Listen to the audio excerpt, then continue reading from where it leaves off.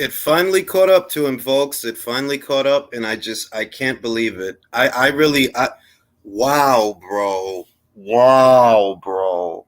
I couldn't believe it. I couldn't believe it. I can't believe it. Wow, bro. Fourth round knockout, bro. Fourth round, bro. What in the world? Yo, dog, that's crazy, man. I'm telling you, boxing just has a way of surprising the hell out of you, bro. That was crazy, yo. Wow. Yo, that is so crazy, bro. Like, hell, what happened to Eubank Jr? Yo, he been hanging out with Roy too long, y'all. He got the Roy chin now. He got the Roy Jones Jr. curse, bro. That is so crazy. Yo, but you know what? It couldn't have happened to a nicer guy. It couldn't have happened to a nicer guy, man. Oh my God. That was both satisfying and horrifying at the same time. And I can't understand it, bruh. Yo, I can't understand it, bruh. It's something you can't understand. Yo, that is so crazy, bro. Yo, how, bruh? I don't understand, yo. And he was doing so good. He was just moving, working a jab, moving. He hurt him in the last round with the uppercut. How, bro? Yo, that don't make no sense, bro. That don't make no sense. Dude, I honestly... Wait, don't say nothing. Wait, don't say nothing. Michael, before you come on. Michael, wait, before you come on. Okay. Fuck you. I fucking told you. Fellas, what the fuck did we just see? What the hell just happened? Last fight. What the hell just happened? Liam Smith is not no brawler, man. I told y'all he's a smart fighter, dude. He's he fights like an old school Mexican. We are in he's the Liam Caesar Twilight Zone. Eubank's last fight, he dropped the guy in the first round and he went all 12 rounds with him, bro. I knew it was gonna. I didn't expect him to get knocked out, but I knew Liam was gonna win. First, let's go through it. Look, to me, the first round was a close round. You could have gave that to Smith, or you could have gave that to Eubank. I chose with the Eubank. The second round, I felt that was definitely a Eubank round, and definitely the third round. The third round was arguably Eubank's strongest. He was pacing him up. It was 2-1 going into the fourth. Yeah, I had it 2-1 for Liam going into the fourth. But I cannot, and that's just being real. Like, this is one of them boxing moments that you just like, yo, what the hell just happened, bruh?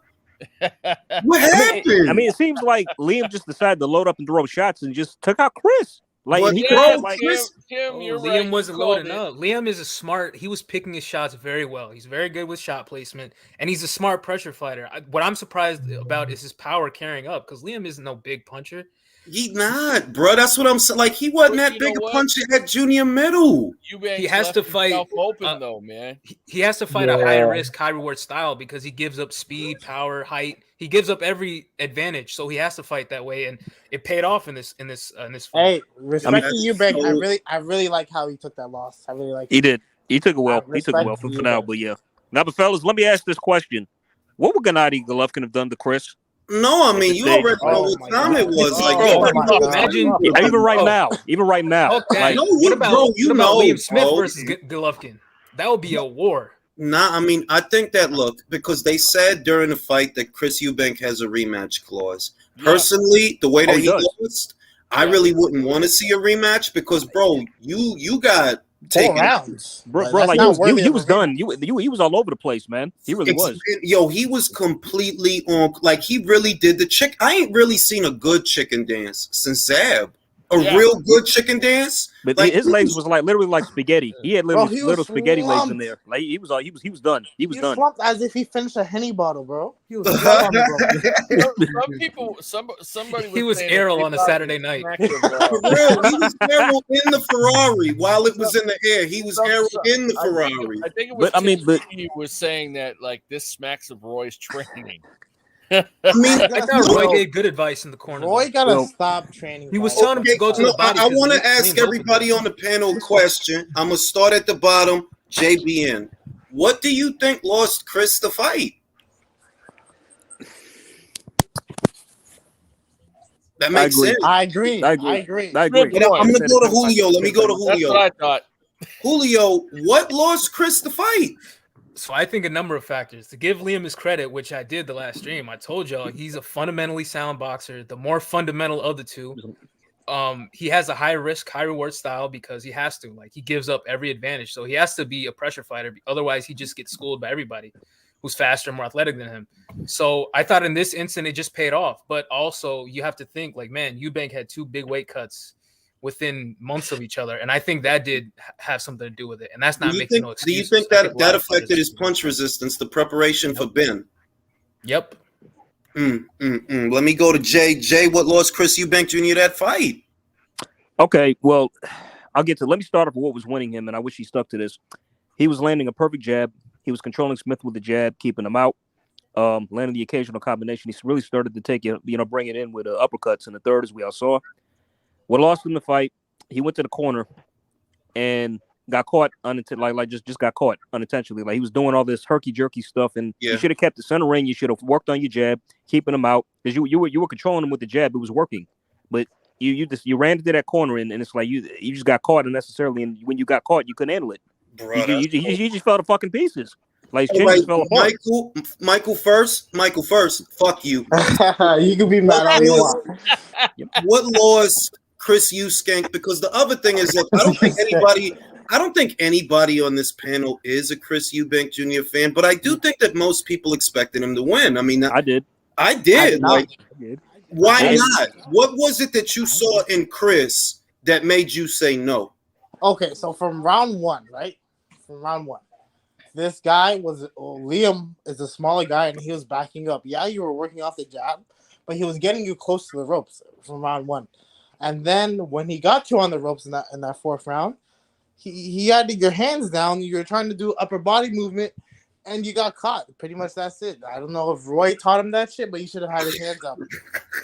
No, real shit, bro, because you're not Roy. Like, why do you have your hands that low against Liam Smith? You're not Roy, bro. Fighter? Stop it, man. Like, exactly. Put your fucking hands up. First, I'm annoyed as fuck because I just lost the bet with Polo, and I got to pay his ass again. So I'm sick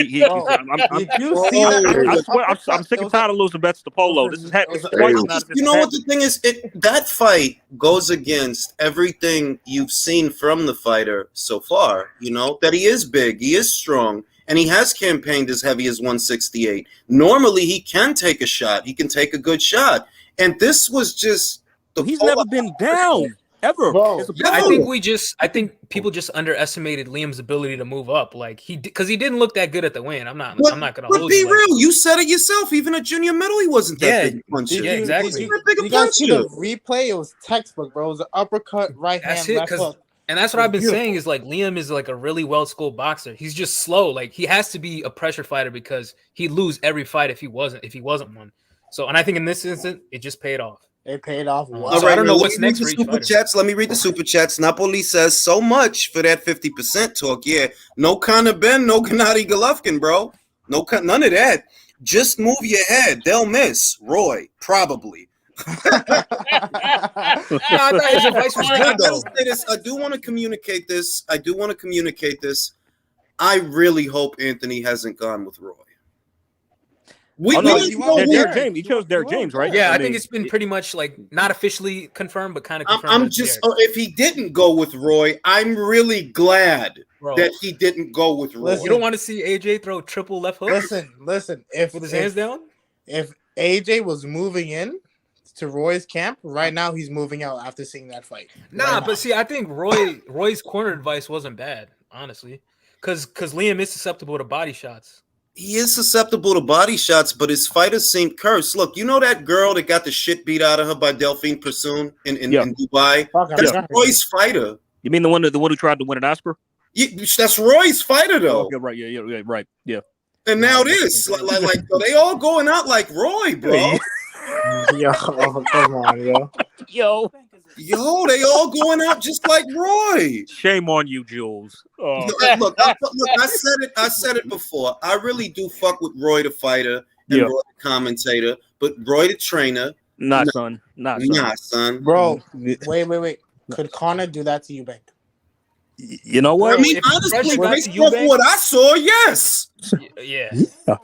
Maybe. I mean, Conor's a smaller guy moving up. Yeah, if he lands the right shot now, yeah. If Conor could pressure him just the same way.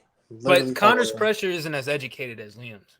We got to give him that. That is true. Yes, Liam ain't some dude, just any dude. He is a former champion, and he ain't no bitch. I always gave him that much. Yeah, I always fuck with Beefy. Also, it wasn't like it was like randomly throwing punches. Like when he got him on the ropes, that was a clean combination too. That's true. He's 4 wins and 4 knockouts now. So I think he's hitting his second he's prime. found the fountain of youth, man. Yeah, that's what I'm saying. Like, what's next for him? Or maybe he's like a career renaissance he's having right now. Where does he go now? Exactly. That's what I'm thinking. Like, what's next for him? Well, I mean, like, if you think about it, look, they said that Chris Eubank Jr. has a rematch clause, right? So there is a chance that he'll exercise it, though I don't know, like, off a knockout like that, I don't really know if he's going to want to go back in there with this guy. Let's just operate on the premise that he doesn't. If he doesn't fight Chris Eubank Jr. again, who do you see him fighting? No, but there shouldn't be any rematch clauses for non-title fights. It's kind of stupid. I'm not disagreeing with you. I think it's silly that Chris. It's kind of stupid. I think it's silly. It's this fake ass Eddie Hearn looking motherfucker, man. Word, right, Freddie? Well, I mean, well, fellas, this is why we have them, because of situations like this. But all right, let's say that Chris don't use the rematch clause. Who would you see Liam fighting after that? I don't. Is he stay at middleweight? I guess he's a full middleweight now, right? If he's staying at middleweight, if he stays at middleweight, man. Okay, it's not. I don't know if it's realistic or not, but let us see him fight Golovkin, because that would be a fucking. Yanni Beck, he can get Golovkin. Actually, he can get Golovkin. I think Yanni Beck's more realistic. But I think Yanni Beck is realistic because of the top rank in Sky Sports deal, and we know that ain't nobody in a hurry to fight that dude. Bob Arum will pay for Liam to fight him. He will pay. How about Yanni Beck? No, yeah. Yeah, that's what we just said. Yeah, just okay. Yeah. That or Golovkin. And Rachel, shout out to Rachel Donaire and Donito Donaire. Shout out to Rachel and Donito. They agree. There's no damn title on the line. So why is there a rematch? And I agree. Like that don't make no sense. Why does Chris Eubank have a rematch clause? For what?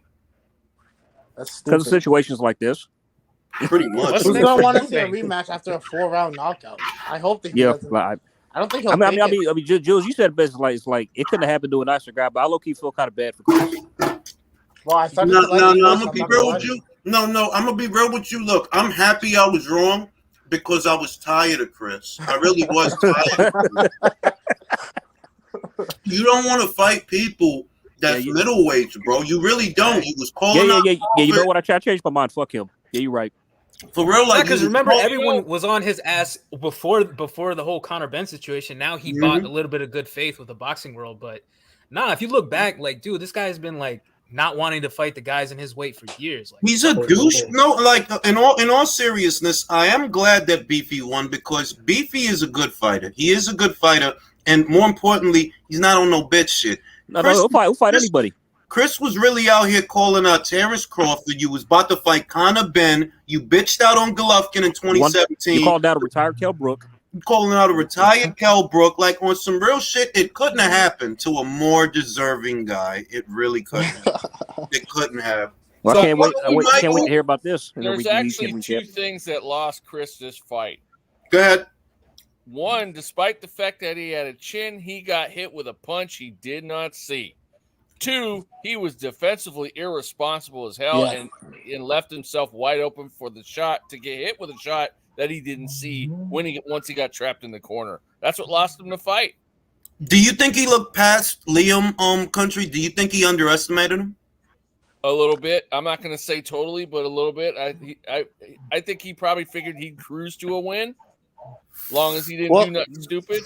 But the way he had his hands down, I think that he thought he could take his punches. Yeah, because he was smaller. And then Liam's moving up too. Oh well, Smith isn't a big puncher. I ain't got to worry that much. I've taken harder shots from more. This is boxing. Bigger punches. Bro, that's one of them fights that scares the shit out of you. Like that, you can't trust shit. You can't trust shit. You can't trust nobody. And any night, motherfucker, any night, Anything can happen, bro. Because and that's really, why facts, we love this facts. fucking sport. No, nothing like it. Nothing That's, like I mean, like, is that like a candidate for upset of the year so far? yes, bro. Like, what do you guys think about Smith versus Brook? I love no. I'm gonna be real. Smith will beat him. Yeah, right now, yeah, he's hitting his second. Bro, he's retired, man. I don't even want to see. I'm not gonna lie, bro. I don't hate Kell Brook. I don't. He needs to stay retired. He needs. I don't want to see him anymore. Bro, no, because I honestly think he's gonna fight Conor Benn. I don't want to see that fight. What am I supposed to make of that? I like Kell Brook too, but it's like, bro, just you know what the shit is. If you Conor Benn, right? Look at the people that Eddie Hearn named, bro. He named Terrence Crawford. You ain't gonna fucking fight no Terrence Crawford. Let's cut the shit. Then he named Manny Pacquiao, bro. Really? 40? How old is Manny now? Man, it's 42, 43. Bang. So I don't think it's gonna be Manny. But he also named Brook, and Brook and Conor have been out the same amount of time. They both only fought once last year. Now, Kell Brook don't have Chris Eubank to turn to. He don't have that fight as an option. So go fight Conor. That's probably what he gonna do, bro. He looking for that bag. That's the only. You're not gonna go in there with that beefy. That's Ray Shagul beefy, bro. That's Ray Shagul. Lazarus Pit. For real, be like shit. He might be fuck around. He might be Yanni Smith. Fuck around. You know what? Jules, check your DMs. Check your DMs, bro. Hold on, because I'm about to smoke a cigarette. Mark said, "What an entertaining build-up and ending." Let me go to Jack. Jack says, "Liam has options. He is number 2 at 154 via the WBO." You know what? I said it before, and I'll say it again. A fight that I really want, that I would love, is Tim Tszyu versus Liam Smith. That'd be fire. Yeah, that's real. You should light a cigarette for Eubank too, bro. But he deserved that shit. He did. I think Tim might win that one, man. I think he could. Tim is big though, man. Like I don't know. I think he good, but the other thing about Liam is he is often underestimated, isn't he? You know, yes, he is often underestimated, like on some real shit. Like, honestly, that's what makes him more dangerous. Yeah, because his style is so high risk, high reward. Like against big. At this point, if you sleep on Liam, will beat you. Yeah, and I lean towards Eubank because, like, he's shown, like, Eubank, I'm not Eubank, but Liam Smith has shown that against bigger opponents or guys who aren't scared to fight on the inside, like, they can beat him. Like, does he retire? Does he retire off this, Julio? I hope not. He clearly has a lot left in the tank. Yeah, he is, but he clearly has a lot left in the tank. You talking about Eubank? He has a lot. No. I'm talking about Liam Smith. No, I'm talking about you. No, I'm talking about Eubank, bro. Do you think that he retires off of this? That's what he's been avoiding fights at middleweight and super middle for years. So what can he do at this point? Well, it's almost been a decade he's been avoiding people. Yo, that is so fucking crazy. But I love it though. Like, no bullshit. I really love it because I'm like, yes, he's on his way out, bro. You just got knocked out by Beefy.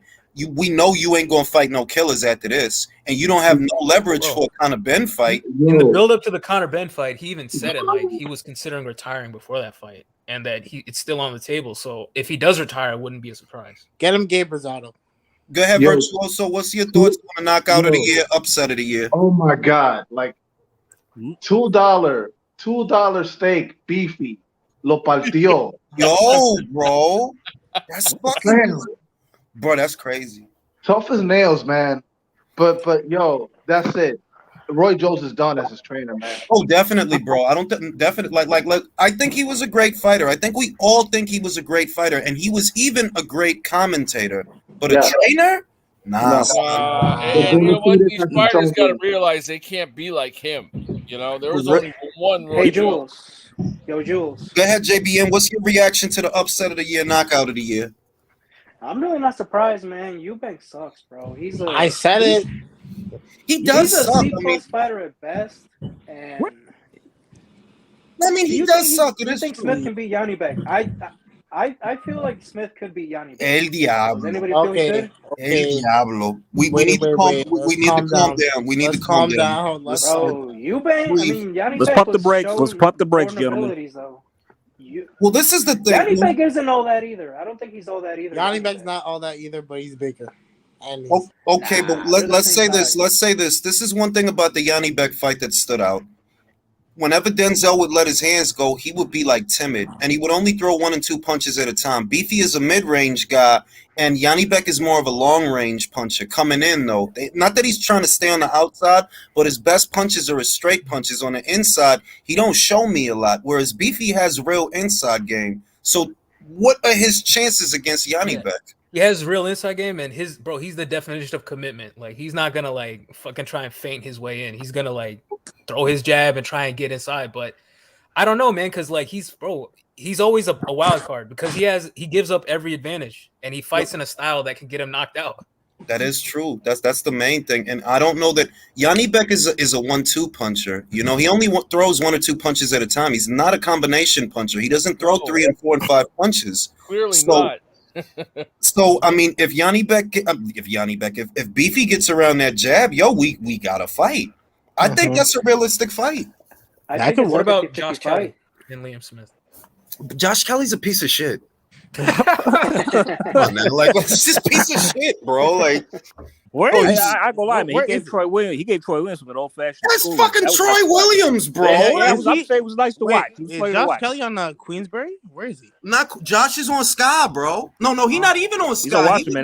He got washed out of there too. Like, he's on some platform. But that's a welterweight though. We don't want that. No, he's not a welterweight. Nah, he's at 154. He's 154 now. He's a junior middle, but he fucking sucks, bro. Yeah, he sucks. I don't give a shit that he beat Williamson. Like, Williamson is not Beefy, bro. Beefy managed to go. One thing that stands out about Beefy is he is durable. He went the distance with Munguia. He is durable.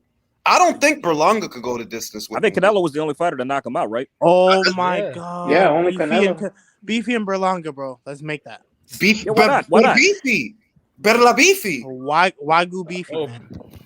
And let me read the super chat. Middleweight purge begins. Let Charlo be next. Yes. Yeah, why not? Yeah, please. Get him next. Inshallah. Get the guys that are taking up space out of here. Liam says Zoo versus Smith would be a great fight. Tim wants Tony next, but Tony has to find his passport, or it's Murtazaliev next. Who does Saunders fight now? That's the other thing. Billy Joe Saunders been on the comeback trail for over a year, bro. Yeah, bro, it's been almost like 3 years since he fought, right? How long? I mean, it has been at minimum it's been a year, bro. At minimum, it's been a year. I know we're coming on almost 2 years since he fought last. They fought May of 2021. So yeah, Canelo. Yeah. Let me go to Timmy. Timmy, Chris Eubank Jr. just got knocked out. Why? Come on, Timmy. I agree. I agree. He makes a good point. Just got knocked out. What the hell happened, Timmy? I don't know what the hell happened there, man. He just backed into the corner there and just left himself over to get knocked the shit out. Bro, that is so much the opposite, because the only things that I've ever associated with Chris Eubank Jr. is he has a good engine, he can take a hard shot, and he's athletic. Not much of a boxer, but physically he seemed a strong kid. This shit tonight was the exact opposite of that. And that's the style that beats Liam Smith. Is those big, strong dudes that aren't going to be scared to fight with him on the inside, and who are bigger than him, who have all the athletic advantages. Yeah, it makes me wonder if, like, pre-Roy, y'all remember how Chris used to fight, like, just up close and pressure, like, maybe that's the Eubank that fought Arthur Abraham, the Eubank that fought Avni Yildirim. Yeah. Like, shit, like, what happened, yo? I don't know. It's like Eubanks had the jab going, right? I would have given him round 2. Like, I'd give him a couple of rounds. He looked like he was in control. Backed himself into a corner. It was like he was trying to do some fancy slick shit. He was trying to do Roy Jones. I thought he was trying to Whitaker. He was, but he did. Trying to fight like Roy. He do be trying to fight like Roy now. I noticed it in the Morrison fight. I think it was the Morrison fight on DAZN. It was his first fight since the pandemic. He looked weird as fuck in that fight. He looked weird as fuck in that fight, bro. But damn, son, like I really think his career is over. Like, even if I actually think that he thought that he was going to win the fight easy and he was going to make an exhibition of it or some shit like that, and then just got. I mean, it goes back to the same thing as these PBC fighters. You pick up bad habits of fighting bad opponents. That is true. Exactly it. And then you get a sleeper guy. You get a sleeper guy who's underrated, and he does what he just does. What we just saw Liam do. Well, that's what I'm like concerned about Liam is that at 154, like all the good guys are on that side that don't like to make fights. But if he stays at middle, it's more negotiable. And at minimum, I don't know that he can beat Janibek. But being honest, Bob did say they will pay very good money to anyone that's willing to go in there with Yanni Beck. So at minimum, there's a payday, and it can happen. Top Rank does have a deal with Sky Sports. It can happen. Why not? I'll take it. Roll on, 2-division champion. Roll on. That was a pay-per-view fight here. Like that to me, it wasn't a pay-per-view fight anyway. But it was a pay-per-view fight. So Liam Beefy Smith is laughing his ass off, right? He's looking at Triple G's now, probably. Eddie Hearn's probably ringing him up right now, saying fight Triple G, fucking his own. He's got like this rematch clause with no bet. Yo, what is that? Crazy. Somebody flying a plane. Somebody landing a plane. Someone's making tea. Someone's firing rocks in the Ukraine. Well, listen, you know what that shit is? That's the sound of Chris Eubank crying. That's what that shit that shit is. Bro. Was this fight? Was this fight some kind of eliminator or something? Or? No, it was just a regular fight, bro. It wasn't for no title. It wasn't a step in the direction of a title, which is why Chris having a rematch clause is like, bro, for what?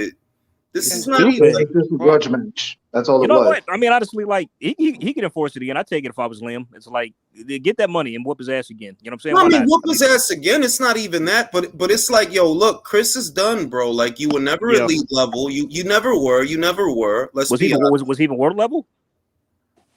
Bottom tier, bro. He's a C fighter. But also, I even said this before the fight. Like, bro, he's lost all his step up fights.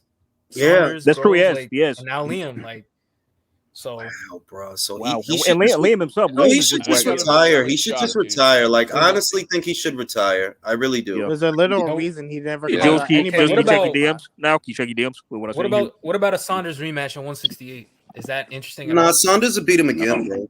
Saunders will beat him again. Saunders won that fight easy. There's no question. It makes you wonder if Ben would have beat him like that. Bro, he should really retire though. Like, we know what kind of fighter he can't be. If it's gotten to the point to where because this fight was supposed to be a stylistic matchup that favors Chris. It really was. A smaller fighter who's a mid-range guy, very aggressive. You were supposed to win that, bro.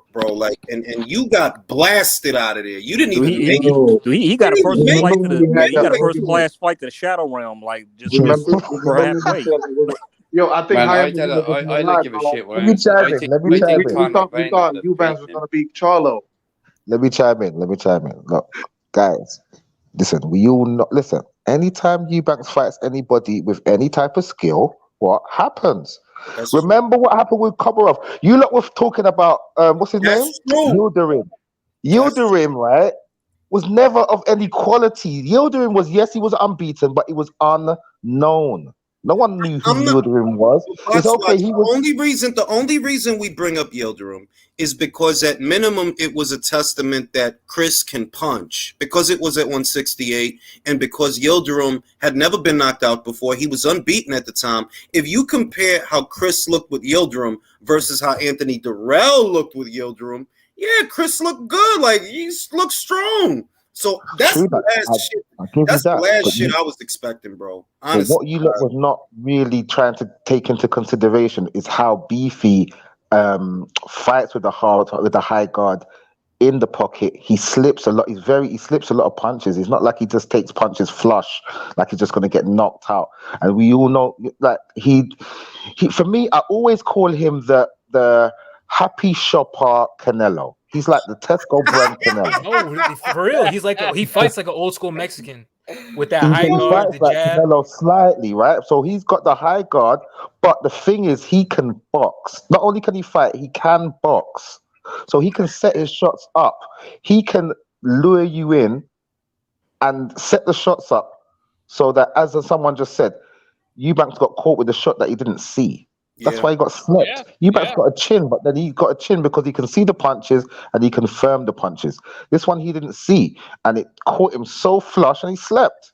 All right, and now I got a hard question for you, Box Watch. Should he call it a career? Absolutely. Yeah, right. I think the Prince Nassim get it right the first time. He calls himself the The future. Nah, what's he called himself? Next Calls gen. himself Next gen. Oh, he's been calling himself next the gen for 2 generations. The next gen's come and gone. Come on, let's go. The next gen's come and gone. He's 34. He's trying to learn a new style. He's trying to be Roy Jones Jr. It's Happy not Shopper going to Roy. happen. Happy Shopper Roy. Happy Shopper Roy. Listen, he's not even Happy Shopper Roy. He's not even Happy Shopper Roy. I'm calling him Diet Roy. To be Happy Shopper Roy, Roy would have had to have been in this corner for the past 5 odd years. And he couldn't even be QVC Roy at this point. Swap meet Roy. That's what I'm trying to say. So the only thing that him and Roy have in common is the athleticism, right? Roy, as much as he was athletic, he actually learned how to box. He didn't always use it. He a lot of the time he used his athleticism, but when it was needed, he boxed. When he fought that heavyweight that fight, he boxed. John Ruiz, yeah. He boxed. Yeah, scold him. As much as he's an athletic guy, he can box. Chris Eubank Jr. has never been taught how to box.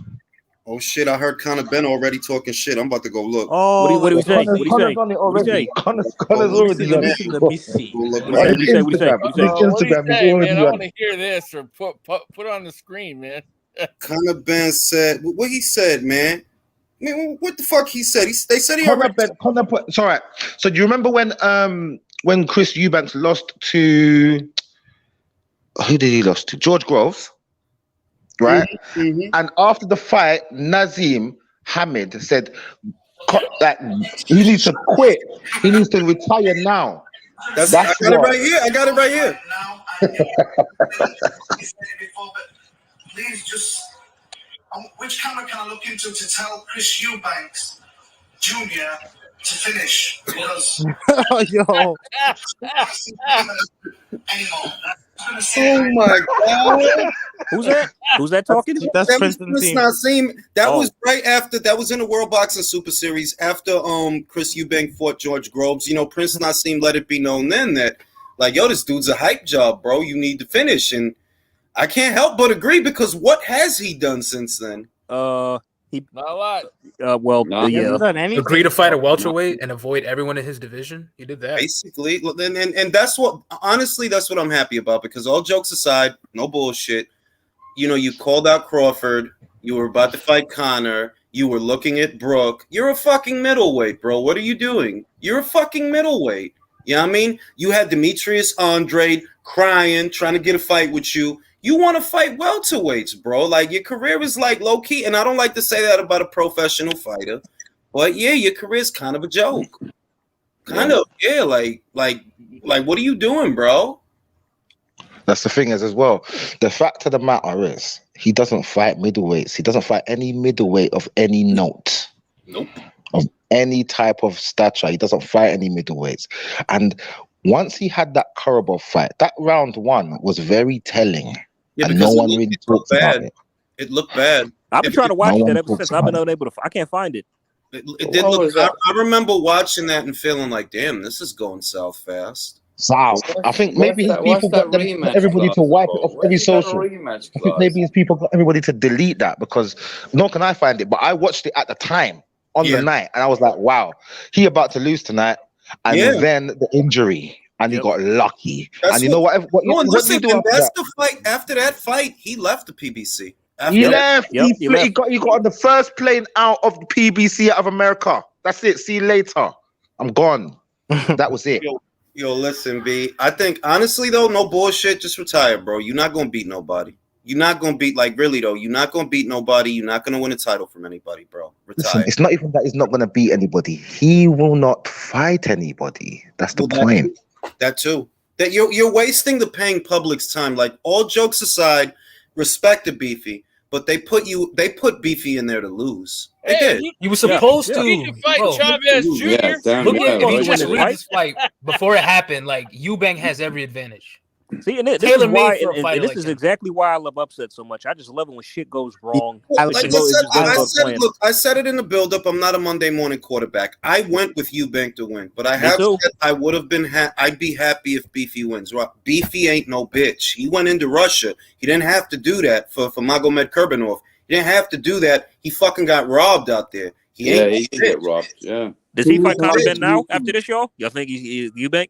I mean, Kurbanov is another one who's being very careful. You know what I mean? Like he won't, like, I don't even know that he's fought outside of Russia yet. I don't know that he has. And I don't think that he will, because I was kind of expecting Tim Tszyu versus Kurbanov. That's what I was expecting. I wasn't expecting Tim to jump into bed with the PBC and all that shit. So, yo, B. And that's not a good look. Westside says Beefy punished Eubank the way Jules punished KO. Yo, he is so in denial about that shit. Oh, big time, bro. I saw his tweets. Bro, that's what that guy, humiliation does. I realized like, after reading his tweets, bro, that guy wasn't looking to debate. That guy was just looking for clout for his power. He just wanted to shout. That's all he wanted to do. Bro, because if you look at every tweet that he's been tweeting all day, like, yo, I cooked you on your own channel. You ain't shit. I sunned you. All that shit, bro. Yeah, all man. day. This is a grown-ass man saying this, bro. It's embarrassing. Yo, that's not the first time. Like I said, I realized that when the way he was carrying on, I realized, yo, bro, you're not trying to debate. You just want who mic is that? You just want a platform bigger than your own so you could be seen, which is really fucking corny, bro. Like, grow your channel organically, bro. If your content is good, people will watch it. You know what I mean? It's really not algebra. It's not complex. If you make good videos and you make good content, people will watch it. The shit you doing, you just trying to dick right off the next channel name because nobody thinks you won, bro. Nope. I beat the fellas like his shouting. You know, y'all know what it reminds me of? His shouting. Shout, let it all out. Yeah, like these are the do we get a Liam Smith? Try to talk over what KO boxing, what he needs is a man with sensitivity. All he did was try to talk over you. You he's like Eubank. He loses every step up. You took away like several of his points he tried to make. It was hilarious, and then he couldn't respond. So he moved on to the next point, basically. Yeah, and he did the tactic where like he did the filibustering tactic where like if you don't stop talking, the opponent can't make a point. Exactly. Like, that was his whole thing. That guy wasn't listening to any comebacks. He just wanted to talk and be heard and didn't want to hear what you were saying. Yeah. He didn't want to hear what you were saying, Joe. He just wanted to say what he had to say. And then he's gone and said, yeah, I cooked him. And it's so, it's so childish. Like, fam, you do realize that nobody's going to watch your channel off of that. Like, you know that, right? Like nobody's saying nothing. Nobody's gonna watch your channel off of that. If you want people to watch your channel, make good content. Stop looking for shortcuts. They're just gonna go to his channel and comment, "You got cooked." You watch the video. That's it. Well, you know what the funny part too was? He's talking about, oh man, he has all those people liking his post because he needs to be validated. I don't need their validation and blah blah blah. Yet his homies were chiming in and doing shit and agreeing with him. Doing the same shit. Like, bro, how you saying it's not? How you saying that you don't need validation, and then you quote tweet one of two people that agreed with you? Because I only saw like two people that agreed, like two out of like 340 something that was watching the shit. I'm like, yo, it's 340 some people in here. It's a lot of people in here. You know what I mean? The only thing I'll say is this: people got to stop looking for shortcuts when it comes to this content creator shit. Like, seriously, stop creating fake beef. Stop doing fake debates. The reason people don't watch your channel is because your content isn't good. That's why. George, you going to give him a rematch? Of course, if he's willing to come on. He can come on right now. He can come on right now.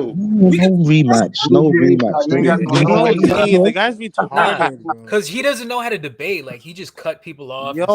Bushing the entire time. Like, it's not even a debate at that point. He just wants to argue. It's just a shouting match. That's pretty much what it is. But like, that's why he was throwing a tantrum, because he's looking at the clips and he's realizing that he embarrassed himself. I'm not editing the clips in a way to make myself look good. I'm showing you what he said and what my response was, because I couldn't respond in the moment since he wouldn't shut the fuck up. Well, and then the lame ass way he ended it. Oh well, I gotta go because my son needs a haircut. Well, just when it's time for your rebuttal. Oh, now I gotta go get my son a haircut. Yeah, come on, dude. His lying ass. You know his son got a haircut 2 days ago. You can't fuck with me. You can't fuck with me. I sunned you. You can't fuck with me. Yeah, this was easy work. Man, you didn't put no Apparently, his work son was in. yelling at him from outside his car. to get his attention. How come we didn't hear him? Like, what's going on? Like, this dude's making up shit, bro. And meanwhile, his fucking cricket wireless fucking connection is fucking up. Bro, all I know is if you think that that's going to get you subscribers, I hate to break the news to you, but it's not. If you want subscribers and you want your videos to get views, you have to have a good reputation, because then people will, they'll like your videos and share your videos. That's usually how it goes. They're like, oh, this is a good channel. You should watch this. If you want people to like your shit and watch it, it has to be good. You know what I mean? Period.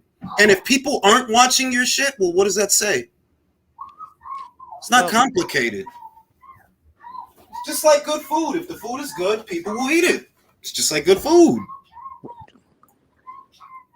That's my son you hear screaming in the back. Yeah, I was gonna say. Yo, do you think that we get Conor, Benn, and Liam Smith? No, I honestly feel like Eddie Hearn would look at that as a high risk fight, because Conor hasn't fought in he fought once, and I think it was in March, April. He hasn't fought in a while, basically, and I feel like Eddie's gonna try to get him a tune-up fight. One fight that would be a good tune-up fight that he'd make a lot of money is Kell Brook. I know. No, but George, you got to remember that fight for Chris. That Chris and Conor fight was a novelty fight. Liam Smith is a middleweight and all of that. Like, Conor's a welterweight. It's not going to happen. Yeah, I think it would. I think he's going to do the Kell Brook fight, or at least he'll try to. I don't know if Brook is going to go for it, but remember that Brook was eyeing the winner of this fight. So the question you got to ask yourself is, does Kell Brook make more money with Conor, or does he make more money with Beefy? And does he stand a better chance against Conor, or does he stand a better chance against Beefy? And I think we'll all agree he stands a better chance against Conor. Conor is green, he is young. And he is. Yeah. But when has Kell Brook made the smartest decisions? Bro, when has Kell Brook made the smartest decisions, though? He always goes for... Hold on, Hayam is here. I got to talk to Hayam. Hayam. You still have Chris Eubank beating Jamal Charlo? Remember what you said the other day, bro? Remember what you said the other day? Hey, I stand on that, too. I was with Hayam. Hayam, I know you have a lot of questions. Where are you? Yo, he said yes. He still hasn't beaten Jamal Charlo. Yeah, stop lying. God. To me, that's a 50-50, bro. I don't care what y'all say. Eubank's lows are better than Jamal's highs. For real. I don't know. Like I said, I think I would go with Charlo on that fight. I'm not high on either of them, but Charlo seems the logical choice. Chris Jones Jr. does not have the same reflexes or footwork as Roy Jones. Yo, legit, bro. But that was shocking, though. That was shocking to watch him unravel like that. I don't want to make excuses for him, but because it was such a 180 from everything we've seen in the past, I do kind of feel more and more that it was the weight cuts. It has to be. Yeah, he had a camp for the Benn fight last year. But he made the weight though. The motherfucker was literally recording himself saying, "Look, I still cut weight." Like, why would you do that? Bruh. It absolutely had. I'm a big Liam fan, so I'm not trying to discredit him, but the weight cuts back to back absolutely had something to do with it. It had because his punch resistance was gone, bro. I'm talking about the first good shot that lands, you can't take it. The first good one that gets through, you can't take it. No, but that's all. Listen, that's only because he's trying to do Roy Jones' impression. Listen, Roy Jones, I'm a big Roy Jones fan. I watched his whole career. Totally agree. Roy Jones has never shown me the ability to be a good trainer. Okay, yeah, I agree with that. So with that being said, he hadn't been with Chris that long anyway, and Chris was still trying to learn what he's been taught by Roy Jones. So for me, he'd been going backwards since he joined Roy anyway, in my opinion. It wasn't really a good pairing, to be honest. And once again, I love Roy the fighter. I even love Roy the commentator, but Roy the trainer, I'm sorry, bro. I'm sorry.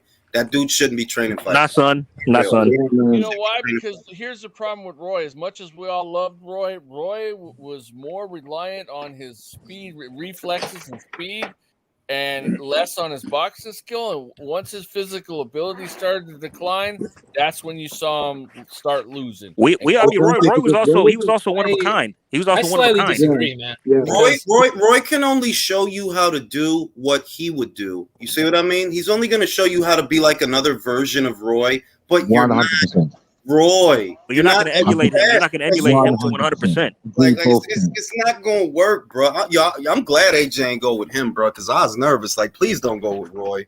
I know I know it's Roy, but please don't go with him, bro.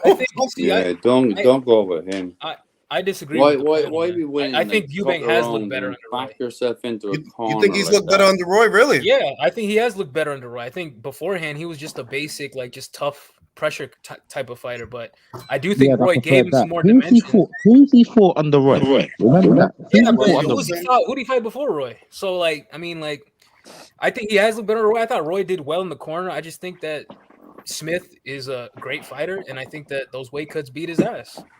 He beat Arthur Abraham without Roy. And I think that who else got knocked out under Roy? Ubali, and that was a career ender. Yeah, definitely. Mr. Calderon says Beefy versus Triple G. I like the sound of that. I like the sound of that.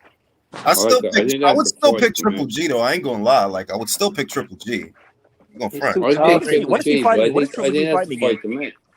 The last thing that I read, which, that was a while ago, too. That news came out a while ago, was March. March in Kazakhstan was what it said. But we in January, and we haven't heard nothing since then. So I don't know if they're – I just don't know what it is. Like, we haven't heard nothing new. Maybe if that happens, Beefy will have both Canelo and Triple G on his resume. Win, lose, or draw. Say it again.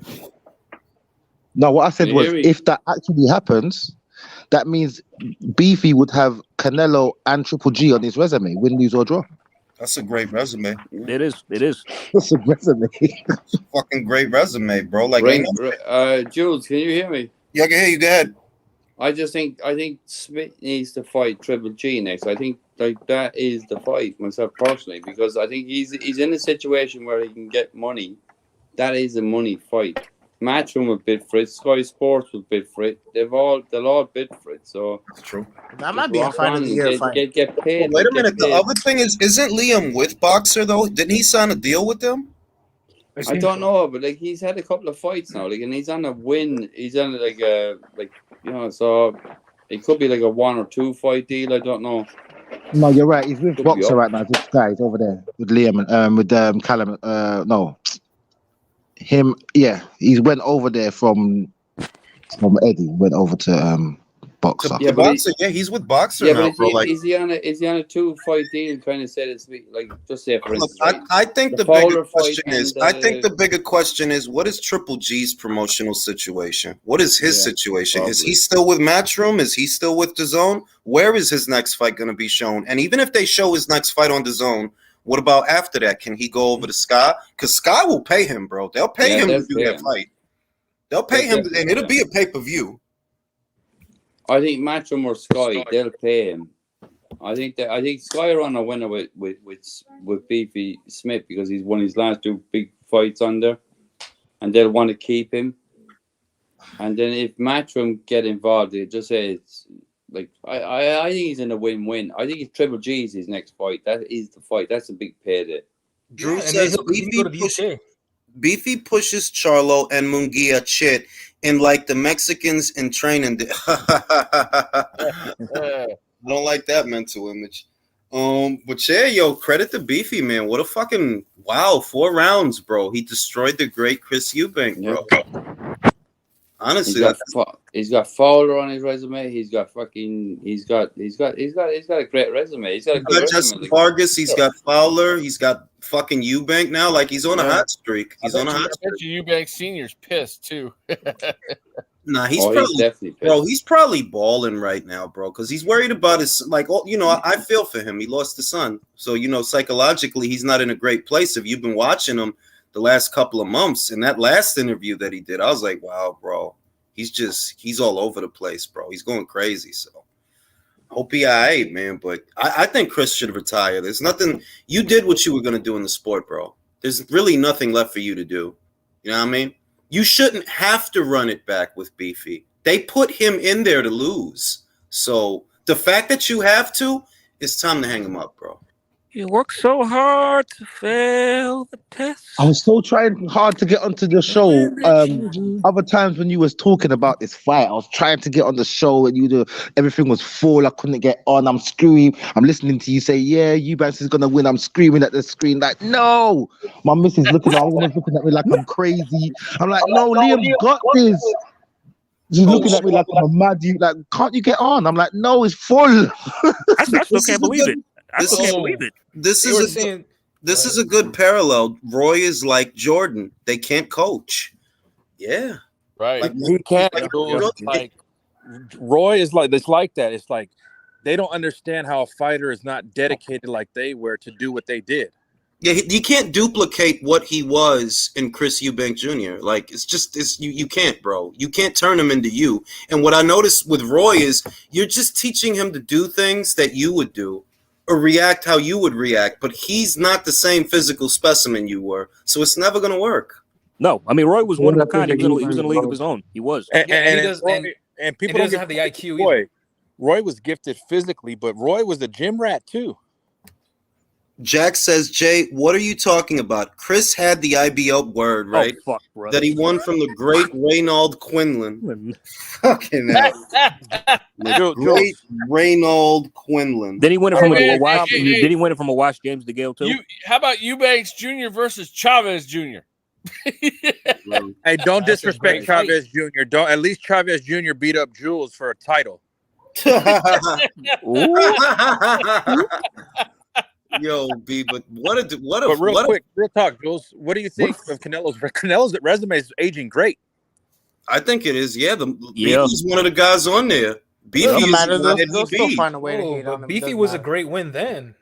Beefy, right now he got both the Smith brothers right now. Like I said, I mean, if Callum wins the title, if he wins the title at 75, then yeah. Callum Smith. I don't even think David Benavidez can't beat Callum Smith at 75. No, I don't think he beats him. I don't. The way that he fights is to get close to the guy, and I feel like you'd walk into a straight shot the same way you got dropped off a left hook for not defending yourself right. I feel like he'd walk into a straight punch from Callum Smith because Callum's best punches are straight punches, whereas David, he needs to be in the phone booth with you to do all that pookie wookie bullshit, which isn't boxing, by the way. Them shoe shines against David Lemieux, that's not no boxing shit, bro. You just doing that because he little. That's not no boxing shit. That's why I can't wait for him to try that shit on Caleb. What's funny, that shoe shine shit is when the trainer when you hear the fucking timer in the gym go off and the trainer goes shoe shine. That's all you do the last 30 seconds. That's when the trainer's like holding the heavy bag for you and letting he's holding the mitt close and you're just doing the shoe shine. Like, it's no skill. Like, bro, and motherfuckers really see that and they really be high on that though. Like, bro, who are you doing that to? Porky Medina? The power. Word, right? The footwork. The footwork. Speed. Now, the IQ. The greatest shit would be as if Caleb knocks this motherfucker out. That would be the greatest shit. But I think that's gonna Canelo. That'd look great for Canelo's resume if Caleb beats David too. Oh hell yeah, bro! David sucks. I have a question. Let's say it happens that way. You know, Caleb actually beats David Benavidez. What's the reaction going to be on Sunday morning? What are people going to say? Because a lot of people have spent a lot of time hyping this kid up. Oh, I know they're going to trash David right afterwards. No, they're going to ignore it and say that Caleb deserves a shot. They're going to ignore it. They don't want to take account of. We've been saying David's a hyped up fucking dude that the Mexicans don't fuck with him, and they're going to try to ignore it. I mean, weren't they saying the same thing about Caleb? Like the ones who were picking him to win after he gets knocked out, he ain't shit. No, but you know what they're really going to do is they're going to say Canelo's ducking the rematch. Yeah, for real. Let me read the super chat. M.A. Bustamante says, shout out the ring. I have no insight, just elated. Eubank got slept, so wanted to give you money. P.S. KO argues like a toddler. You for real, yo. Shout out to Hard Times. Hard Times says, yeah, that literally, bro. And he only gets away with that shit because it's David Lemieux. Go ahead and do that to David Morrell. If you can do that to David Morrell, I'm not going to lie. I'd be impressed. If you could do that same shoe shine to somebody that can fight back. Let me ask you this, Joe. What was your initial reaction in the moment seeing Eubank get fucking starched? Bro, it was a mixture. Honestly, it was a mixture of horror and joy, literally. Because it's like I've always wanted to see him get knocked out. but I picked him to win. So I'm like, shit, I picked him to win.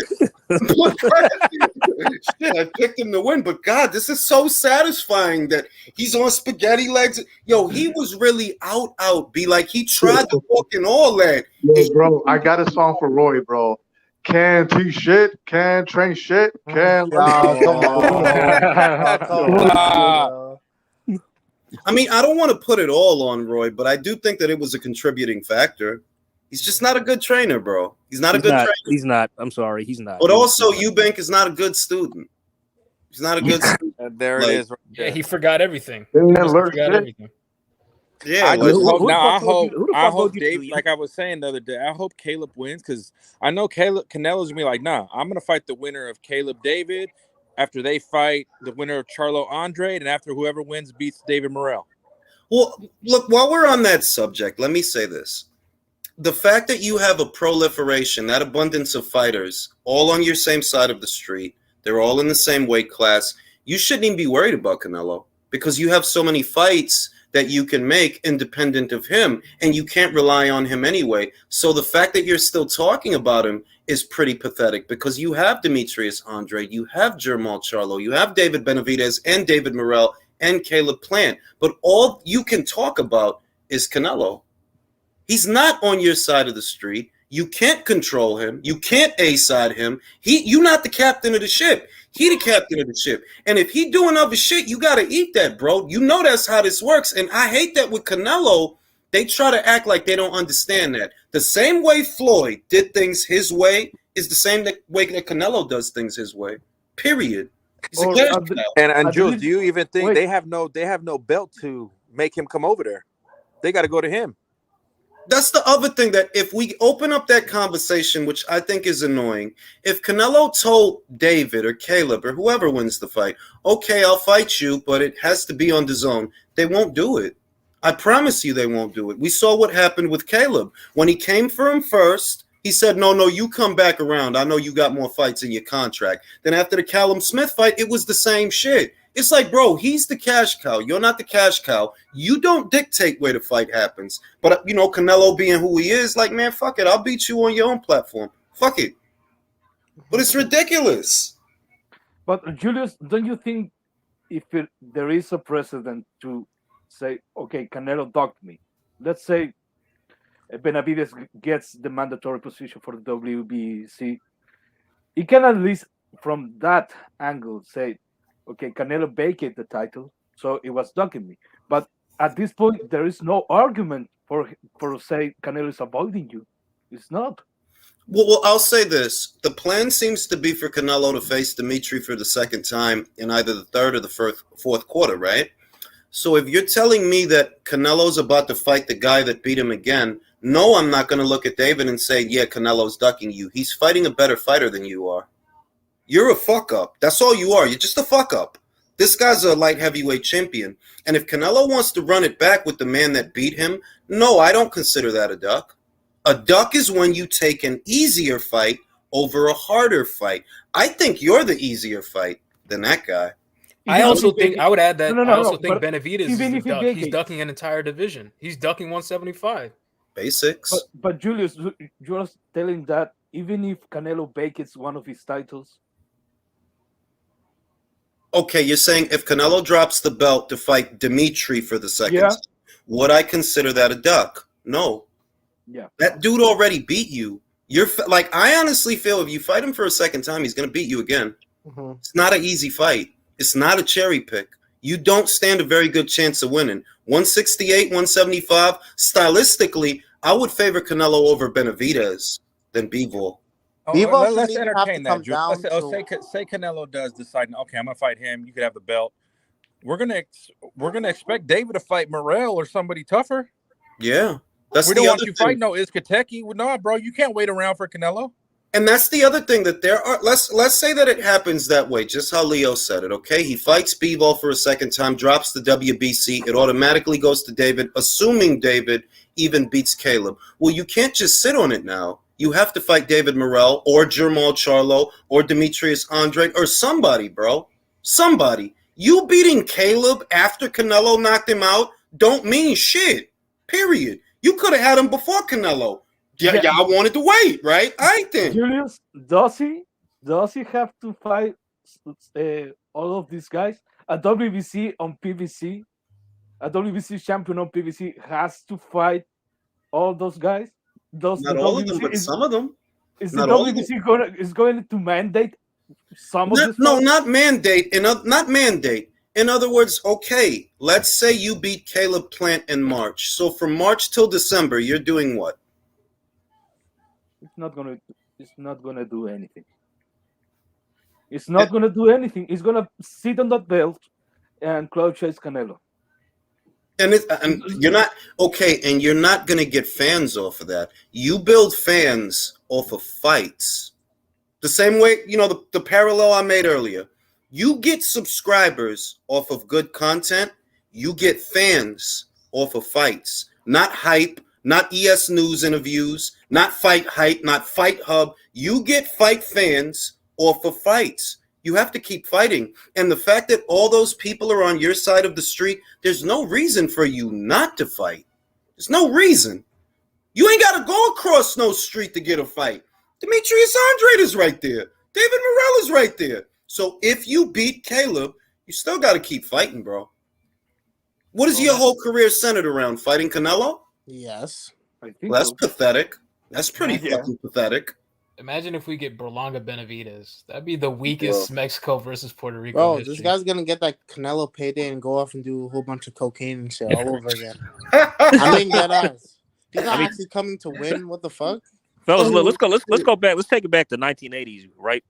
The cusp of Sugar Ray Leonard versus Tommy Hearns. Can you imagine how much of a disappointment if Sugar would have been? Oh yeah, you got to cross the street, Tommy. I'm the A side.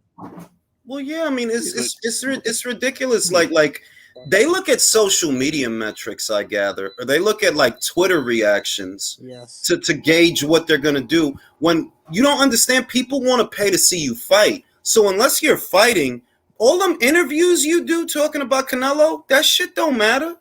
You have to fight. Let's say you go your whole career and you never fight Canelo. Is that gonna be your legacy? Bro, you literally re-signed to PBC. How do you expect to get that fight? See, it's like you got these PBC fights. They're complaining about the situation, right? Like Tank. I don't know if he was really complaining, but they choose to stay with the same people, and they don't leave. And you know what? They're the side that created that whole wrong side of the street shit. Literally, their guy did that. Literally, all of that started there because boxing didn't work that way before. I mean, you never heard about sides of the street in the 80s or the 90s or even the early 2000s. You never heard guys talking like that.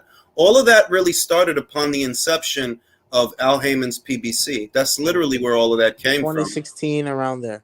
Yeah, 2015, 2016. And one of the earliest things is the whole thing between, Bob wanting Adrian Broner to fight Manny Pacquiao. He did make Adrian Broner an offer. Even though Danny admitted to lying, he did actually make Adrian Broner an offer, and Adrian rejected it.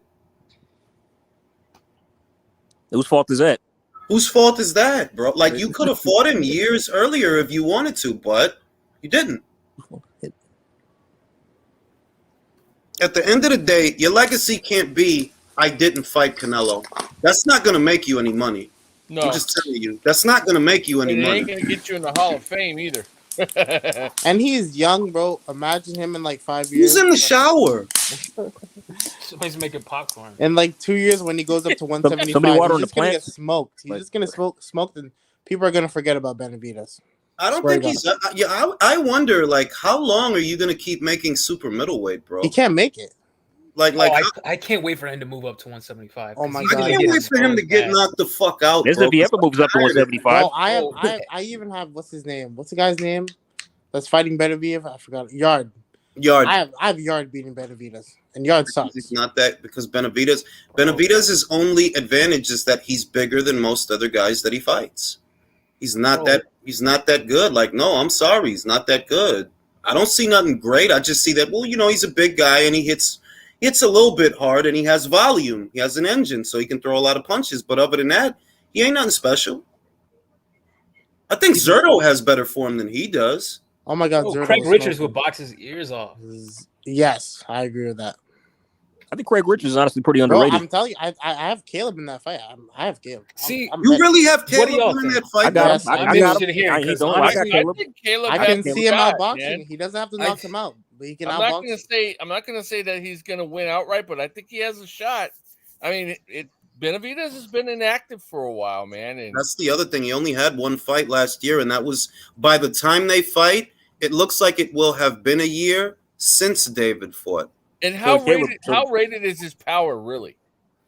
Well, that's the other thing, that he doesn't really knock guys smooth out. It's always on volume. You know, accumulation of damage. Yeah. It's not like when you compare what Caleb did to Anthony Durrell and what David did to Anthony Durrell. You know, Anthony didn't lose consciousness in the David Benavidez fight. He just had a bad cut. Whereas Caleb, he actually knocked him out. And that same shot that he landed on Durrell, he could land that on Benavidez. You know what's crazy is like David's been professional for 10 years, and this motherfucker has less than 30 fights. That shit is nuts, bro. Wow. Who the fuck has he been fighting, bro? I think another thing no one's brought up for this fight is just the fight David's weight cut affects him. I mean, bro, that's like a ticking time bomb when it comes to that. That sooner or later it's going to catch up. It's just a question. And the thing is, when you're like, you never know when it could catch up to him in a plant fight. Who knows? Look what happened to Chris Eubank. Hello. Mm-hmm. Bro, I would love it if David is next, bro. Oh my god, me too. I would love it. So satisfying. I see, man. I agree with you guys about David, but I just don't like Caleb's defense. I feel like it's very his defense. I think Caleb's the shoulder roll. This dude has one of the worst shoulder rolls I've ever seen. But I think Caleb's biggest asset is going to be his feet, his movement. Because he's not going to be a heavy bag. Like he's going to move. He's going to be a moving target. That's going to. But what is he going to do while he's moving? I agree with you. Like all these people were talking about how like Caleb was giving Canelo this huge fight, bro. If you rewatch that shit, he's literally just jabbing and moving. And That's Canelo's literally it, bro. Literally, nothing. And the only reason he's moving is because he can't hold the center of the ring. I don't know what's with this generation of fight fans, that they see a guy's on the ropes and they don't think nothing about that. Like, as long as I've been watching boxing, you don't want your back on the ropes. And where did Caleb spend most of that fight? Just back on the ropes. I mean, don't go to the ropes unless you're very defensively minded and sound. Don't go to the back of the ropes. You can slip punches and counter. Don't do that if you can't do that effectively. Don't do Chris Eubank on it anyway. Well, they're gonna be touching gloves. Like who the fuck told Eubank Jr.? I can't believe who the fuck told him to go to the corner before. Like, I can't. Like, what the hell? Let me read the super chat. Quick question, guys. Let me read the super chats. Ferrari Flipper is next. I'll say this. I do feel that a loss is around the corner for Errol, but I really don't think it's going to be Keith. There's just no reason for me to believe it's going to be Keith. Right. Because be funny as fuck if it was though. Keith is in worse shape than Errol. For my money, he's actually in worse shape than Errol. He's losing hair. He's losing time. So I don't think it's Is that fight actually happening next? Is it? No, it is happening though. But you know what they're talking about now? They're saying they moved it. At first they were saying April. Now they're saying May. Like, bro, both of y'all done been out of action. Like, this is a rust war. So that's like a year and a half of inactivity for y'all, fight, bro. Like, both of y'all gonna be shaking off ring rust. Virtuoso says, I hope Eubank Sr. is in good spirits. I'm sure he's not feeling simply the best today as his son took a butt whooping and Tina Turner died. Yeah. What? Tina Turner died? She passed? Yeah. She died. Wow. No. Tina Turner, man. What the hell? A reason a lot of these fights are getting pushed back, fellas, and I heard it on good authority with Stanionis. These guys are cycling off. Really? I believe that. Look at Stanionis, for example. I got word that they're worried about it and that Vada was going to show up. All of a sudden, emergency surgery. We've heard nothing. No verification. No doctor shit or none of that. Well, you know what Victor Conti said, bro. Victor Conti said that Al Heyman doesn't want Vada publishing the results for his fighters. Bro, so I could believe and it. Also, this dude said he had an appendicitis, and like days later, he's in the gym working out. Like he's like posted on social media that he's working out. Like, I had come on, bro. appendicitis. My cut didn't heal until like 3 weeks before I was able to work out again. Bro, I never believed the Stanionis shit. I don't care. I don't care if motherfuckers like. I never believed. No, I don't believe none of that. Could he be afraid? Could he be scared? It took me a while to heal up too, and I still got a nasty. Could he be getting cold feet? Is that what this is? No, not cold. I just feel like they're trying to. If I had to guess, well, what are they trying to do? If the appendicitis isn't real, then what are they trying to do? They're trying to get Virgil to fight someone else so that their schedules don't line up. Because while that's going on, Stanionis is still WBA regular champion. He still has his belt. You see what I mean? They're trying to finagle him out of that Virgil Ortiz fight. That's what I think they're trying to do. Because so long as he has that belt, he is in position to become a champion. And maybe Virgil fights somebody else. That's what they're hoping. I just don't know if that's what Golden Boy is going to do. I don't know if they're going to get Virgil to keep busy fight or if they're going to wait this out and reschedule the Stanionis fight. I still don't understand how they justify that, because Stanionis wasn't it's supposed to be the mandatory for the WBA, and they put Thurman there, and even when the WBC was satisfied, like not even a year ago, with Danny Garcia. Well, what basically happened is TGB petitioned the WBA to let Thurman go first, even though the WBA should have said no. They said yes. They should have said no. Stanionis petitioned them in October saying, well, look, he's not going to fight Terrence Crawford, so I should be next. That's Stanionis in October. In November, TGB petitioned the same WBA and said, well, can we fight Keith Thurman next? And they said, yeah, they let him do it. They fucked over Stanionis, but hey, he wants to get fucked. Didn't he agree to step aside 2 times? Basically. But I understood if you're willing to stand down for unification matches. I get that. But in the end, did it really work out for you? No. You didn't get a title shot. You've only fought once the whole of last year. You only fought once. And now you got Virgil waiting for you. And he is going to beat you. He is going to, like, if they do that fight, you getting fucked up. You are.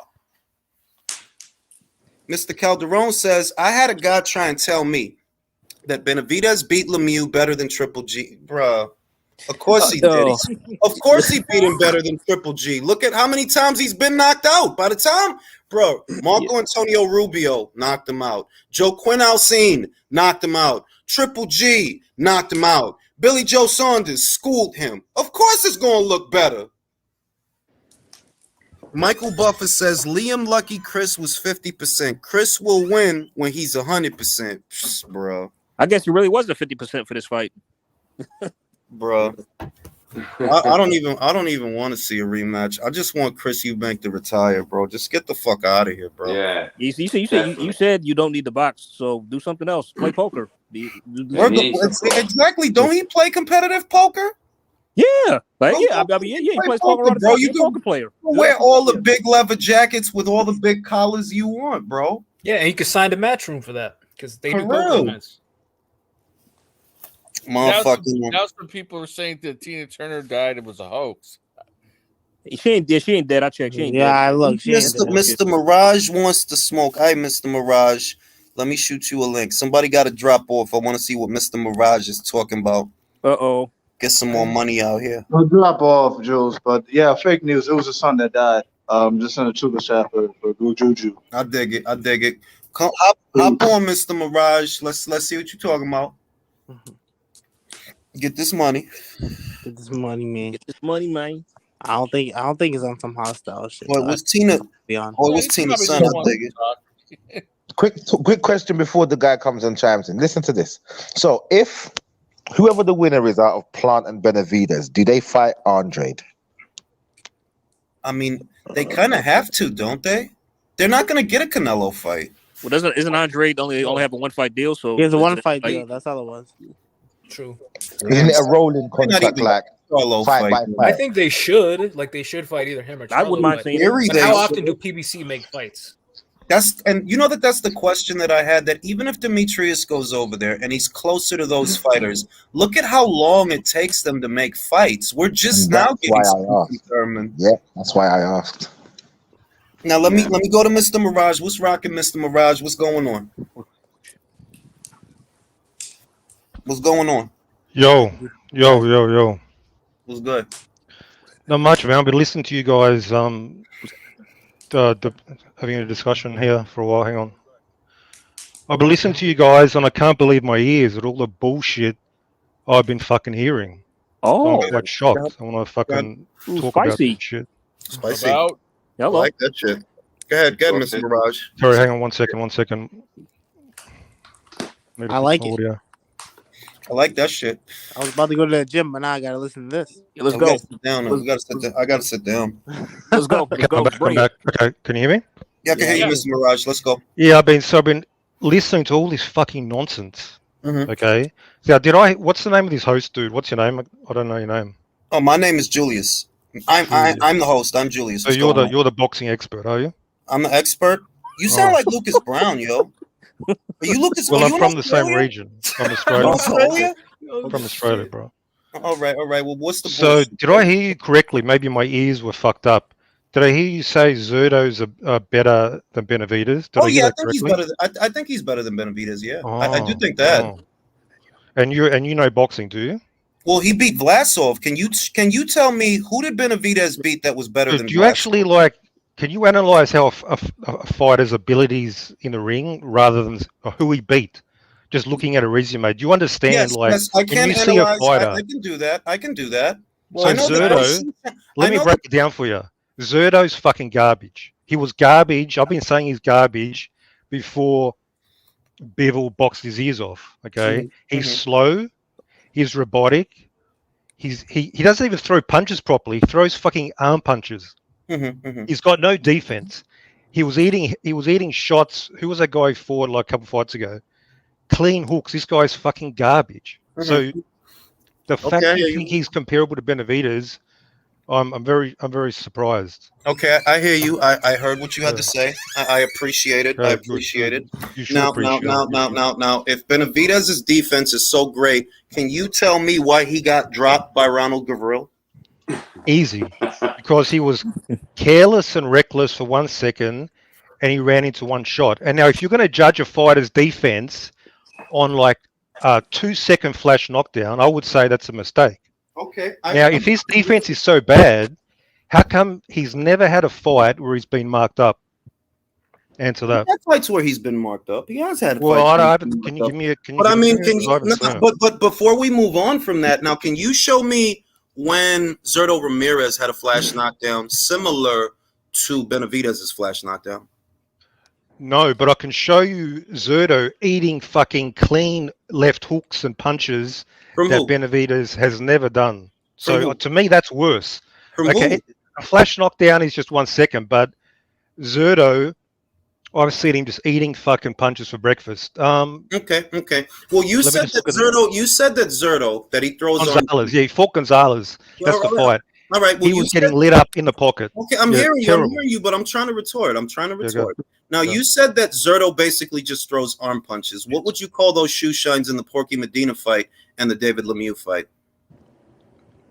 Were the shoe shines where he TKO'd his opponents? Those ones? Yeah, those shoe shines aren't those arm punches though. No, they're not. They're just very fast inside punches. You're not driving the punches with your hips when you're Yeah, but- throwing those shoe shines. yeah, but- you're not yeah, that's- setting up the okay. punch, and you're not driving the punches with your hips or your feet when you're doing that. Sure, but that's not. It They're not sounds his to main me. punches. Okay, They're not his my main turn, bro. punches. It's my turn, bro. Let me go, please. Let me go. It sounds to me like you're just impressed with Benavidez pouncing on overmatched opponents because that's all he's doing. Oh. If he looks the way that he looks, it's because of who he's fighting, not because he's that good, but because they're that bad. Also, I'd like to add that, and in the Angulo fight, Benavidez was also eating flush shots, and that guy was like 40. Romer and Gulo, I remember that fight. That was in 2020. Punching right through his guard. Okay. Yeah. So the shoe shine, he does a shoe shine when his opponents are already hurt. So he does that to finish them off. Before that, he throws like serious fucking punches. He knows how to throw serious, proper, powerful punches. That shoe shine stuff, that's just a bit of showtime to finish off his opponents. Okay, so that's not how. But Ramirez, he always throws these fucking like reaching arm punches like fucking Frankenstein. Yeah, So but this he's guy's crap. Forget about Zurdo. I'll say I don't this. know what the I'll fuck say you see this. this dude. What I see from Zurdo, it looks at least better to me than what I see from Benavidez because of who he's doing it with. He's nothing great, but I do think he's better than Zurdo because I do think he's better than Benavidez because I don't know that Benavidez could stay in character with somebody like Vlasov, and I don't know that he could stay in character with somebody like Jesse Hart. So you twice. actually Also, I'd totally like to add one more dismiss all of Benavidez's opponents. Can I saw Zurdo Ramirez, for example, which I thought was impressive. In the second Jesse Hart fight, I think he suffered a hand injury or a shoulder injury. I can't remember if it was the hand or the shoulder. He fought one-handed for about, I think, 3-4 rounds, and he still won a decisive decision against a moving target who had only ever lost to him. I don't know that Benavidez could ever do that because he doesn't really fight solid super middleweights. So Anthony Durrell, 2-time world champion, 35-1, is not a solid super middleweight.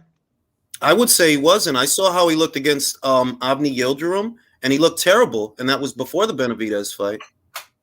Looked terrible. Did you see that fight? Sure. Now that wasn't his best performance, but again, you're judging him. Well, then I'll tell you what. You're dismissing his whole career based on one performance. I mean, is that fair? No, I don't that think that's wasn't very fair. it's not just one performance. It's that you seem a lot more understanding of everything. Even like you said that Zurdo has no defense, even though he's never been knocked down. Benavidez has, and you have a convenient explanation for that. You're very understanding of everything when it pertains to Benavidez, but you're not understanding of anything when it comes to Zurdo, who has in fact fought better people at super middleweight and light heavyweight. That's your assumption. I don't think they are better fighters. Benavidez again, he stopped 2 world champions. Who was the other world champion that he stopped? Who was the other one? David Lemieux, the guy you've been shitting on and dismissing. David Lemieux was a middleweight. He wasn't a champion going into that fight. He wasn't even a champion. At super middleweight. Former champion. He was a middleweight champion. And he has I know that. Okay, I see still a world champion. One at a time, because I don't want it to be a shouting match. You're talking about a fighter who hasn't been a champion since 2015. When did David fight him? 2022. He is still a world championship caliber fighter. He was not a world champion caliber fighter at super middleweight. Not at that He never point. won a title at super middleweight. I'm aware of that, but he's still a respectable Can I opponent. ask you something? Can I ask you something? When was the last time David Lemieux beat a top 10 elite? I don't know. You tell me. You should know. You're the David Benavidez fan, obviously. Yeah, and also, well, I'm not a David Lemieux expert. Like, when did he beat a last beat a top 10 opponent? I don't know. So how does that make him you're a world boxing champion expert, caliber? That doesn't make him world champion caliber. Sure, but it doesn't make him. I'm not saying that was Lemieux at his best, but stopping him in 3 rounds, really 1 round because the fight was effectively stopped. I mean, you can't just dismiss that as nothing. The only nobody's destroyed Lemieux like that before. Nobody's destroyed Lemieux like that before. All right, let me stop you. Lemieux has been destroyed like that before by Marco Antonio Rubio years before he then Triple G did Golovkin, and by Joe Quinn Alzine and Triple G. And the Triple G fight was how long has it been? 7 years? Joe Going on 8 now. Going on 8 years now. That Joe dude, he did not beat. You can't bring up a title that David Lemieux held as a middleweight, and bear in mind, he didn't even hold the title very long at middleweight. He lost it his very next fight. Better still, you can't bring up his exploits as a middleweight from 5 or 7 years ago to make him sound elite at super middleweight. He didn't beat anyone elite at super middleweight. He wasn't a champion when David fought him. Sure. I'm not saying he was elite at super middleweight, but he was his last loss was 5 years ago. Previously, his only loss in the last 5 years, whereas outboxed by Billy Joe Saunders. So people are saying at 33 years that this guy's shot, this guy's like worthless as a fighter. That is unfair. I don't think anybody called him worthless. I had called him shot. Effectively. I did say he was shot because he was in a compromising position. David found himself in the same position as, who's this guy? Steven, the guy Triple G knocked down, and he was like, ooh, what's his name? Curtis Stevens. Yeah, David Lemieux found himself in the same compromising situation as Curtis Stevens in the sense that he couldn't make middleweight anymore. He had outgrown the division, but he clearly didn't have the dimensions of a super middleweight. And he didn't beat any elite super middleweights. He mostly fought pedestrian level guys as a super middleweight. He was injury prone at the time. He was incurring a lot of injuries by the time that he moved up to super middleweight. So he was a shot fighter. I mean, he was. I mean, that's not a knock on him. That's not a knock on him. How's that evidence of being a shot fighter? I don't understand. What's the evidence of being a shot fighter? How easy it is to knock him out. But he's only been knocked out. Wait. Rubio knocked him out. Stop me when I tell a lie. Rubio knocked him out. Joe Quinelcine knocked him out. No, he didn't. Knocked him out. Joe Quinelcine didn't knock him out. What are you talking about? He's only been knocked out twice. Rubio and Triple G. All right.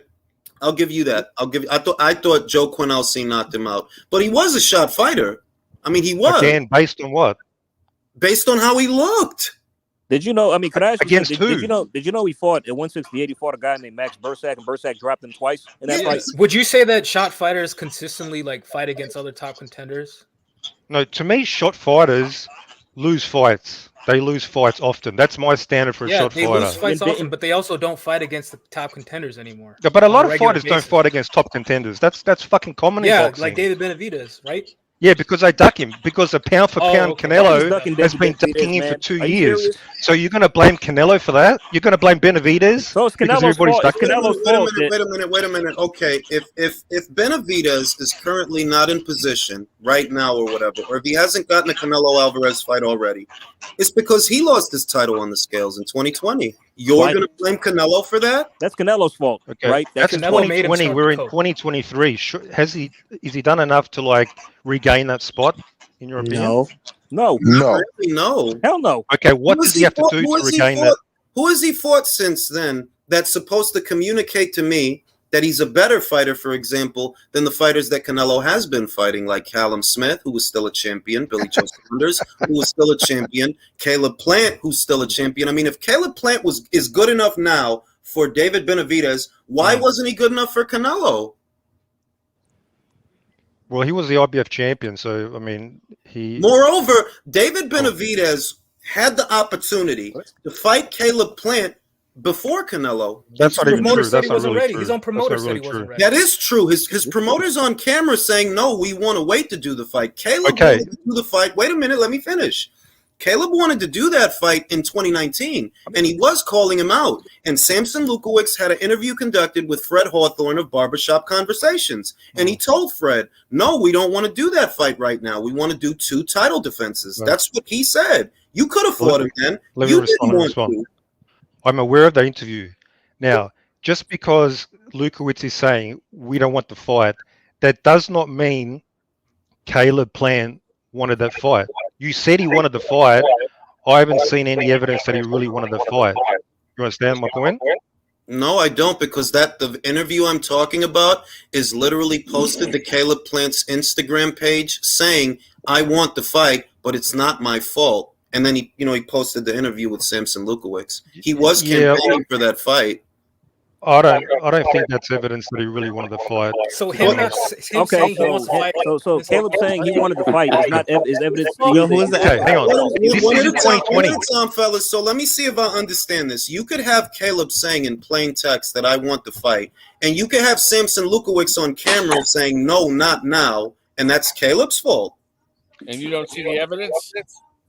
Look, David Benavidez has been calling out Caleb Plant for fucking years. That's on video. His promoter is on camera saying no, not now. Okay, that's 2020. Let's focus on 2023. They're fighting. Because it took you 3 years to fight a guy that you could have fought in 2019. Okay, whatever. Now they're fighting in 2023. So if Benavidez beats him, do you think he's earned, quote unquote, earned the Canelo fight? Not more than Bivol. Not more than Bivol. If Canelo fights Bivol, if Canelo fights Bivol, and you said you heard what we were saying, so you would have heard me say that. I cannot look at Canelo fighting Bivol, who already beat him. In what division? As him ducking David Benavidez. In what division? 168? Light heavyweight. If Benavidez is chasing the Canelo fight, why do you re-sign with DBC? So if Canelo drops the WBC belt, that's acceptable for you, is it? So long as it's for Bivol. We'll beat him. So isn't it weird? Shouldn't his priority be? Wait, can we just fix the echo? Belt? Hey, can you fix your mic? It's echoing. Yeah, who's echoing? It's not me. Might be you. All right, now I'll explain my position again. So long as Canelo Alvarez is fighting Dimitri Bivol in his next fight in place of David Benavidez, no, I wouldn't call that a duck because we know that there's a good chance you lose that fight again. A duck is when you avoid a hard fight for an easy fight. But by now, Canelo knows there's nothing easy about Dimitri Bivol. Hang on. Aren't we forgetting this John Ryder fight that's like guaranteed almost to happen? Isn't that a duck?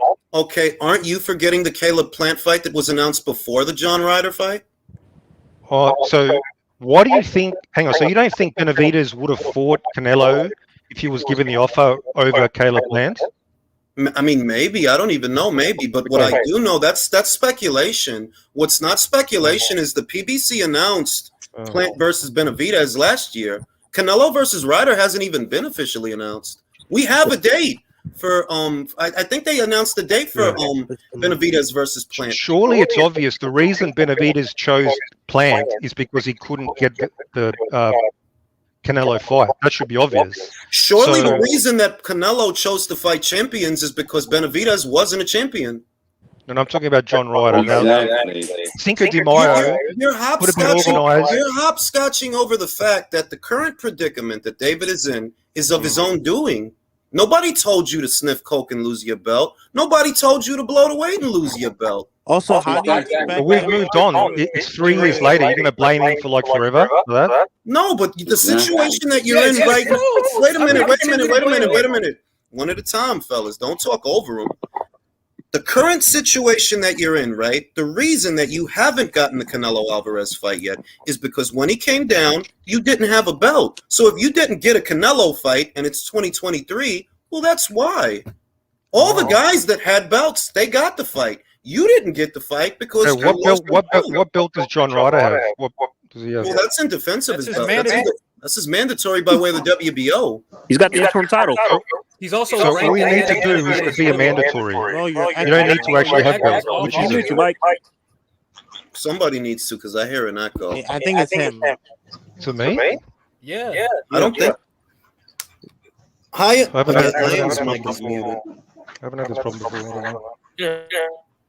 Let me mute Box Watch for a second. Maybe it's Box Watch. Box Watch, mute your mic, bro. Okay, good. All right, now go ahead with your question. Okay. John Ryder has no belt, yet he's apparently going to get the Canelo fight. You're saying Benavidez needs to have a belt. No, I told you specifically the reason he didn't get the fight before was because he didn't have a belt. Yes, we're talking about 2023. Okay. John Ryder got the fight. Benavidez didn't get the fight. How does that work?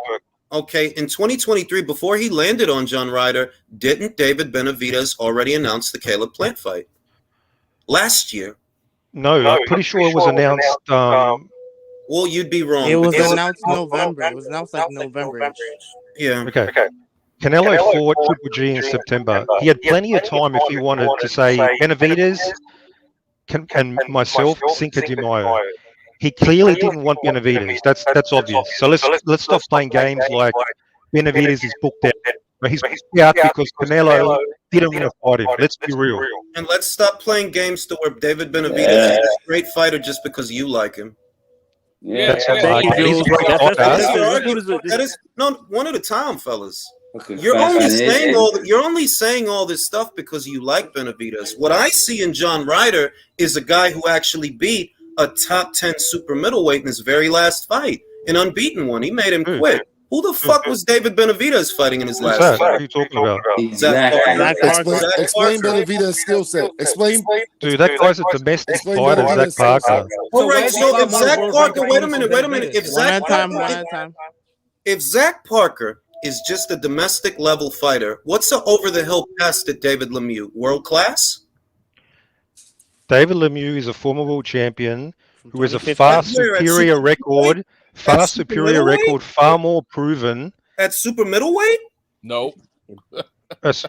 I'm judging his whole career. I'm judging judging who he was when David Benavidez fought him. That's what I'm judging. Who was he? Well, it was unbeaten at super middleweight. I mean, I haven't checked the names, but who the fuck did Zach Parker even beat? Has he even beaten anybody world class? Fair point. He didn't beat anybody world class, but you know he's a hot job as well. Let's be real. Who did? But you know who did? John Ryder. He beat Danny Jacobs. He beat Zach Parker. Yeah. Okay, Danny Jacobs. Now you're aware that Danny Jacobs. Wait a minute. So you want me to look at David Lemieux as a world champion, but I can't look at Danny Jacobs as a world champion? You can. Hang on. You can. You can look at Danny Jacobs, who struggled to beat a fucking over the hill Rosado in the previous fight. That's the Jacobs of 2022. That's the standard. And apparently, I didn't watch the whole fight. Yeah, so he's not. He's not the Jacobs of that in the past. We can accept that as well. And I don't think David Lemieux opposite the ring, Rohan Murdoch, getting dropped 2 times. I don't think he's the David Lemieux of the past either. Okay, sure. Yeah, I never argued he was like. Well, your logic is very linear. You have all these boxes that everybody else has to tick off on, but you're perfectly content with David Benavidez, who's done absolutely nothing. Well, nothing other than the youngest ever 2-time world champion, undefeated. No one gives a shit about that. No. That's awesome. That? Do you know that David Benavidez is the only guy I can name off the top of my head that lost his title outside of the ring 2 times? He also did that. Isn't that better than losing it in the ring? Like he lost it on technicality. It's not better than losing it in the ring. He lost it by technicality. This is boxing, dog. He lost his title to cocaine for Christ. What the hell are you talking about, fam? You're saying it's better to lose your title sniffing coke and eating fajitas than losing it in the ring against a top opponent? Yeah, it means. Boxing. Yeah, I know this guy. I know you were not defeated as a fighter. It speaks nothing about your boxing skill. So I'm 0-0 as a professional. It does not speak to your boxing skill. You see this? Are y'all hearing this shit? Do you hear this? This is he lost it on a technicality, guys. He lost it on a technicality. So what? It's some fanboys coming out to what? Calm the fuck down. All right, everybody chill. I want to let my man Liam in on this because Liam's been sitting back quiet. Liam, go ahead, bro. What are your thoughts? You talking about me, him? I've got Liam from Australia. I want to go to Liam and then I want to go to Chaim. Liam, what are your thoughts on the discussion? I've got one simple question. If Benavidez truly wants to fight Canelo, why did he re-sign with PBC? Re-signed. I'll tell you why. Because who he signed with is fucking irrelevant. Caleb Plant was with the PBC. It's not. Caleb Plant was with the PBC. He got the Canelo fight, didn't he? Is that a fact? Benavidez. One of Canelo's last 10 fights have been with the PBC. So that means if you're with the PBC, you can get the Canelo fight. That's what it means. Plant had a belt. 8 of Canelo's last 10 fights have been on DAZN. If why wouldn't Benavidez why are we getting the Plant fight now? With the network that Canelo works with? Why would he stay with the PBC if he wants the Canelo fight? Canelo is the cash cow, not Benavidez. Canelo doesn't have to go to Benavidez. Benavidez has to go to Canelo. Sure. I'll answer the question because Caleb Plant proved you can get the Canelo fight with PBC. Caleb Plant had something Canelo wanted. Benavidez doesn't. Well, actually, Benavidez does. Yeah, he has a fan. Benavidez is the interim WBC. He's been the #1 ranked by fucking rings at 168 for 2 years. He was a WBC champion. Canelo likes to boast. I like to make the big fights. I want to fight the best. Yeah. Mm-hmm. Well, the best is in the division Benavidez, so Canelo should be going after him. Unless he's scared. Unless he's a pussy. There's too many guys talking at the same time. I would like to say, for starters, John Ryder is currently ranked as the best in the division in some divisional rank standings. I don't think you know that. Canelo and Ryder. Yeah, it's not David Benavidez. In fact, I don't think David Benavidez has been ranked at #1 or even #2 in the divisional rank standing since 2017.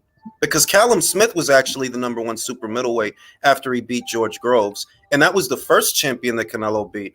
Then he fought Saunders. I don't know that Saunders was ranked behind Benavidez, but what I know is David Benavidez is not the best super middleweight.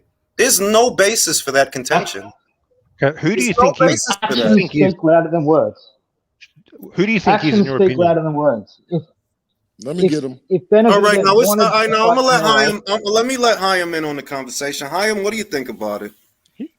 First of all, I like to ask the young man that called in. What you said? You insulted the panel. You insulted Jules. You said that.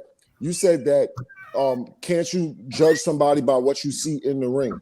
So my question to you is called having an educated eye. You ever heard of it? My question to you is, what do you see in the ring from David Benavidez? What skill set do you see that makes you a fanboy of David Benavidez? What's the skill set that you see? The skill set, okay. I see a fighter with a unique combination of size, hand speed, power, endurance, punch output, combinations, variety of combinations, aggression. I mean, I see a whole package of fucking attributes. I listen to your answer. And I respect what you say. You can counter that. So what my question to you would be, my counter to that would be, when you see all of these things, who is he fighting against? You got to always gauge that. You got to always say, who is he fighting against? He got this amazing hand speed. He got this endurance. I don't even know about endurance. I thought that was kind of shaky that you said that. But 1,000 punches a fight, I mean. Yeah, but he's not fighting 12 rounds. He's not. Like, when you really peel him back and look at him, what do you see, my man? That's what I'm asking you. Like, we see Bivol. We see amazing shit from these certain fighters, but we don't see it from Benavidez. So I'm asking you, what do you see? Where are we miscommunicating? Where are we not understanding it? Well, you said who's he fighting? Well, I see him fighting his opponents and dominating his opponents, all his opponents. Now, they're not. Who are his opponents? Okay, sure. He's not fighting elites, but he's fighting solid fighters. And you talk about Bivol. We talk about Bivol. Did you think Bivol was amazing? Kyron Davis is solid, huh? Bivol beat Joe Smith. Bivol just beat. Did you see him? Did you see him struggle to beat Craig Richards? 115, 113 fight. Was he amazing? Did he look like an amazing fighter then to you? Okay, let me ask. Wait. I have a question. If we got to go all the way back to Craig Richards, right? If we got to do that, that's not very far back. It's not that far back, but it's not this year and it's not last year. So I'm going to say that if we got to go all the way back to Craig Richards to find a moment where he wasn't amazing, did David look amazing to you getting rocked by Ronald Gavril? When he was 20 years old, which was about 6 years ago. You got an answer for everything, bro. I'm telling you. Yeah, So do you think that's comparable? He can get. Bivol is in his prime. Bivol was a world champion when he looked mediocre against a fucking domestic UK fighter. That's a fact. And now you guys are pumping him up like he's some amazing fighter. He was a 5-1 underdog versus Canelo. I bet you guys were picking Canelo to beat him. Jules, what was your pick? Oh yeah, I picked Canelo to beat him, man. Okay, obviously that's easy. Wait. I have a question. So if we're you going didn't listen to me. If we're going to use that I picked Canelo to beat him. When have you ever picked somebody to beat David? Yes, thank you. One at a time, my God. One at a time, fellas. One at a time. If we're gonna do that and we're gonna hold it against the fighter, if we're gonna do that and we're gonna hold it against the fighter, how the bookies price a fight, I want to know, when did David fight someone that you thought would beat him? He hasn't fought anybody yet. I think he'll fucking. That's why I think he's a great fighter. No, he hasn't fought anybody. Wow. You need to ask me. You need to ask me this after I make an incorrect, delusional prediction and he loses. Yeah, so you did. Come back on the show when he loses the Plant. Okay. My prediction is I think he's going to dominate Caleb Plant. It's not even going to be a contest. So now, if that's a close fight, you can come at me next time. Make sure you come back on the show after the fight. Come back, bro. That means I was wrong. Yeah, I'll come back. Come back. Well, and if he loses, well, I'm not coming back. I'm fucking disappearing. I'll be honest. Well, and I like that. I'll be honest. I like that. I like that Yeah. about Raj. I like that about the Australians. They're no nonsense people. No, we don't fuck around. But a lot of what you're saying is nonsense. It really is, because you're saying that you can look, you can see, because you said you saw the same interview that we did with Samson Lukowicz, and that's not evidence of David Benavidez swerving Caleb Plant. You waited until Canelo. Wait, you waited until Canelo knocked him out to fight him. Before that, when he was an unbeaten fighter, an unbeaten champion in his prime, just like you, y'all wanted to wait. Yeah, but the reason I'm arguing that, I don't believe Caleb Plant just because he said, I want that smoke. I mean, Charlo's been saying, I can find interviews of Charlo saying, yeah, I want Benavidez. But in reality, he never wanted to fight him. So I'm skeptical that Caleb Plant ever really pushed for this fight. That's my position. And I respect that position. Wait. I will retort. I do respect that position because that is true. Fighters oftentimes say things in interviews that they don't mean. But I think that Samson meant what he said when he said we don't want the fight now. So that means wait. That does mean that the real reason you haven't fought Caleb yet is because your people didn't want you to.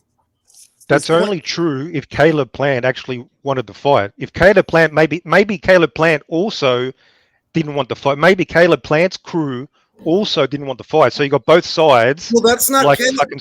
I gotcha. But what kind of doesn't work in your favor, I should say, is you literally have Samson Lukowicz calling Caleb Plant an elite fighter. You know what he said? He said he thought he was just another white boy up until I think it was the Uskateki fight. It's the same interview.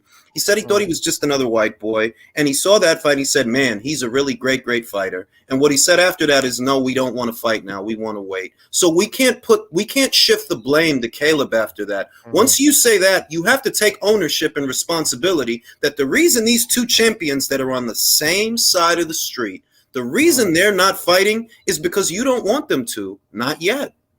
Is Plant the best fighter that Benavidez has ever fought? Possibly. Oh my God! If Benavidez gets him out there in 5-6 rounds, you're not going to be saying that. That's the thing, right? We don't know. I mean, I can't wait for this fight. I want. Look, I can't wait for this fight. On paper, I want you to call back. You might have to buy this thing now. Me too. I'm about to buy it. I gotta buy it. On paper, yes. On paper, credentials, sure. I'll say Caleb Plant will be his strongest test. How can you say he's not the strongest test? Caleb Plant is a former world champion. Yeah, but so was Darrell, and you guys are just fucking dismissing Darrell. Caleb knocked out Darrell. Caleb knocked out Darrell, bro. Okay. Darrell got into the ring out on his feet. Like, come on. Before he knocked out Darrell, you guys were not giving Darrell credit. Let's be honest. So now you didn't think through this call, fam. You didn't think through this. No, I thought it through. So I know Jules has already got his. He's already got his fucking script. By the way, Caleb Plant. I picked Caleb the decision to run, not knock him out. Just for the record, I didn't know that would happen. So you think Caleb Plant could go 12 rounds with David Benavidez? This is the thing. A lot of what we've been discussing are opinions and perspectives, right? Opinions and perspectives. And based on Miraj's opinion, Caleb might very well be the best fighter that David Benavidez will have ever fought. Coincidentally, and he's still going to beat his ass. How about that? Cool okay, chill, bro. Let him finish. If that's your prediction, I'm cool. Like, okay, I don't got a problem with that. I'm just saying that this is a fighter that Canelo Alvarez already fought, already beat, already stopped over a year ago, and you're giving Canelo stick for taking care of what was David Benavidez's homework. You were supposed to been fight that dude, bro. He been on your side of the street. It's your promoter that said no. There's no debates after that. That's not my opinion. Exactly. That's on camera. It's on camera. Okay. The promoter said no. Not yet. Okay. I'm happy to move on from 2020 to 2023. Now they're going to be fighting, which is great. It is great. And we're going to see what happens. So your official position is, but see, I don't think Canelo's going to fight Bivol again. I don't think he is. It's a fair point. It's it's open to interpretation. I could see him not fighting him again. So if he doesn't fight Bivol again, and he fights somebody else as super middleweight, then you will concede he's ducking David Benavidez finally. I would concede that if it's someone other than Bivol. No. I What don't if have a Benavide problem with loses that. weight? I don't have a problem with that. If what you're telling me, for example, is say, okay, Canelo fights John Ryder, beats John Ryder, and then he fights Tommy Tomato Can afterwards instead of Benavidez, well, then I would have to say, yeah, you're swerving him because he's your mandatory. But if you're choosing to fight Bivol again, which goes back to my original point, if you choose to fight this man again, even though he beat you before decisively, well, no, I can't look at that as a duck. I can't. David Benavidez is how old now, and he's just a contender? That's a champion. That Dimitri Bivol is a champion in his prime. More proven than David Benavidez by far and wide against better opposition. That's not a debate. Are you boxing squared? Bro, he's fan of man, not fan of boxing. I don't know. He really likes David Benavidez, and that's he really great. does. He really, and that's just like you guys really like Canelo. Yeah, and that's great. You're Like, right. I'm really happy that you like David, though. Ultimately, you yourself admitted, by my count, at least 4 times that he hasn't fought shit, and you're wondering why we're so hard on him. He's been there through 2 separate cycles of champions. James DeGale was a PBC fighter. Zurdo Ramirez was there. Who else? George Groves had the WBA. You didn't fight them. You didn't fight Callum. You didn't fight Billy. You're just now getting around to fighting. No, he fought the reigning WBC champion and he stopped him. Oh, you mean the guy that got his belt after he lost it on the scales? The coke. No. He lost it that time due to the coke. That's what it was. He lost it due to the coke. The first time he lost it was due to the coke. As a result of the coke, that's the only reason that Anthony Durrell even became a champion, because you were doing coke in the bathroom. Durrell's Durrell's a 2-time champion. Your favorite fighter is a crackhead. That's crazy. Durrell was a champion before that as well. He's a 2-time champion. I mean, this may be hard. This may be hard for you to believe. You may like Benavidez, but we don't. Okay, deal with it. It's not even not liking him. It's more along the lines of this guy hasn't fought shit. Yeah, I don't need to like a fighter to give a fighter credit. I don't need to like a fighter. Before I pass it to Julio, because I see Julio has a lot to say. But before anything, the criticisms levied against David Benavidez don't even boil down to liking him or not liking him. You yourself admitted he hasn't fought shit. Julio, the floor is yours. Yeah, I mean, I was just going to say, listen, if David was fighting top contenders in their primes over and over again the way Canelo has, I'd like him too, but he doesn't do that. His opponents are garbage, and you know that. I know that. And Bivol is a much better fighter, so if Canelo fights Bivol after he beats his mandatory, who is John Ryder, who's ranked ahead of Benavidez, and I'd have no problem with it. Yeah. I mean, personally, I think Canelo should just stay away from Bivol because, I wanted to say that, Country, that if it were up to me, I would want Canelo to fight David, not Dimitri, because I don't think he can beat Dimitri. He won't. I think he can beat David. David is basic. You fight basic pedestrian level opponents, you're gonna look good. Josh Kelly did it for a while. First step up he had, it blew up in his face. It's easier to look good against soft competition. And that's what David fights, soft competition. So whatever you're seeing, it's against soft competition. Yeah. It's easier to look good. Do you think David could beat Bivol? David's already sparred Bivol and he beat him up in sparring. He was sparring, man. You know Zurdo beat up Bivol in sparring too? That's a fact. I don't know what Zurdo did with Bivol, but it's an open secret.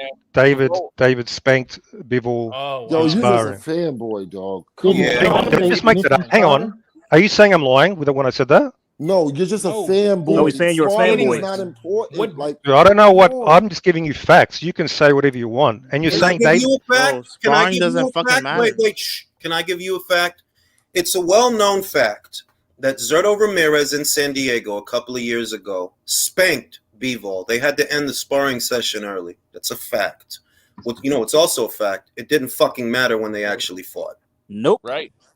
Okay, what's your evidence for that fact? Because I am curious about that. I was actually sent pictures via Instagram. That's how I know. Bivol has a black eye. He's got a little mouse in his eye. And hang on. You can kick somebody's ass and still get caught and get a black eye.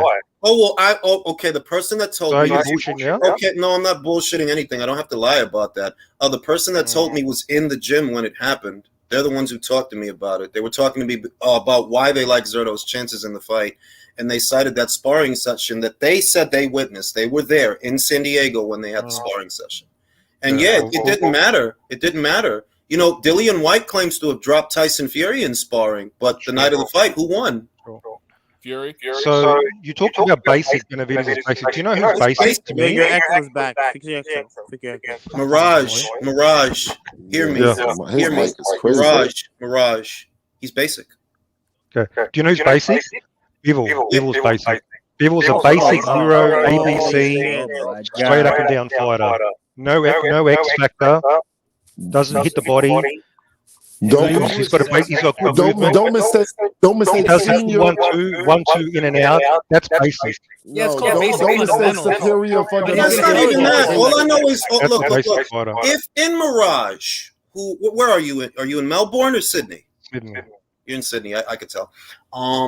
If in his opinion, Bivol is basic, all I know is he's done more. There's more in his resume with his basic ass than Benavidez's dynamic boxing. So if you're so fucking dynamic, you should have the resume to show for it, and you still don't. Exactly. Well, that's the problem when certain fighters just get ducked. They get ducked and it's hard to make fights. Caleb Plant didn't duck him. He ducked Caleb. You could have been. That's up for debate, but they're going to fight. It's not up for debate. It's not up for debate. It is not up for debate when David's promoter is on camera saying no, not now. We don't want it now.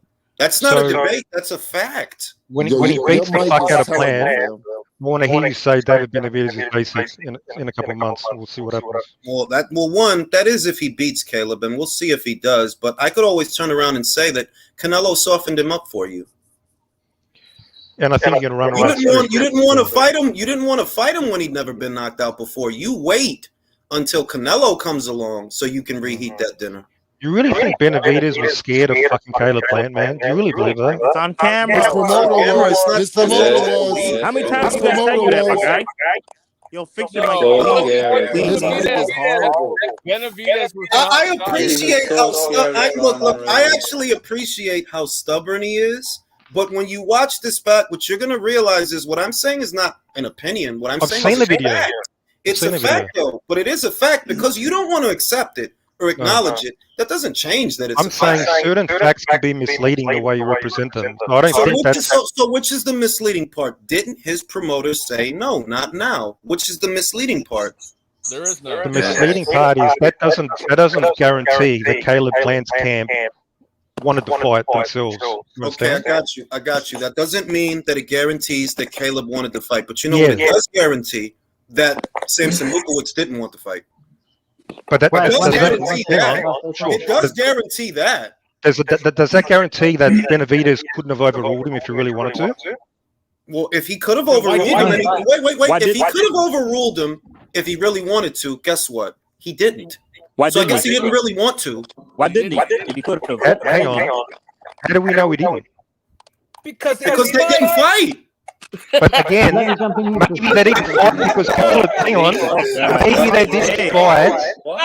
You didn't think this through. You just conceded Caleb. Think that one through, bro. You just conceded maybe Caleb Plant didn't want to fight himself. You just conceded that. I didn't concede. I'm playing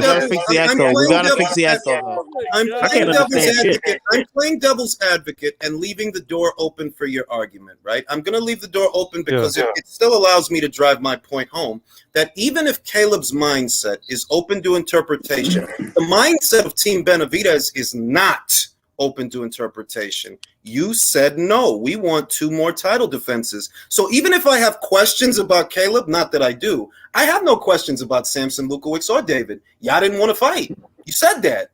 Okay, man.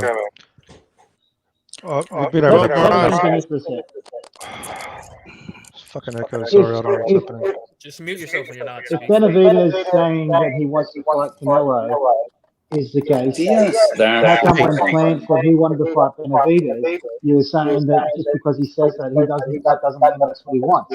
Can't you put that same logic into the fact when Benavidez says he wants to fight Canelo, does that necessarily mean he wants to fight Canelo?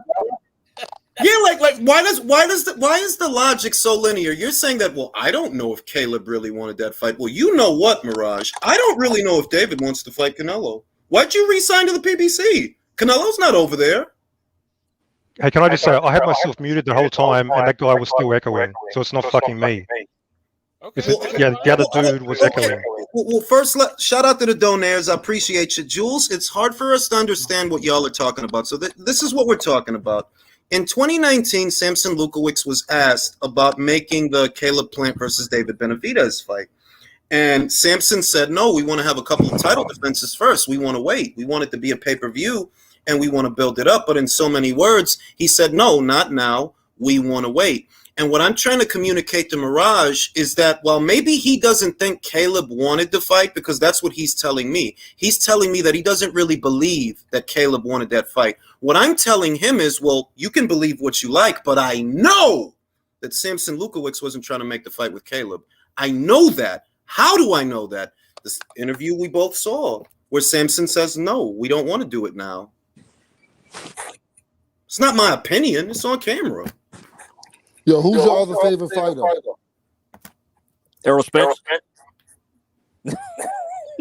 Matt, he's a Benavidez fan. I'm asking. Dude, I don't have a bunch of favorite fighters. Who else you fuck with? Most fighters these days are fucking divas. They're pretenders like Spence and Crawford. They're a bunch of pussies. I'm not going to get Let's go.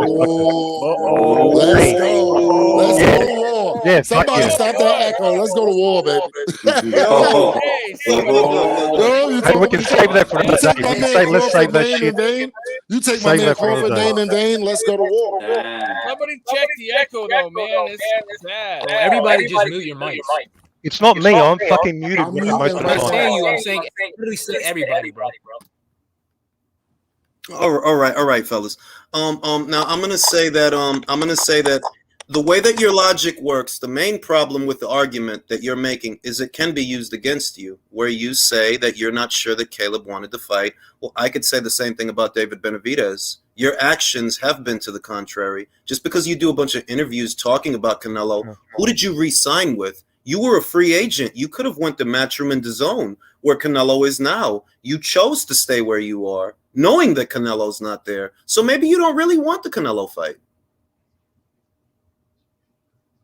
I mean, anything is possible, but do you really think that's a plausible scenario where Benavidez does not want the Canelo fight? I mean, come on, let's get serious. Yeah, I think that's a plausible scenario, just as plausible as Caleb not wanting to fight. If you're going to make a hypothetical argument, that hypothesis can be used against you. As long as it's reasonable and plausible. But it is reasonable. You know that Canelo Alvarez is, he's only had one fight on the PBC. About eight of his other fights have been on Matchroom and DAZN. You very recently became a network and promotional free agent, free to go where you want to go. And what you chose to do is stay there where Canelo isn't, knowing that his next fights are at Matchroom and DAZN. Because at minimum, we know that his next two fights are on Matchroom and DAZN, and you chose to stay where you are. But again, this is based on the premise that actually matters, that is a significant factor in attaining the Canelo fight. And as proven, as mentioned earlier, thank fuck this echo's gone, that Canelo will fight a PBC fighter if he really wants to. We know that. He fought Plant if he really wants to. So to me, this is simply obfuscating. This is like a bullshit excuse. Oh, it's Benavidez' fault, PBC. I don't give that credibility, sorry. Well, I disagree. I think that if you know that he's over there, what you then have to do is go over there because he's the cash cow, not you. He doesn't bow to you, doesn't bend to you. You don't actually have anything that he wants. See, at least Caleb had a belt. You have nothing, all right? You have no leverage in the situation, to be completely honest. So if what you really wanted was a Canelo fight, naturally you should go where Canelo is, and you did the opposite of that. So that tells me, wait. That tells me that maybe you're not after him. You just want a vacant title. You want people to believe that you want a Canelo fight, which is why you always talk about him. But all you're really after is a vacant title.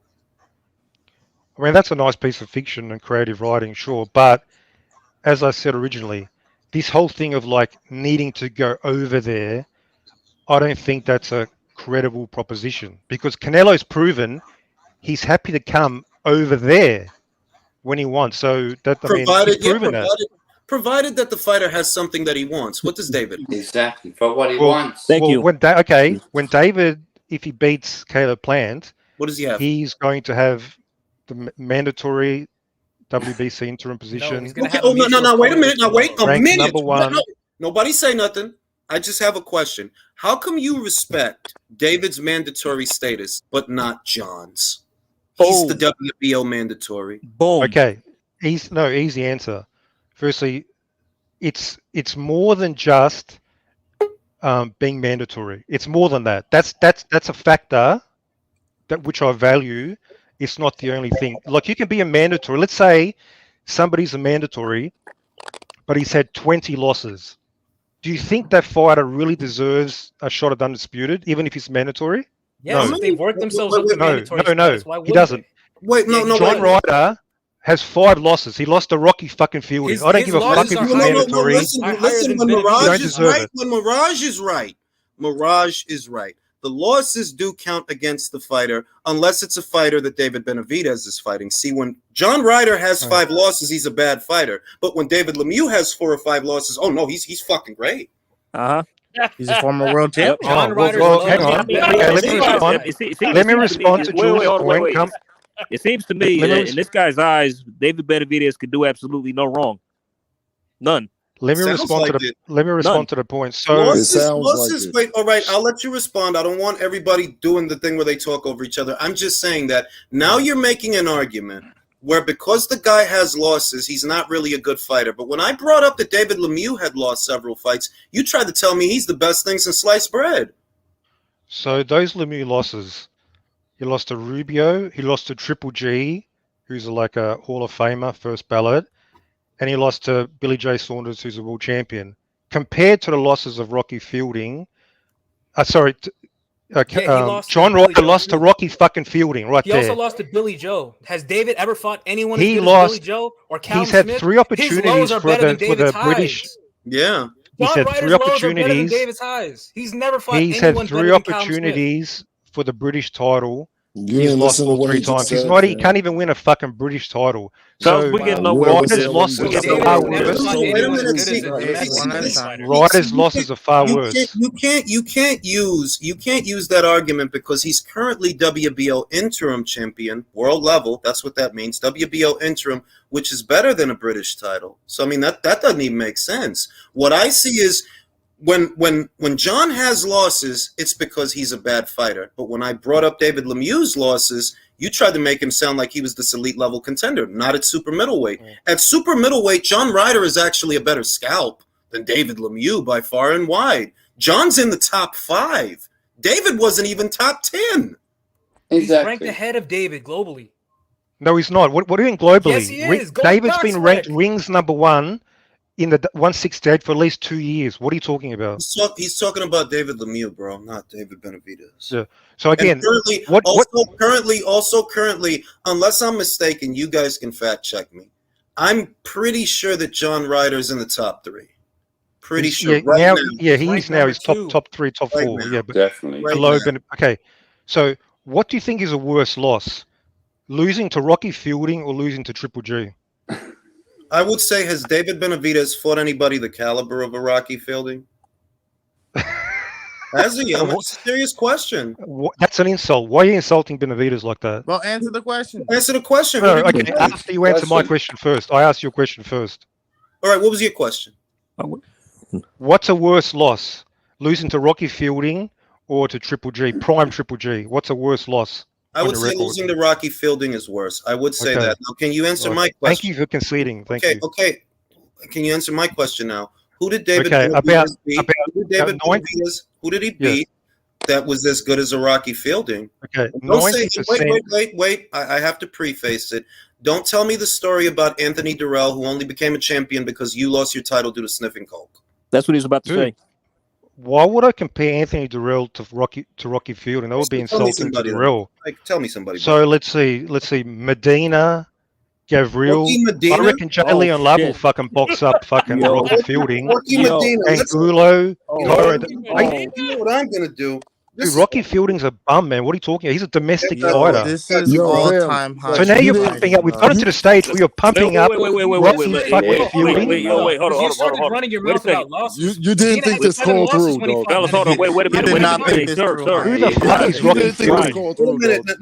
Now here's the thing. He has less losses than Rocky Fielding when he fought. That's what I wanted to get at. That you brought up the number of losses that John Ryder has. John Ryder has less losses now than Porky Medina had when David fought him. He had 7 losses when David Benavidez fought him. But you're telling me that Porky Medina is a quality scalp?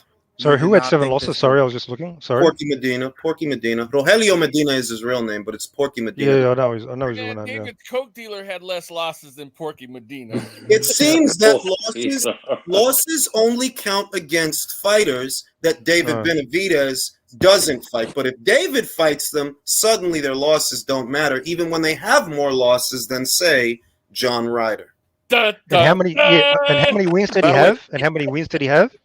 I didn't say he didn't have wins. I just said he had 7 losses. He was a journeyman. Again, you have to consider everything as a package. So, okay, that's the point. Rocky Fielding is a domestic British level fighter who's fucking never beaten anybody. And he just got TKO'd by Wait a minute. Dan Aziz just TKO'd him. If we're gonna do this to Rocky Fielding, right? What the hell was Porky Medina in his 7 losses? What was he? World class? By the way, who did he lose to? Journeyman? He was a fucking journeyman. Well, let me ask you a question. By the way, did you know that Zerto, who you called trash, right? Did you know he beat Porky Medina first? He gave him his first, he beat him when he was an unbeaten fighter. He gave him his first loss, unlike David, who fought him when he was 7 losses. Again, we're comparing Medina to fucking Rocky Fielding. Okay, Rocky Fielding's done nothing other than fight in the UK. No. I got you. And here's the thing about when John Ryder lost to Rocky Fielding. This is the thing about that. Unless I'm mistaken, Rocky Fielding was ranked top 10 in the division at the time that he beat John Ryder. Literally. Okay, and he's still Rocky Fielding, isn't he? No, I got you. Now, can you tell me where Porky Medina was ranked when David Benavidez fought him? So this is the thing where I was telling you about. You can play games about just blindly. Questions. They're not games. No. But I'm saying the question is not as relevant as you think. I told you at the start about judging a fighter in the ring, not just looking at a resume. Against tomato cans? You know we all know rankings. Against tomato cans, you mean? Because that's all David fights. No, Jules, remember, sparring, winning a sparring match is more important than your resume. Why do you guys exactly. Rocky Fielding. Apparently, sparring sessions matter more than actual fights to this guy. Exactly. This guy. His performance against Canelo was embarrassing. He couldn't even take a body shot in the fucking first round. David Benavidez couldn't take a left hook from Ronald Gavril. You win some, you lose some. That's a joke. So I don't care where he managed. I don't care where he managed with his corrupt fucking sanctioning bodies to be ranked. That's fucking worthless. He earned it. Okay. Yeah. In the ring, this guy's a fucking bum. I'll let Leo get in on the action. Go ahead, Leo. What are your thoughts? Okay. Like Mirage right now. I told you this, Julius, before. I cannot agree with Mirage in that regard. That maybe Canelo sees something in Benavidez that he doesn't like. Mm-hmm. I can see that. But the difference between me and Mirage is I see the both sides of the coin. Maybe Canelo doesn't want to fight Benavidez, but guess what?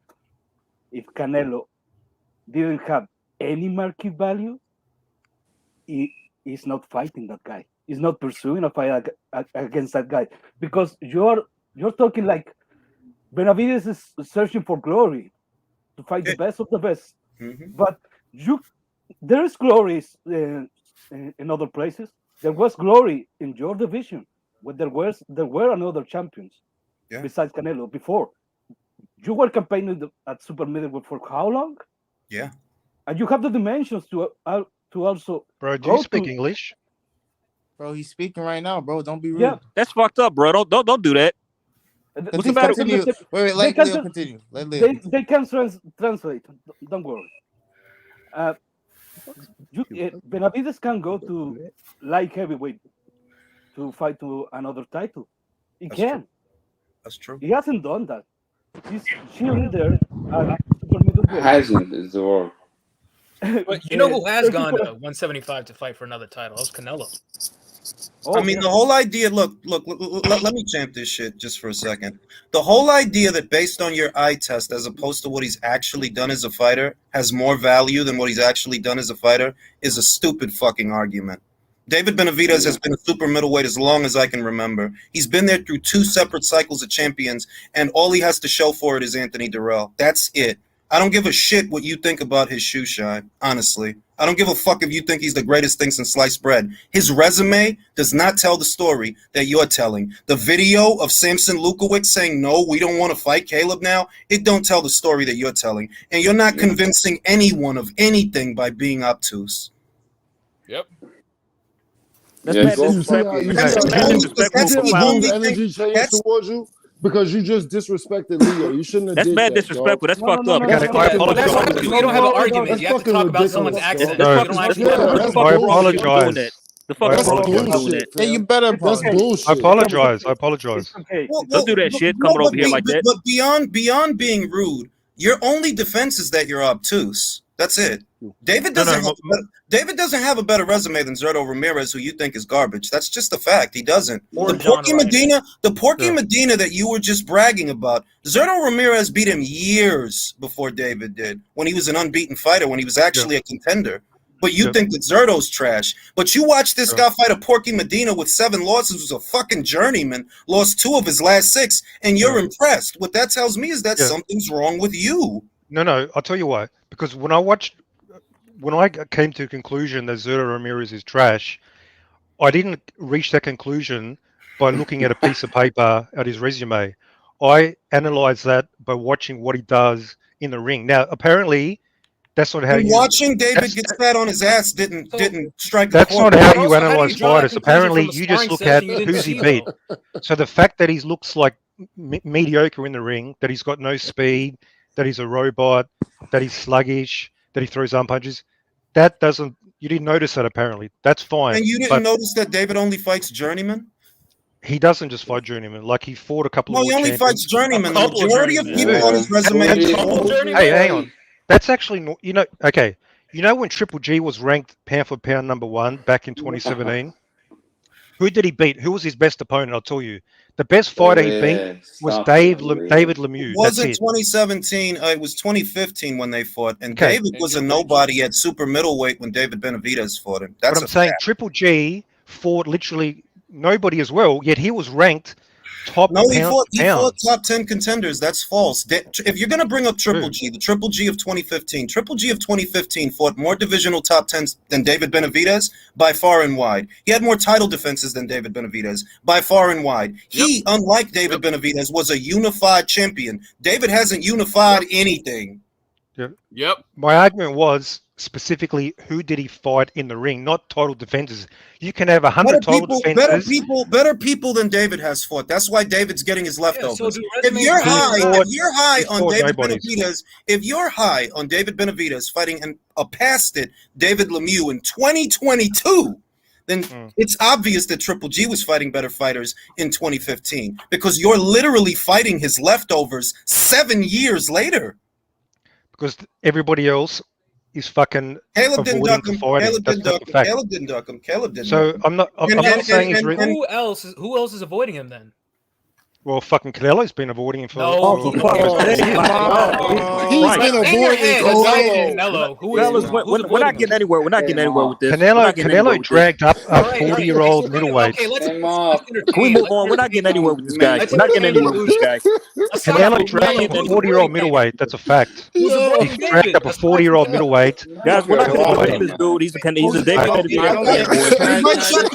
Everybody shut the fuck up. If you're going to you're shaming Canelo Alvarez for bringing up the guy that beat David Lemieux. Am I hearing this right?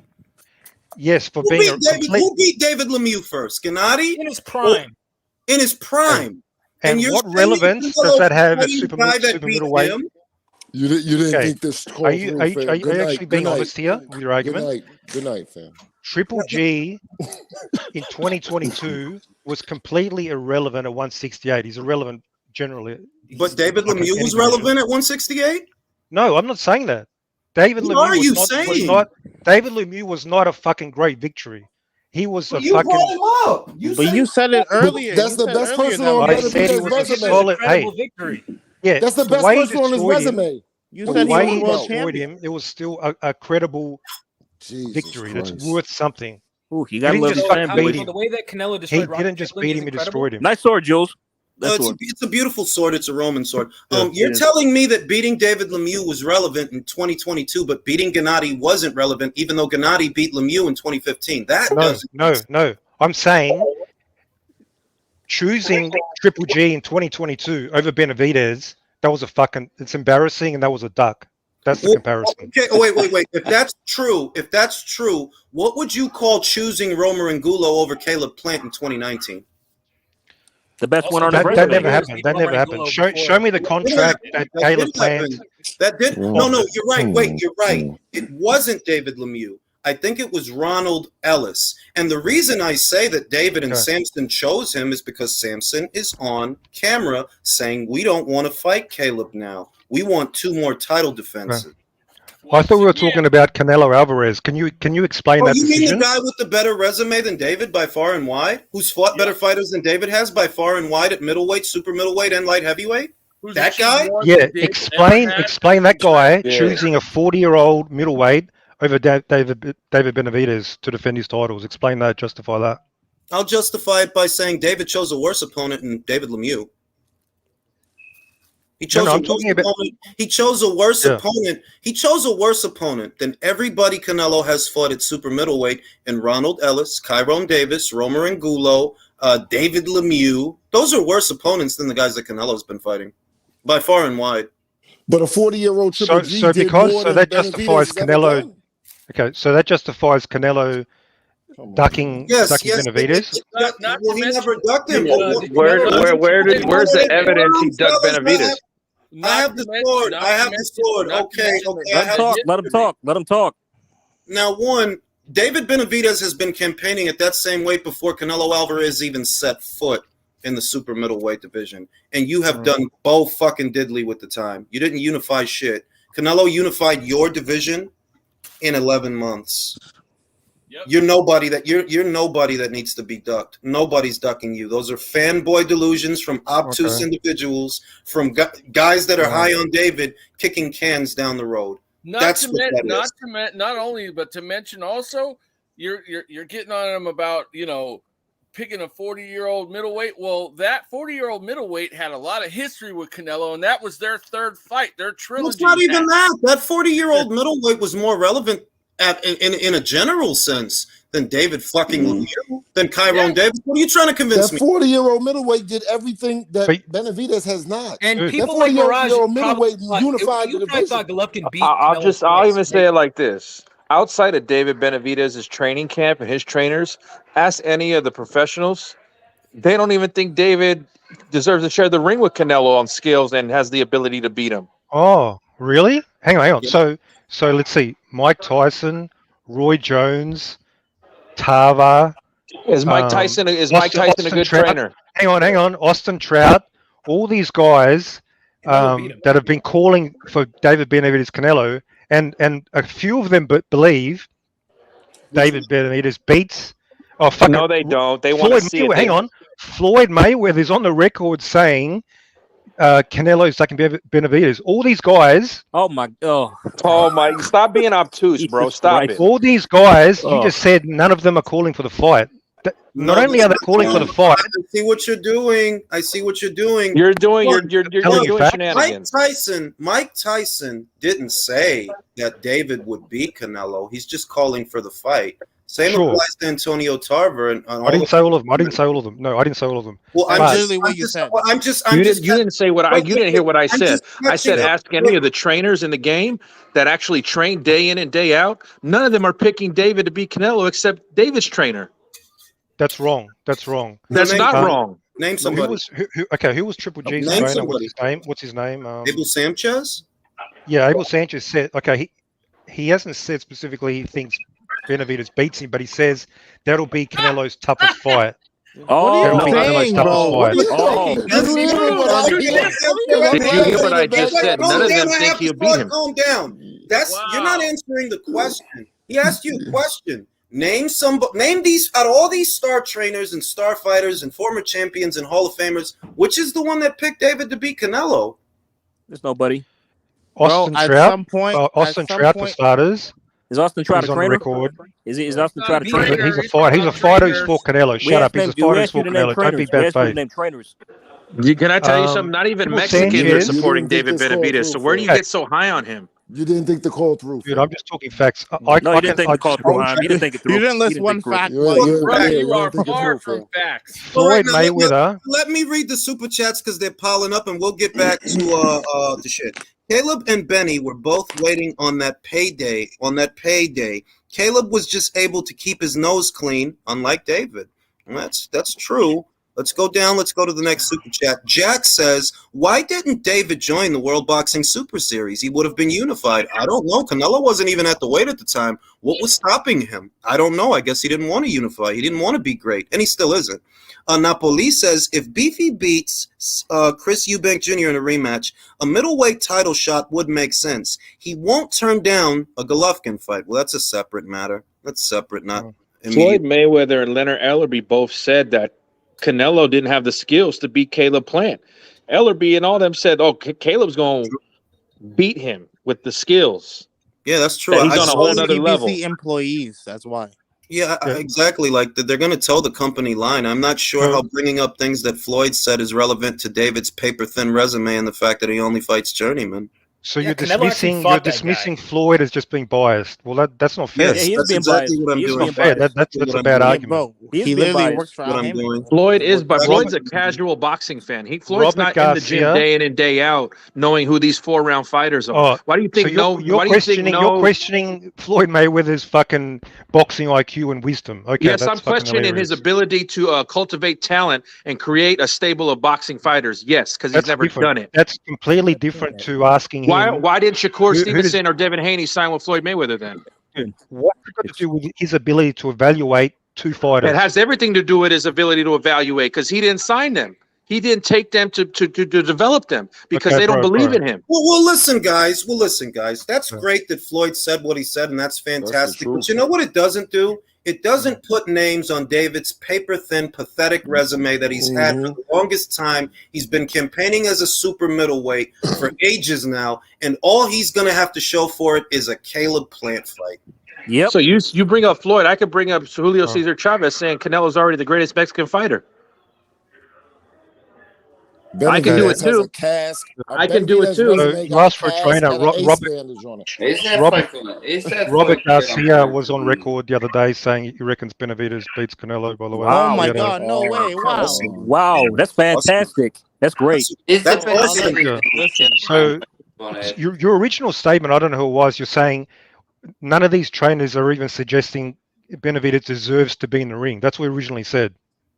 And I listed about 5 or 6 that want the fight. They're calling for the fight. They know it's a huge fight. Hey, listen, I would love to watch Canelo school David because David is basic. That's why he only fights journeymen. That's an argument from authority is a lot. You make it see Canelo could retire tomorrow, and nobody's gonna bring up that he didn't fight David. Yep. Yeah. Thanks. When I look at David's resume, you know, because he's been around a long time now. He's not, even though he's a young guy, he's been around a long time. And I think of how many things have happened, how many other fighters have made things happen. And then I look at his resume and and just the overall piece of shit that it is. And I just wonder, how could anybody be high on this guy? You know, I'll go even further. Because some people have an educated boxing eye, and they can analyze a fighter, what he does in the ring. A 2-division champion in the time it's taken David to find his balls and fight Caleb. He knew he has made history in the boxing scene in the time it's taken David to find his balls and fight Caleb. Usyk has become a 2-division, undisputed, unified heavyweight champion. Now he's unified. In the time it's taken David to find his balls and fight Caleb. I'll go even further. Right. David, this year will be David's 10th year as a professional. In any other sport, by 10 years in, you should either be a Hall of Famer or not. By any other metrics. 10-year career. What are you talking about? I'm just saying. How long has he been a professional? That's a legitimate point, fam. No. I mean, this is the thing that you've been presented a lot of counter arguments, right? And you've made some points, but most of what you're saying is just you being obtuse. David hasn't fought shit, and that's the only thing that matters. And you admitted that yourself. This guy has. No, I didn't. Yes, you did. Yes, you did, and I have it recorded. I'll play it back for you. I'll play it back for you when we're done. So I said he never fought shit. Is that the specific? You said he hasn't fought anyone. He hasn't fought shit. Would you prefer? I said he hasn't fought anyone but 2 world champions. Would you prefer if I use the word anyone? Because I'll do that. He hasn't fought anyone. Is that better? So David's fought. He fought a world champion. He stopped a world champion, Anthony Durrell. Fought shit. Anthony His resume is not. Anthony was only a champion because you were treating your nose and lost your belt. That's the only reason he was a champion. That's it. Anthony Durrell was a champion years before that. He's a 2-time champion. His resume is not the best, but which is very common in boxing. Boots Ennis has been around. His resume is trash. It's kangaroo doodle. It's koala poo. I'll give you an example. David Benavidez. Listen, David Benavidez will be a professional for 10 years right now. And Canelo Alvarez's 8th year as a professional, he fought Floyd Mayweather, Austin Trout, Erislandy Lara, Miguel Cotto. And in his 8th fucking year as a professional, David's going on year 10. What top 5 guys he fought? What 50-50 fight has he been in? Mirage, what if I told you? How's he going to be in a 50-50 fight if he's fucking? He's a 10-year pro. He should have had one by year 5. Taking a challenge. Come on. I mean, according to you, he's the best thing since sliced bread. So it's like okay. You got Caleb Plant, which Jules claims he does. What other fighters has David Benavidez? Could he have fought better fighters? And he has not fought at 168. I'll tell you who. I'll run down that itemized list of people that he should have fought but didn't. He should have fought WBA champion George Groves, but he didn't. He should have fought WBO champion Zerto Ramirez, but he didn't. He should have fought IBF champion. At minimum, he should have been able to get James DeGale in the ring, but he didn't. He should at least have been able to get Jose Uzcategui in the ring when he was IBF champion after James DeGale conceded. But he didn't. I'm not done. He should have fought Callum Smith, WBA champion, in a separate sequence, but he didn't. He should have fought Billy Joe Saunders, WBO champion, but he didn't. And he should have fought Caleb Plant, IBF champion. But he didn't. Minimum was on the same side of the street as him. But all those fighters. You know who actually did fight Callum Smith and Billy Joe Saunders? John Ryder. John Ryder, the guy who in the time that David blew 2 belts, John Ryder clawed his way up to the WBO rank for a mandatory shot. But somehow we're supposed to be hard on him. All I'm saying is, are you telling me that 3 presidential administrations later, David still hasn't fought shit? Can I respond? Let him respond. The motherfucking Biden administration, and you still ain't fought shit? What the fuck are you waiting for? Calm down. So firstly, Uzcategui fight was made. Uzcategui popped for PEDs. He was not a champion when they tried to make that fight. I know what you're doing. He did not. So hang on. So you're blaming. You're assuming it's David's fault those fights were not made. When in reality, you're assuming that Caleb doesn't want to fight him. We moved on from David. From Caleb. We're talking about all those other fighters. No, There's no evidence.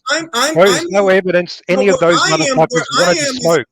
Those guys didn't want to smoke. You get to make assumptions that cannot be proven, but you get upset when other people make those same assumptions in reverse. You're assuming that Caleb didn't want to fight, even though Caleb himself said he did want to fight. He was trying to get it, but you're assuming he's lying. Well, then I can assume that David doesn't want to fight shit because he never fights shit.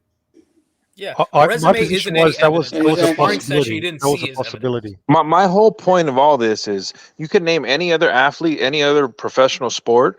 By the time a participant has a 10-year career, you could measure whether they're a Hall of Famer or not. David's never going to get into the Hall of Fame. So he's not. Okay, He's not. hang on. So you don't think? Hang on. He's the youngest super middleweight champion I in promise. history. I promise. That is not a Hall of Fame worthy accolade. It's not going to matter. Not alone. That's not alone enough. But you don't think he's already made significant steps? Not at all. Say, No. Look, What has he done? What nobody, bro. How many times? At what age? Jules? At what age did Sugar Ray Leonard fight Tommy Hearns? How old was Sugar Ray Leonard? Wasn't he like 23, 23, 24. 23 years old. 25. Yeah, 23 years old. Dude, you need two to tango. If Canelo would have fought Benavidez, He's on the other side of the street with these guys. But what It's about not even the that. other It's not fight? even that. It's not even that. You can't make the case that because this guy, you can't make a case because he's basically doing what David's doing. That it's okay that I haven't fought shit ever because Canelo won't fight me. Let's just say, for argument's sake, that Canelo doesn't fight you, right? That you guys go your whole. That's a fact. Canelo doesn't want to fight him. That's a fact. Well, okay. Let's just, for argument's sake, I'll be your Huckleberry. Let's say that happens. Do you think that's going to be his argument? Do you think that's going to be his argument to get in the Hall of Fame? Well, Canelo didn't fight me, so that gives me a Hall of Fame. No, because his career, he's only 20. He's only turned. Can I respond? He's turned 26. His career is going to extend far beyond Canelo. So you don't know that. You don't know that. I don't think so. It's not going so to end at Canelo, but I don't think so based on the schedule of activity that he has because he's in his 10th year as a pro and he doesn't even have 30 fights. So you're wrong. There is no data to prove what you're saying. I can't prove it yet. I can't prove it yet, obviously, but I'm saying can't prove it yet, he but I still think has it's a gonna long happen. way to go. So You know what I Okay. can prove? I can prove that Samson Lukowicz in 2019 did not want to make the Caleb Plant fight. Right. Well, lucky we can move on. I can prove that you have been at super middleweight through 2 separate cycles of champions and you didn't fight one. And still haven't unified. How can you prove that Benavidez beat up Bivol in sparring? You didn't even fucking see it.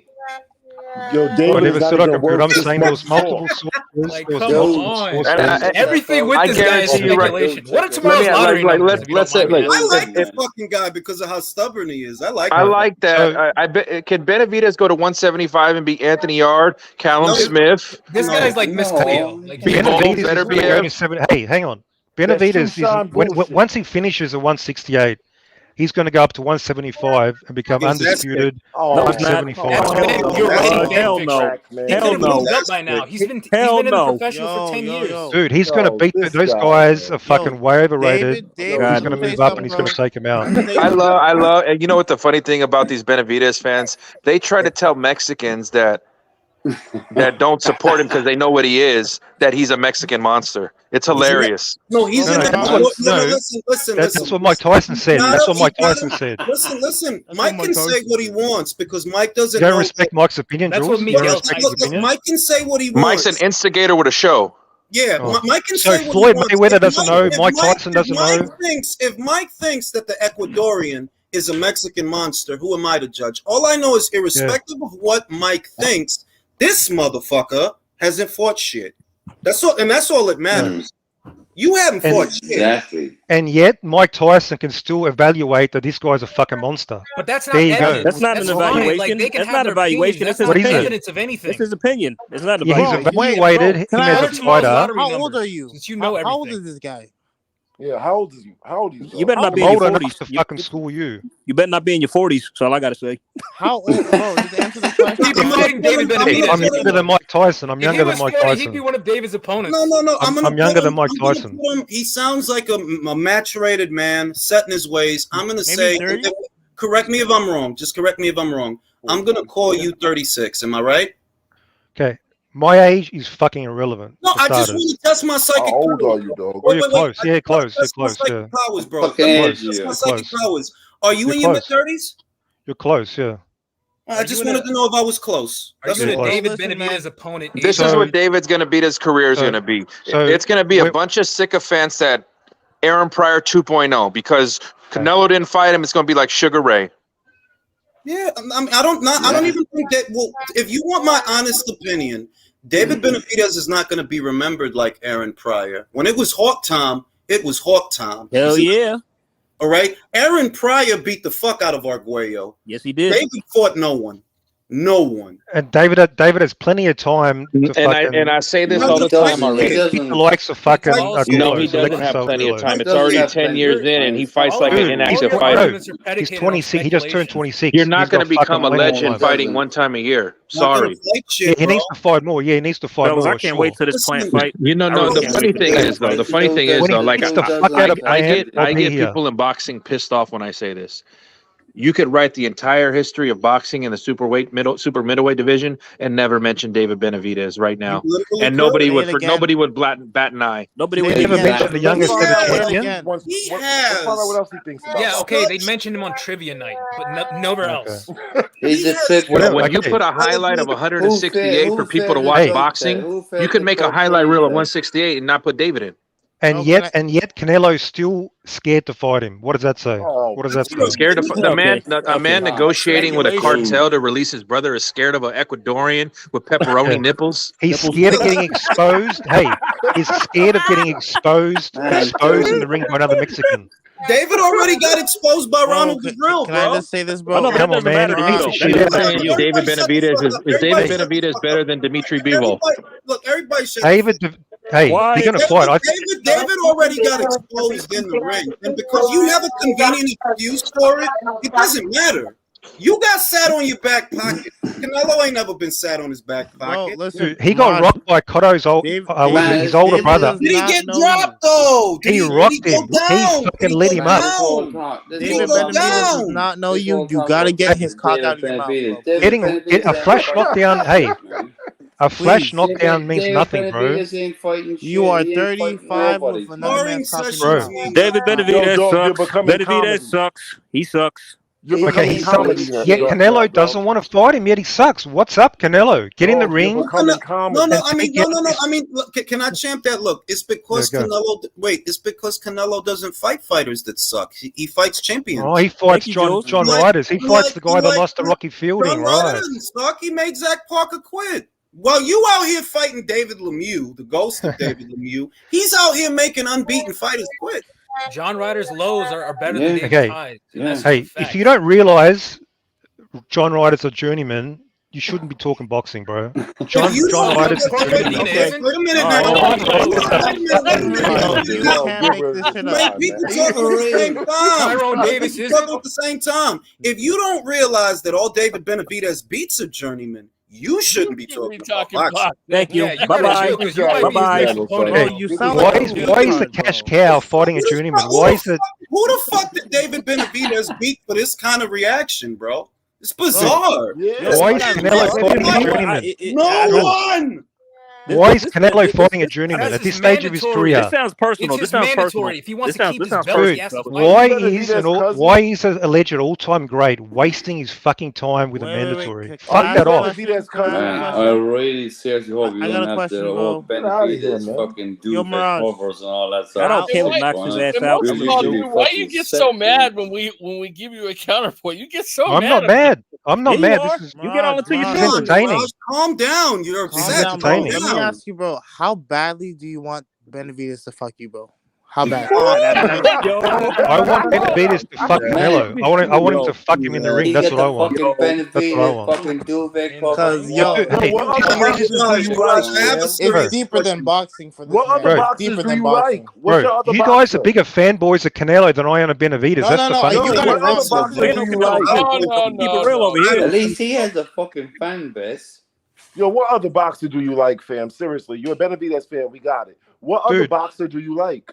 Dude, I don't like a whole bunch of boxers. I told you. Benavidez is my boy. Name one. Oh, this guy's throwing another one. Name one guy that you like other than Benavidez. Do you even watch? Calm down. Say nothing. There's too many people talking. If all you can talk about is David Benavidez, no, that sounds weird. I can talk about other fighters. I can talk about other fighters. Yeah, that's the topic of today. That's the topic we're talking about. No, what I don't mind if you want other fighters that I like. I mean, Boots Ennis, I'm a sort of a fan of Boots Ennis, although his last fight was disappointing. Okay. Virgil Ortiz. No, give me Virgil Ortiz looks Ben, good. don't do that Yo, bullshit you know with what's me, funny? Ben. I heard you call Terrence and Errol, who I don't really like Errol, by the way, but you literally called Terrence and Errol pretenders, so you can tell us that you like Boots Ennis. Yeah. You can't make this shit up. The context. Yeah. You have to understand the context. You got these two guys. They've been ranked pound for pound, pretty much 1 and 2 the last 4 years, right? Mhm. They're in the same division, and they haven't fought. That's a fucking Yo, are disgrace you out of to your boxing. mind? Wow. Hey, Jules, if you're straight up, if you're straight up, you Yo, would call my out. God, Hey, yo, this guy is you would insane. call out Crawford for not fighting Spence. No, these excuses, bro. They're So you don't fooling you out of acknowledge date. Benavidez for not So fighting who's the nobody for the fanboy past now? decade? Yes, you know Who's what's the crazy? You fanboy know now? what's crazy? You know what's crazy? You move the yards, you move the goalpost for everyone. But when we tell you that, okay, David hasn't accomplished the things that Crawford has, so what does that make David? No, weird. David hasn't had the time or the leverage. He To, hasn't had time. 10 years. 20-something No. years old. Yo, Hey, 10 years later, David is still developing, bro. let's focus on what I said about Crawford instead of saying whataboutism. This is whataboutism. Everything I say, you go, what about David? No, everything you say is your logic speculation. I'm calling out your boy Crawford. Yo, I'm a PBC Your boy executive. Go Crawford give me a coffee. fought a fucking Ebonesian. Who the fuck is that bum? Hey, I bet you like that fight. All right. Are you defending that No, fight? no, wait a minute. Let me talk, please. Okay, guys, Crawford fought Avanesian, but David fought Lemieux, which is worse. Yes. Yes. Yeah. Come on. And you What still you like got to say him. now? But And according you to him, it still isn't. like him. According to him, it isn't, though. That's Hey, the best thing. you know the difference? Okay, Yo, okay. I how dispute. new are you to boxing? No, I know that. Wait, nobody say nothing. I know the difference. Here's the difference. Crawford is a 3-division champion, and Benavidez isn't a champion. Crawford Which means. I'm not done. Can I go? I let everybody talk. I don't bother nobody. Can I go? All right. Now, Crawford is a 2-time lineal, 2-time Ring Magazine champion, and Benavidez was never a Ring Magazine champion, will never be a Ring Magazine champion. Crawford unified his division. He became undisputed.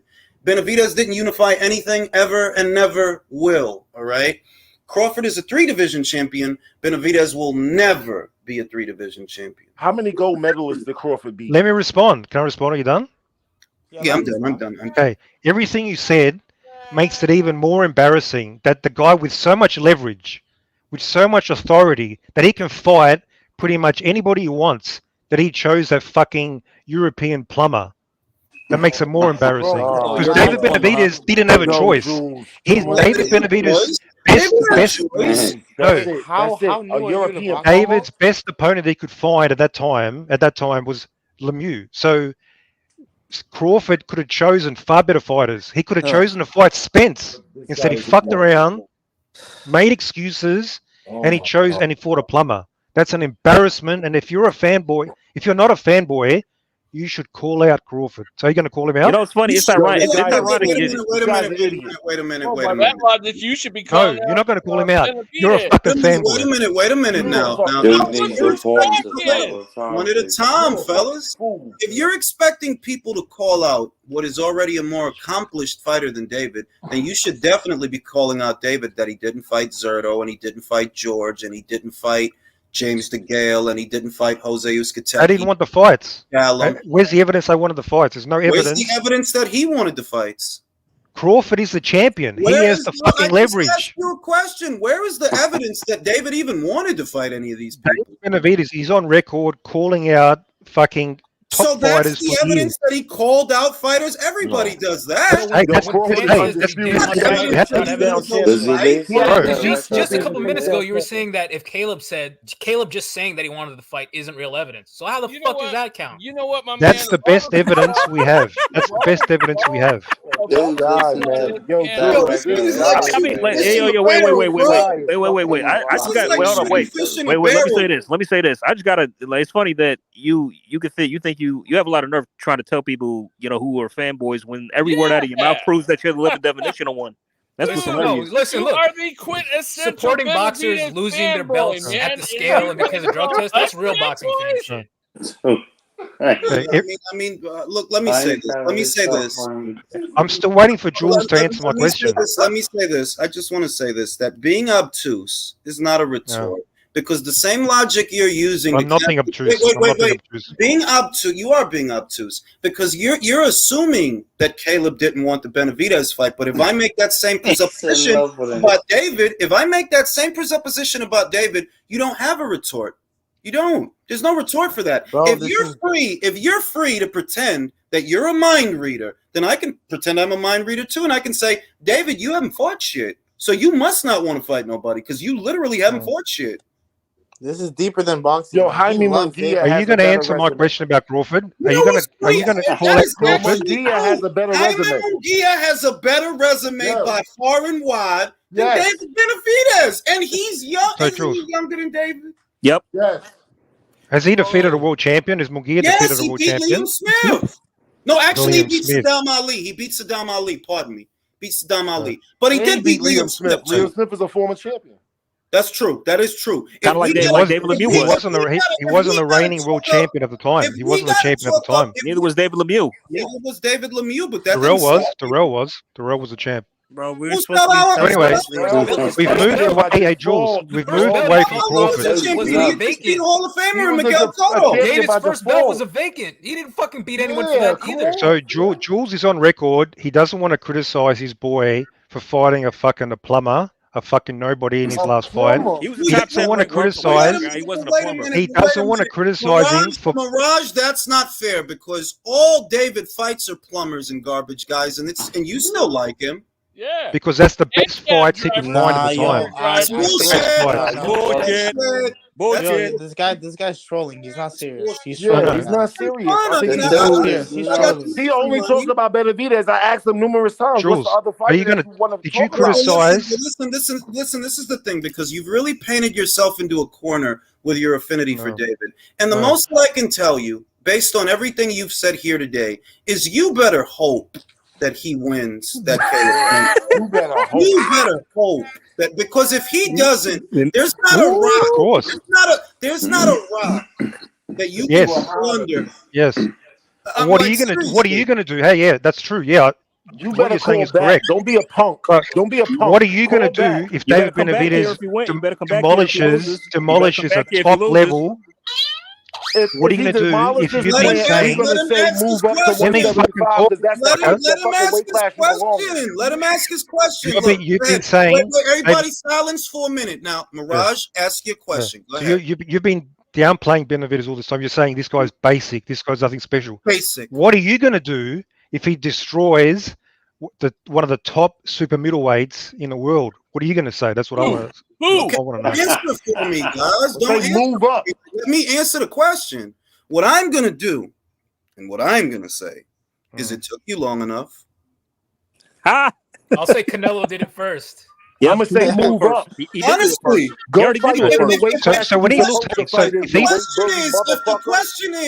the question is cut the sound effects. If the question is, what am I going to do if Benavidez knocks out Caleb? I'm going to say it's about time. So you're not going to give him credit? Probably not, because you waited till Canelo did it first. Wait. It's not just about knocking him out. I heard a bombshell. So by your definition, Caleb is one of the top super middleweights in the world that Canelo already knocked out. But according to you, David Benavidez is ducking this. Canelo was ducking David Benavidez. Let me explain. So it's not just about knocking him out. A fight, the Canelo fight, maybe you guys have a different perspective. That was a close fight with Caleb playing until he got him. No, it wasn't. No, okay. A lot of people had a close fight. It wasn't close. Okay, well, that shows how biased you are. That was a close. Shit David was snorting. That was a close competitive fight. That was close. No, it wasn't. Timothy Bradley had a 5-all. I had a 5-all. What Tim Bradley had. A lot of people. Let me tell you about what was a close fight. Wait a minute, guys. Wait a minute, fellas. A close competitive fight that comes to mind in light of this stimulating conversation has to be Benavidez versus Gavril, because it was so close. You had to fight that guy twice to get one good one. Yes. Instead of moving the goalposts, let's focus on the point. Moving the goalposts? How? He's on the same subject, we're talking That's about competitive Caleb fight. Plant, They Canelo. had to do it again. Bro, That's Canelo how close stopped that was. Caleb. Yeah, it was a close David fight. had to Yeah, go life okay, and hey, death hang on. with Ronald Reveal. Yeah, it was a close fight. Yeah, it was a close fight. And No, so it what? wasn't. The first fight was close. As a 20-year-old, then he destroyed him in the rematch. But this is off He didn't topic. destroy him in the So, rematch. anyway, let's stay on topic. Canelo Plant. There was a close competitive fight. Even if you give Canelo most of the rounds, every round was very close. Every round was close. No, it wasn't. Okay, That's if you're being honest. Stop, Oh, stop. Okay. If David Benavidez dominates, if David Benavidez dominates in a far more impressive fashion, are you going to give him credit for that, or we're just going to dismiss it? I'm going to say David Benavidez rose 10 a glass. one at a time, fellas. No, I'm not going to give him credit for that because You're a hater. I'm a fanboy, but you're a hater. I'm a hater. I'm a hater. Then what are you? How new are you to boxing? How long you been I've been watching boxing longer than you, punk. No, you haven't. I'll be right back. I need some water. I'll be right back. Hey, wait a minute. You haven't been watching boxing long enough to know that David's a hype job. So you haven't been watching. You're lying. Oh, I didn't realize too much. Hey, Jules, can I ask you a question? Jules, can I ask you a question? Too much Vegemite. No more Vegemite for Mirage. No more Vegemite. No, I think Mirage is sorry, I'm back. So boxing. Jules is on the record. Hang on. Let's make this official. Jules is on the record. He's been criticizing Benavidez for fighting nobody for years. And I'm going to keep criticizing him. When he finally fights somebody, and if he destroys that opponent, he's still not going to give him credit. That's official now. You're official. What's up with the $200, fam? Absolutely not. Most people would say that's a hater. Listen. Not only am I not going to give him credit, I'm going to make a video all about how I'm not going to give him credit because he waited until Canelo did it first, so he could smoothly do it after him. Oh, okay. So what's up with the $200? Now, here's my question. Wait a minute. Here's my question. If David Benavidez deserves all this credit for fighting Caleb Plant, you want me to give him all this credit for fighting Caleb Plant. Why don't you give Canelo credit? And if he destroys him, why don't you give Canelo credit? Why don't you give Canelo credit for knocking out that same Caleb Plant? Yeah, well, all right, you give Canelo. Hang on. Caleb Plant, I rate him probably. He's like a 7 out of 10 super middleweight. I give Canelo credit for having a close competitive fight. Wasn't close. It wasn't close. He got knocked out. It was. He's like Canelo pulled off the upset. No, he said pulled off the upset against Caleb. He said Caleb was 7 out of 10. Put the $200 on your 7. Your number 10 is fighting a number 7. Put up your $200. What's good, fam? What's good, fam? Yeah, I mean, $200. Hang on. So you're saying I'm the fanboy, yet you put up your deny that was a $200. close you are fight. fanboy. You are fanboy. No, you're the fanboy. $200, Hey, how many rounds did you get? Hey, wait a minute. Now, there's action. Everybody shut the fuck up. There is action on the floor. If you really believe all this stuff about David, right, Mirage? Because you're saying some really great stuff, and I'm very happy for you. But if you actually believe that stuff, right, will you take Chaim's bet? What's the bet? $200. That fucking Plant beats David. You got 200 saying that David beats Plant. Let's go. Let's go to war. Let's make it. Hey. Let's make it 500. Let's do that. Let's do that. Let's do that. And I pay my bets. Let's do that. You better pay your bets, or otherwise I'm going to send the fucking boys. Did we read that last super chat? I'm on live right now. Listen, do you guys know how distraught he's going to be if David loses that fucking fight, bro? Did you read that last super chat, Jules? Because you already sounded pussy. Hold on. You already sounded pussy because you said if Plant beat him, you won't even show back up to the channel. So you already sounded pussy. You want to put the cameras on? Fuck your shit, Chaim. Let's go. Hey, get him high. Get him high. Let's go. I got my 500. Get him high.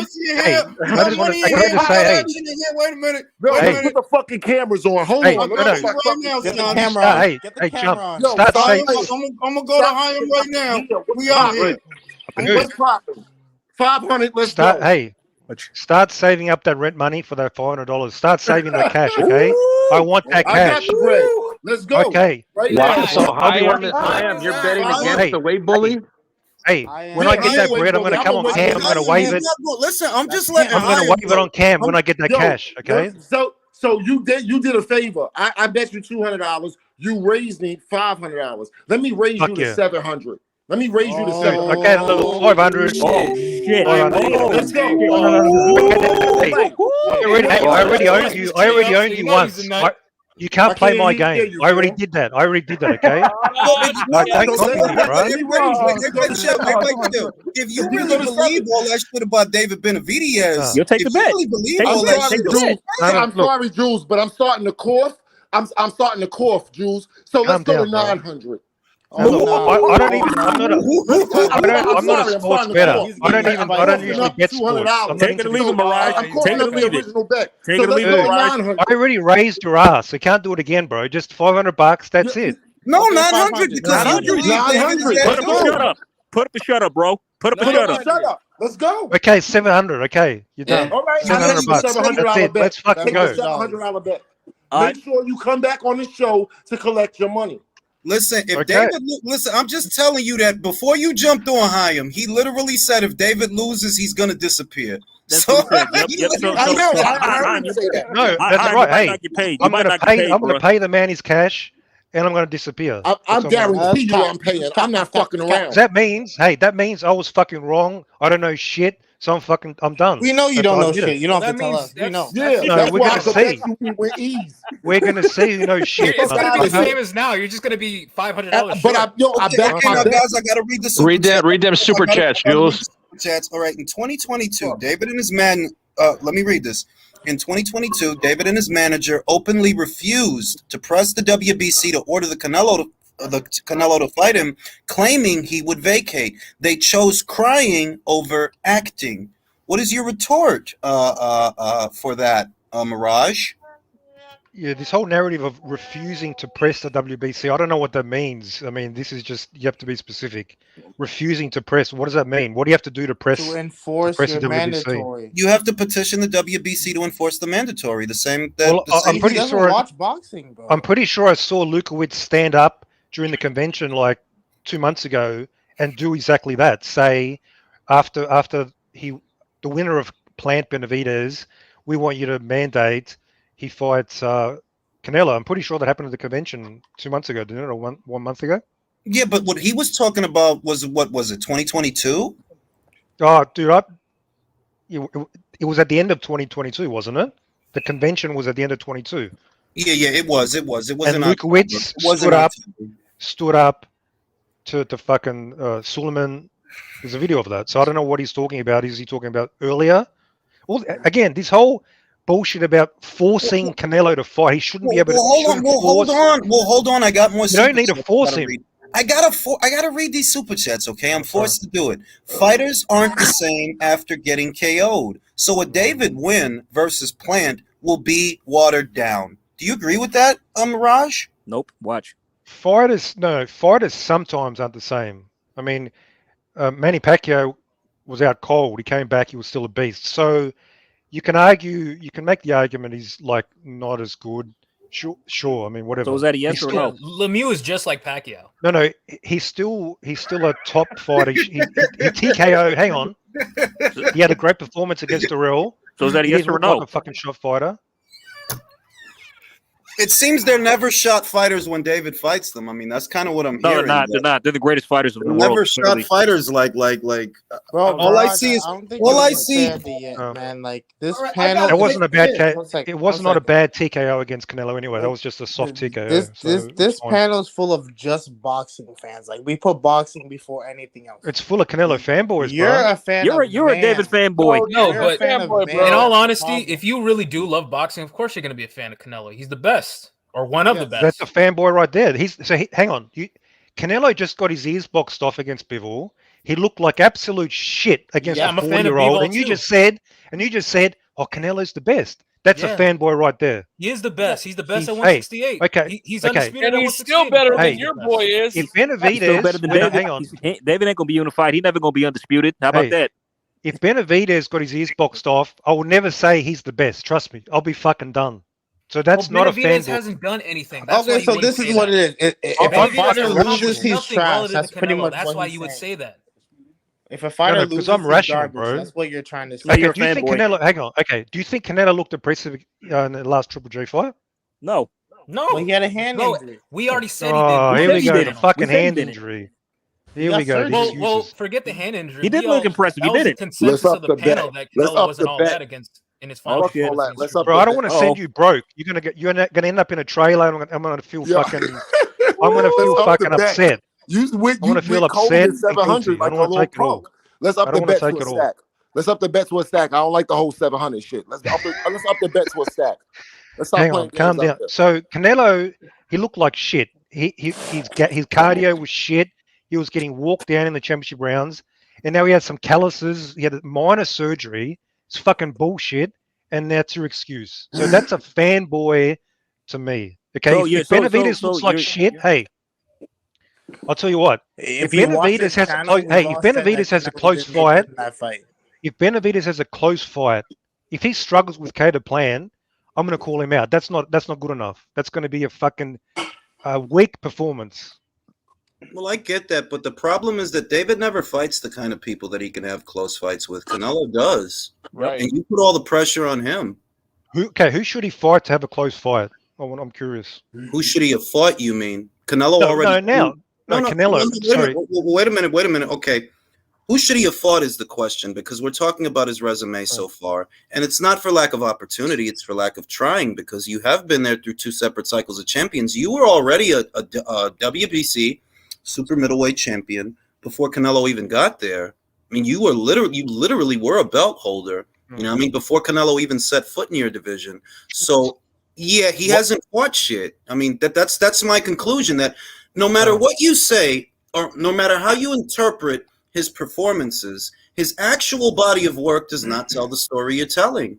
It just you've told me that like 20 times. The question I asked, that's the only valid point. When was the last 50-50 fight Canelo fought? I would say Dimitri Bivol.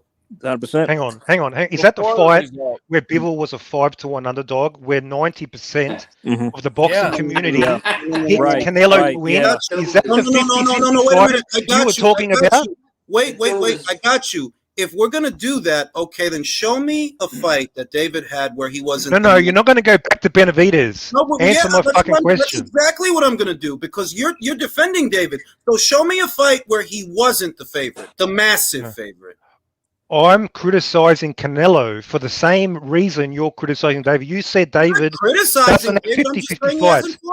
When was Canelo's last? That's not a criticism. That's when was I asked you, when was Canelo's last 50-50 fight?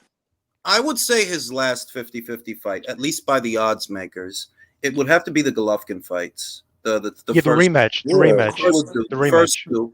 Because I think Gennady was a slight favorite going into the first one. I think he was a slight favorite, and I know he was the favorite going into the second one. Now, let's do that for David. When's the last time that he wasn't the favorite to win?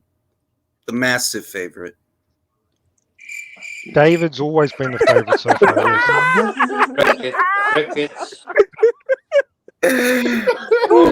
He's fan of man. This goes back to the whole point. This goes back to the whole point. I don't think this where he finds it difficult. Hold on. Let him land the plane. Let him land the plane. Let him land the plane. He is unable. He doesn't have the leverage to fight these fights until this point that you've been demanding. Always an excuse. Always an excuse. What are the odds for Caleb Plant? Do you guys know the odds for Caleb Plant? You got no other fighter that you're rooting for. You got nobody else in the stable. Dude, all you got is the odds for Caleb Plant. Like I don't know them. I'm curious. I think that David's the favorite. Again. But how much? Like is it close? I don't know, but I do think he's the betting. I think he's the betting favorite. Dude, I'm telling you, I don't think this guy's serious. I actually think he's no. control. But no, look, it's very lucrative, and I'm having fun because his talking points are relatively easy to shoot down. Because what he doesn't realize is, what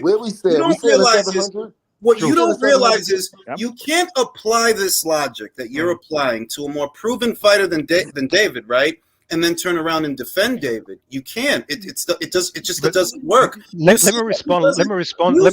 You say that he didn't have the leverage to make the aforementioned fights that I mentioned, but according to Caleb, he did. And because you want to believe that Caleb Plant didn't want to fight, that doesn't mean dick. Caleb says. Jules, he wants to fight. Can I ask you a question? Go ahead. Okay. Can you tell me? Can you list the fights? The hypothetical fights where David would not have been favorite that he could afford.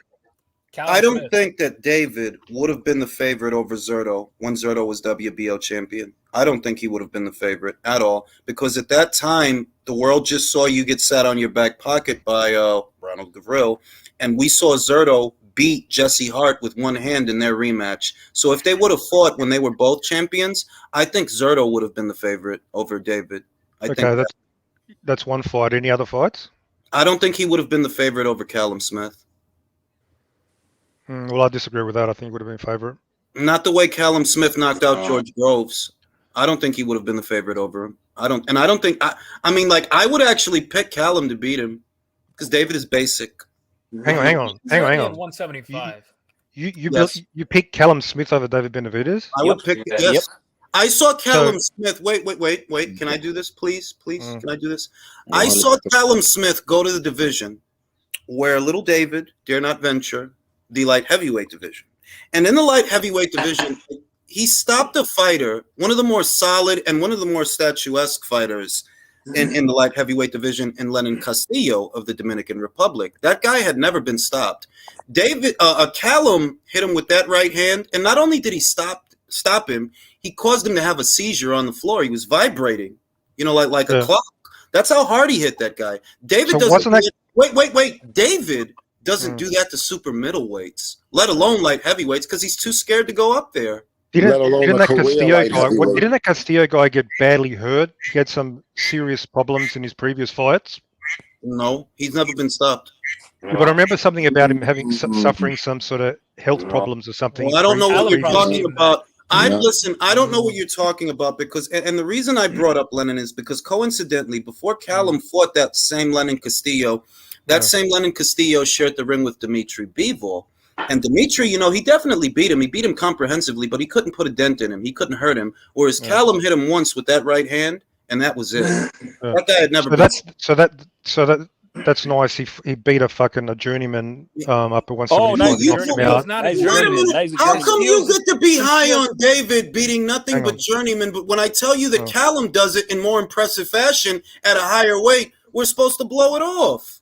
Because I want to focus on his last performance at 168 when he got walked down by midget John Ryder and he got beat up by John Ryder. So you think that fighter who couldn't hold off John Ryder would fucking beat Benavidez? That's a fair point. He had so much power. He had so much devastating power. He couldn't hold off John fucking Ryder.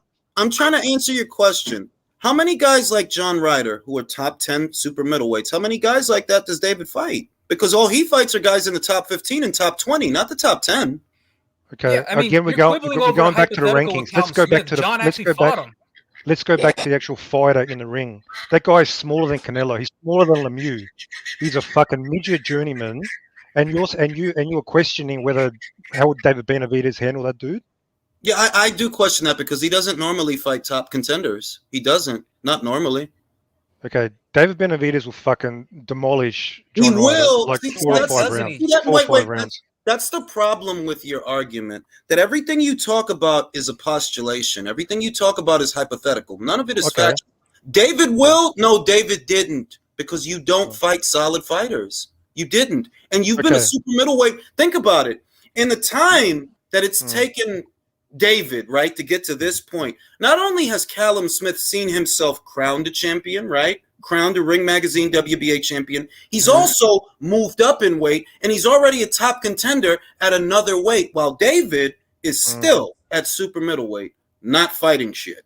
With his gift in his hand. So Callum Smith, what is not postulation is that Callum Smith got walked down, and most people think he lost the fight to John Ryder. That's fair. A fact. That's a fact. No, wait. Look, he couldn't hold off John Ryder with his power. Mirage, if you can do that, if you can bring up the John Ryder fight, then I can bring up again how you got knocked down by a lesser fighter in Ronald Gavril. Ronald Gavril was a nobody. Let me ask you a question. How relevant is Ronald Gavril in today's world of boxing? Okay, we're talking about a fight in 2020. Sorry, David Benavidez was 20 years old. That fight was in 2016, 2017. So Okay, what you've done again? I was talking. This is your tactic. I was talking about Callum Smith versus John Ryder.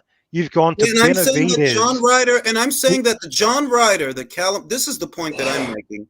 For all the ways you try to belittle John Ryder, he is in fact better. All right, that's awesome. Whatever he is, he's still better than 95% of what you find on David's resume. Okay, that is called postulation. That is called postulation. It's not a postulation. That's a fact. So the guy who lost to Rocky Fielding, who has 5 losses, he got knocked out. Who did he get knocked out by? I forget the name. He got knocked out by a fucking complete nobody. Hey, Jules, can I ask You are something real quick? postulating this guy's better Hold up. than Wait. almost anybody David's fought. Hold That up, my is guy. fucking Hold on. Hey, hot air. That's hey, hot Jules, air.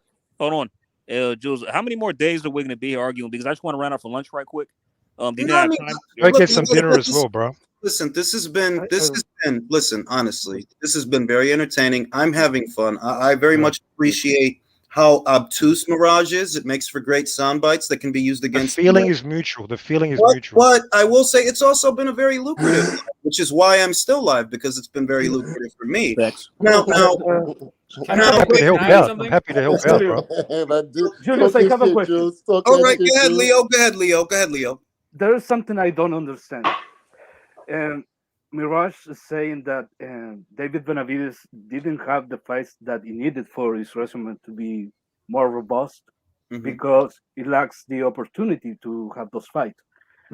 What I don't understand is why he resigned with the PBC.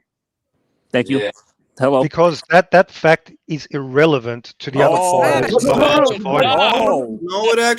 No, it actually isn't. Look, it isn't irrelevant. There's even a video of David, being frustrated that he couldn't get the Charlo fight. This was about a little over a year ago. He was very frustrated. I think it was for the Ruiz versus Areola fight. It's a fight hype video. And David is mad, because he's saying that, we look stupid out here that we're not making these fights and we're on the same side of the street. This is what he was saying in the video. And it's like, okay, well, if that's how you feel, then why did you resign with those people? They clearly can't get you the fights that you want. You wanted the Charlo fight since 2020 when he called you out. Did they make it for you? No. So why'd you resign with them? Why do you leave?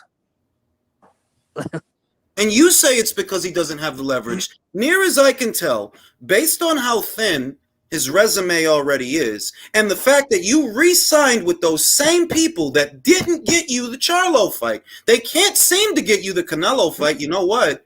Maybe it's because you don't really want it. Truth hurts. Seriously, they haven't. No. They haven't been getting you. The funniest thing is, David is the one that comes out and is frustrated.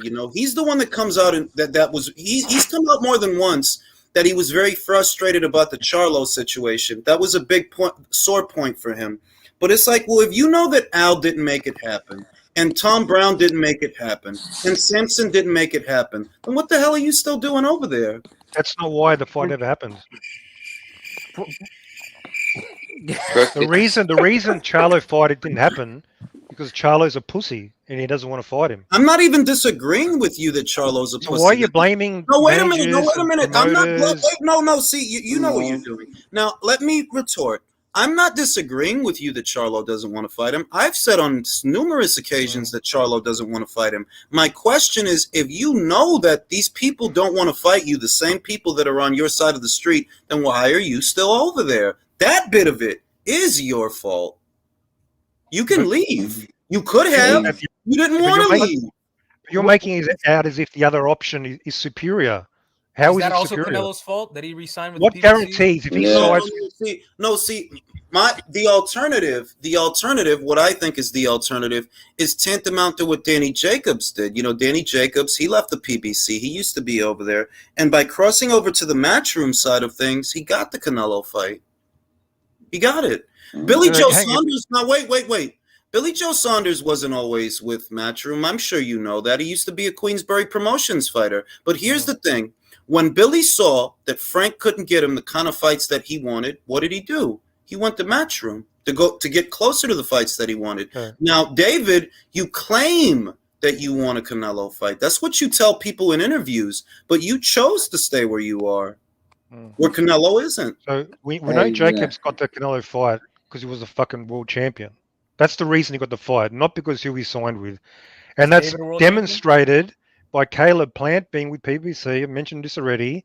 Caleb Plant got Canelo because he had the belt. So you don't need to be. You concede this. You must concede this. You do not need to be with the zone to get the Canelo fight. You don't need that. That's a fact. So I'm not disagreeing that you need. Let's stop bringing it up 20 times. Let's stop bringing it up then. No. I'm blaming Benavidez. You want to blame Benavidez? Wait. I'm not saying that it's absolutely necessary because the Caleb Plant fight did happen, but it helps.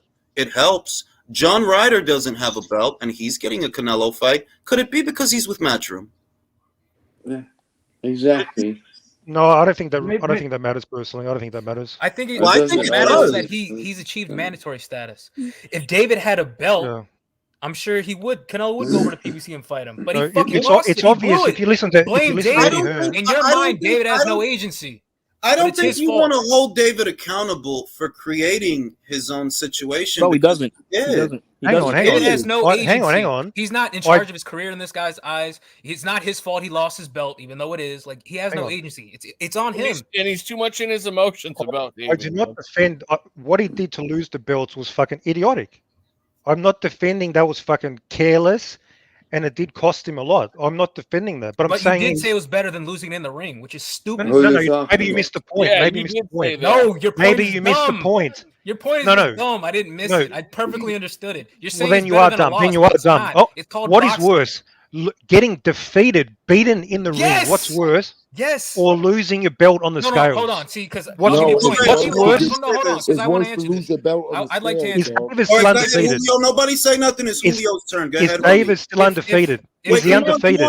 Wait, go ahead. Julio, it's your turn. Why is it? If David had lost his belt in the ring against his usual opponents, then yes, that would be embarrassing. That would be more embarrassing than losing on the No, it'll be worse. He would no longer be undefeated. That's a big fucking deal. Oh, it doesn't matter. John Ryder has 5 losses and he's earned a shot against Canelo. You just pointed that out. Goofy. Yeah.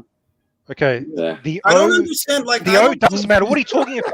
Being undefeated. It doesn't. Being undefeated is very important in You boxing. place all this emphasis on David still being an undefeated fighter. Hey. How many undefeated fighters has David? Hey. You know who was undefeated when Canelo fought them?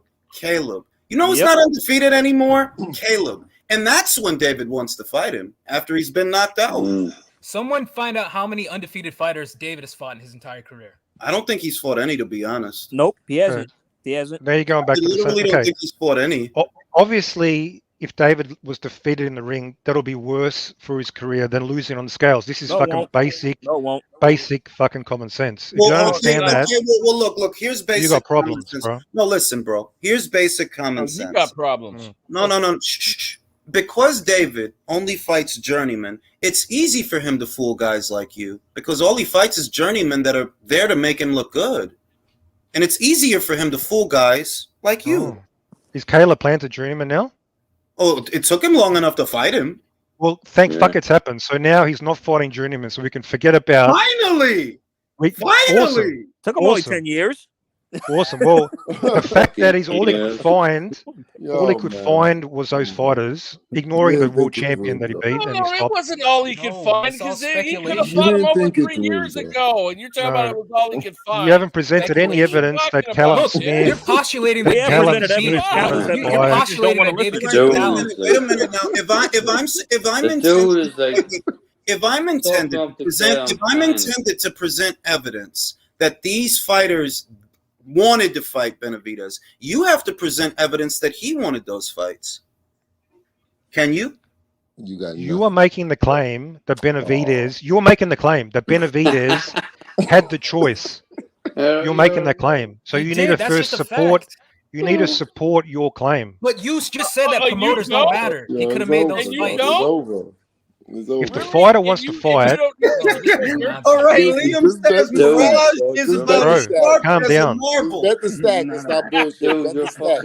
No, you're bouncing around everywhere, and you're acting like you have an argument. Listen, all I'm trying to do. Bet the stack. Listen, not even trying because I am doing it.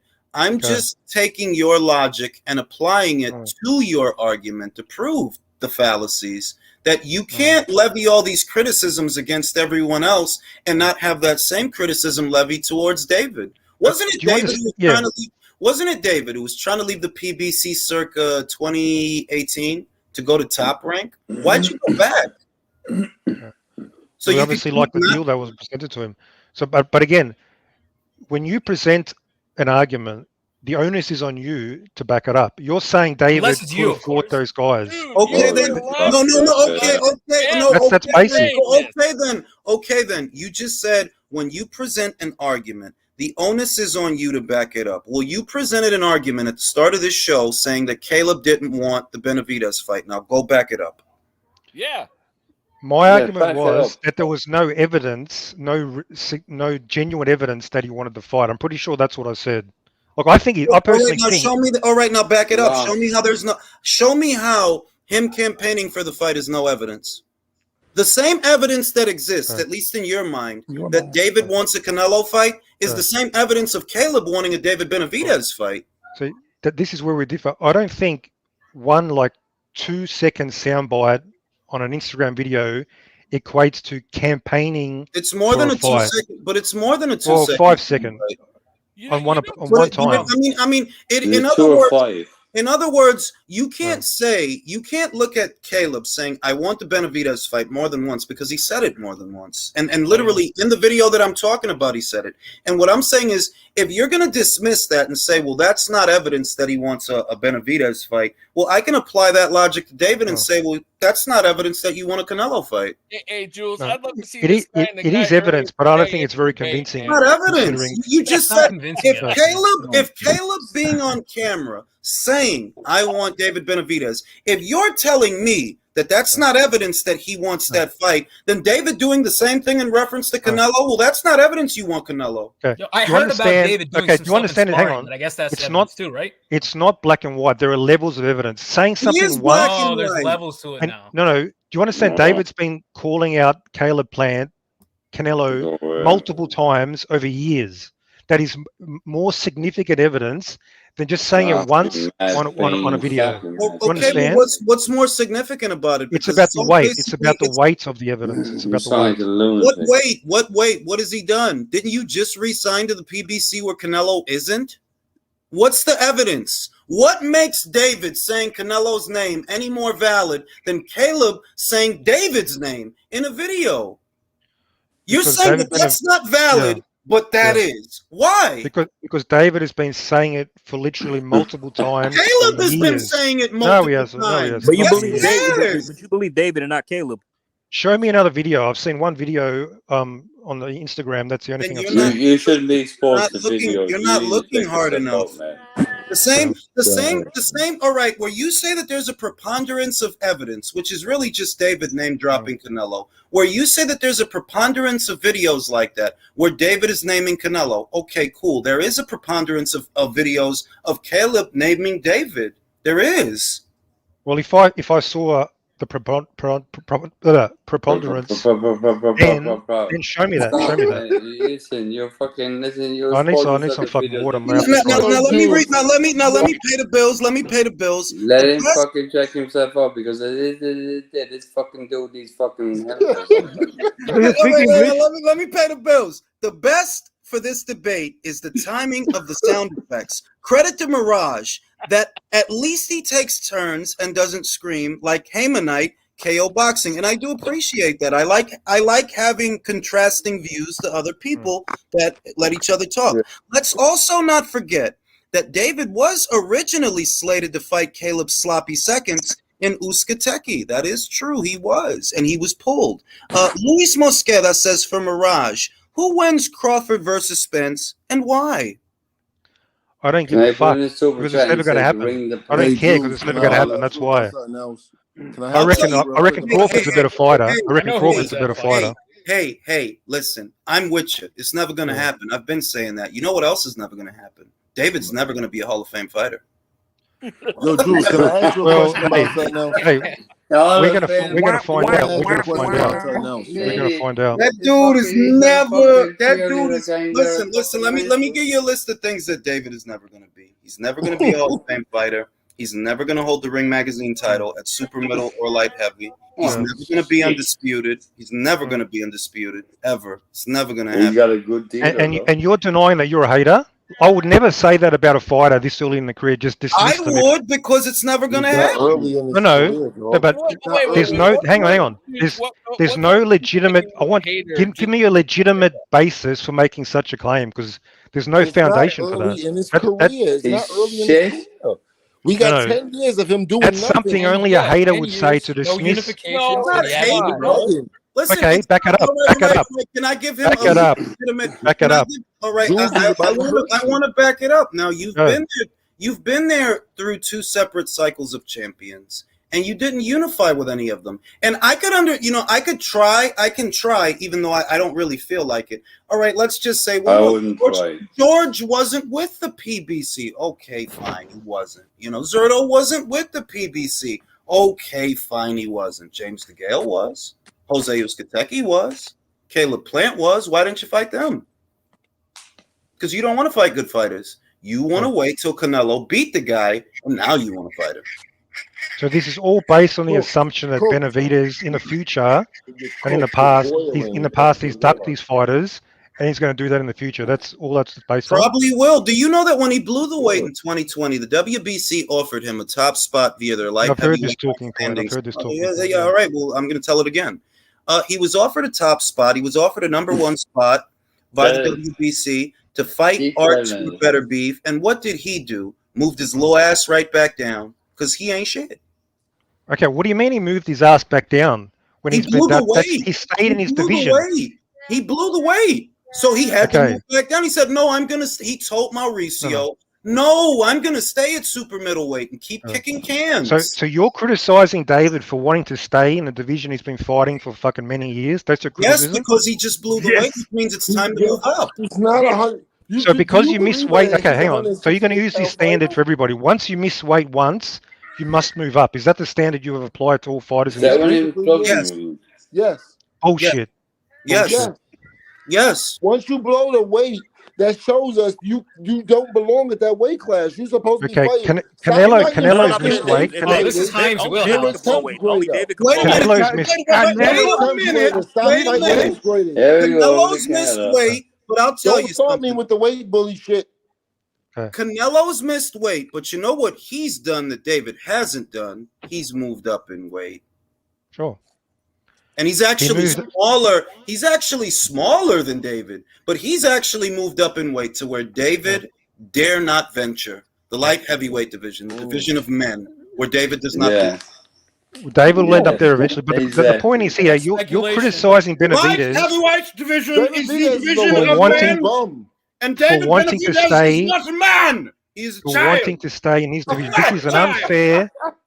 This is an unfair. No, but only David can get away with blowing weight, though. Only David can get away with No, fighters historically, sometimes they make mistakes. That was during the COVID lockdown. He didn't have access to the spas and all the other fucking avenues to make weight. No agency, David. He accidentally snorted that coke too. In his last fight, he came in underweight. In his nose. That's Jules, you're aware in his last fight he came in underweight? Doesn't that prove he can still make the weight fine? Wait a minute. Are you aware that? Wait. Chill with the sound effects. Are you aware that before that fight he came in over the super middleweight limit? Are you aware that the most recent fight is the most relevant versus the one before that? According to who? According to who? The Benavidez fan? Hang on. So you reckon the fight before the last? Listen, 2 fights ago. He will. What is more? Hang on. What is more? What is more relevant? The fight, the previous fight, or the fight before that? What is more relevant? I will tell you what is more relevant. What is more relevant is that David hasn't fought shit. And there's nothing you can tell me. You didn't answer the question. So the most relevant, I'll answer it, is his last fight. He came in. He came in. That child that does not want to fight good fighters, and you cannot change that. Can I ask a question?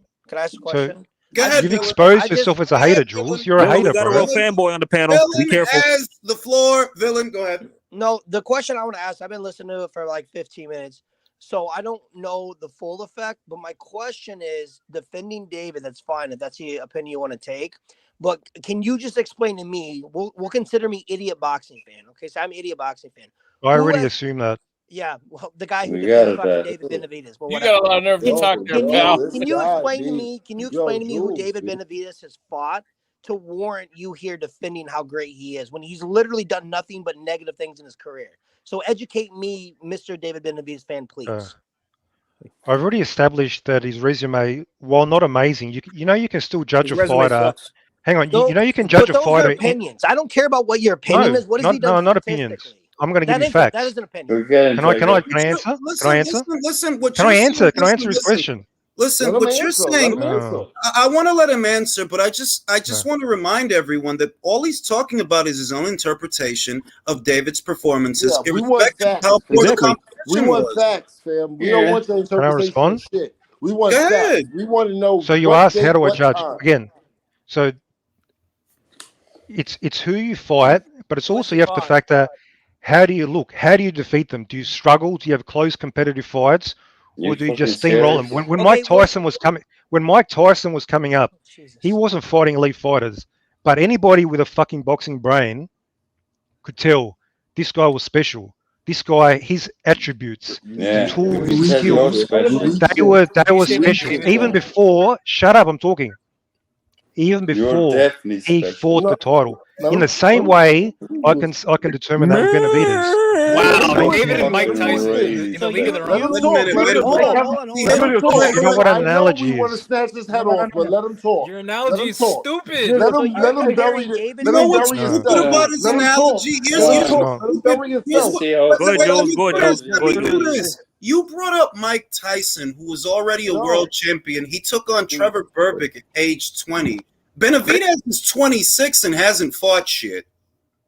The only Do you understand the point I made about? No, I don't understand the point. No, we don't. Okay, who was Mike Tyson's best opponent before he fought for the title? Berbick. Oh, stop, man! We're gonna let you talk. We're gonna let you talk. You have no idea who Mike Tyson is, but we're gonna let you talk. We're gonna let you talk. We're gonna give you the floor. What's up, fam? Go ahead, do your thing. Go on. You talking to me? Yeah, do your thing, fam. Go ahead, Mirage. Okay, so when Mike Tyson was before Tyson fought Berbick. Actually, never mind. Continue. I mean, he fought basically nobody before that. He fought fucking his best victory was fucking Tillis maybe or something like that. But you can tell. So the point is here, I'm not comparing fucking Mike Tyson specifically to Benavidez, but even before they fight elite fighters, sometimes you can tell and analyze this fighter is special. That's all I'm saying. That's the metric I'm using. Okay, the way he destroys solid fighters, the attributes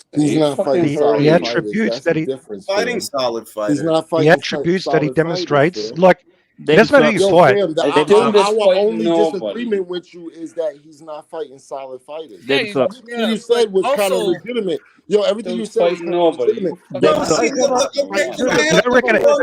I have the floor now for a second? Look. Jacking up I have the floor now. Look, you're glorified eye test, which is all you're really describing. Glorified is a glorified eye test. It's an interpretation. The same way that you interpret him kicking cans as being great is the same way someone else can interpret it as, no, you're not that good, because if you were, you'd actually be fighting solid fighters like everybody else. You're not fighting solid. You've only tacitly admitted that David is still taking developmental fights. We're not trying to scream at you. You're admitted that David is fighting developmental fights at 26 years old. Tyson was 20, beating top contenders. David was a world champion at the same age as Mike Tyson, by the way. He was the same age. No, he wasn't. Mike Tyson. Wait a minute. 13 times in 1 year. Listen, and the next year he fought 14 times. And the next year, his 14th fight was Trevor Berbick. Are you out of your fucking mind? Bro. Just so we're clear. Come Hey, on, hold on. B. Just so we're clear. Like, Just so come we're clear. on, Just so we're fam. clear. Did you say his 14th fight with Trevor Berbick? That wasn't. Yeah, his 14th fight was Trevor No, that was his. Berbick. Jules, No, Trevor Berbick was his 28th fight. No, I said he fought 13 fights in his first year. In his second year, he fought 14 times were different. fights. You can't compare them. His 14th fight was Trevor Berbick. Wait a minute. All right, one at a Yeah. time. You said times were different and you can't compare, but you just compared them. Oh my Hold on, just so I can I'm poke comparing. Hey, hang on. Now you're being bad. Now you're being bad faith, Jules. Calm Bad down. faith, sir. I'm comparing. Hang on. With all due respect, you're absolutely false. Can I respond? No. David Benavidez to Mike Tyson. Are you being good faith? When I said you can't compare, I said you can't compare. I'm a Mike Dude, Tyson first of all, you said he out of fought your nobody fucking before Trevor Berbick. Hold on, I'm gonna dispute that right away. He fought Marvis Frazier. He beat Mitch Grain. He beat James Marvis Frazier? Who? I'm sorry. Who's Marvis Frazier? Is that what you said? Who the fuck was? Yeah, he was a son of a famous boxer. Go ahead, Sam. Hold on. He beat a Mitch Grain who only had one loss prior to that. He beat James Tillis who had one loss prior to that. The He beat fact Jesse you listed Ferguson, Marvis who had one loss Frazier prior as to a that. top Fam. win Keep going, shows fam. you don't know With all due anything. respect, with all Keep due going, respect, fam. who is Wait. David? Can I Marvis say Frazier was a joke. Marvis Frazier You're a was a fucking joke. Yo, I'll take Mike Tyson. Marvis Frazier. This is my people right here. I'll Keep take going. this. Wait, I'll take James Quick Tillis, the boxing cowboy. Mhm. I'll take that, and I'll take damn, I just fucking had a brain fart. James Quick Tillis. Mitch Green. Mitch Green. I'll take those No, two wins. he's talking I'll about take the other those guy, two the slim wins guy. over Tony Tucker. anybody on David Benavidez's As resume. you shit on Marvis, the only loss he had prior to Mike Tyson was against Larry Holmes, who you may or may not heard of. And what did he do only after had that? He two didn't do losses. nothing. Shut Hang the fuck on. up and let me finish. He only lost twice in his whole career. Larry him, Holmes Dylan. and Mike Tyson. Get You him, don't know Dylan. fucking shit about boxing. that Shut shit. the Marvis fuck Frazier up. was a And story. how was his career? How did his David career fought go after Eubank Mike Jr. Tyson? Amateur pedigree. These real ever. Tyson motherfuckers Bro, in the building. how did his career? That shit. Dude, how did his career go after Mike Tyson? What did he do after Mike Career Tyson? did David Well, I'm saying, wait Benavidez a have? minute. All right, wait a minute. Let me ask the question, please. Everybody, stop. Let me ask the question. What David Benavidez's opponent went on to be anything good? What's the sound effects of those? Yeah, what the fuck is that? Dude, All right, now, I'm not the one. All right, now, if you're saying that, well, those opponents didn't go on to do anything, I'm with you. But what David Benavidez's opponent went on to do anything?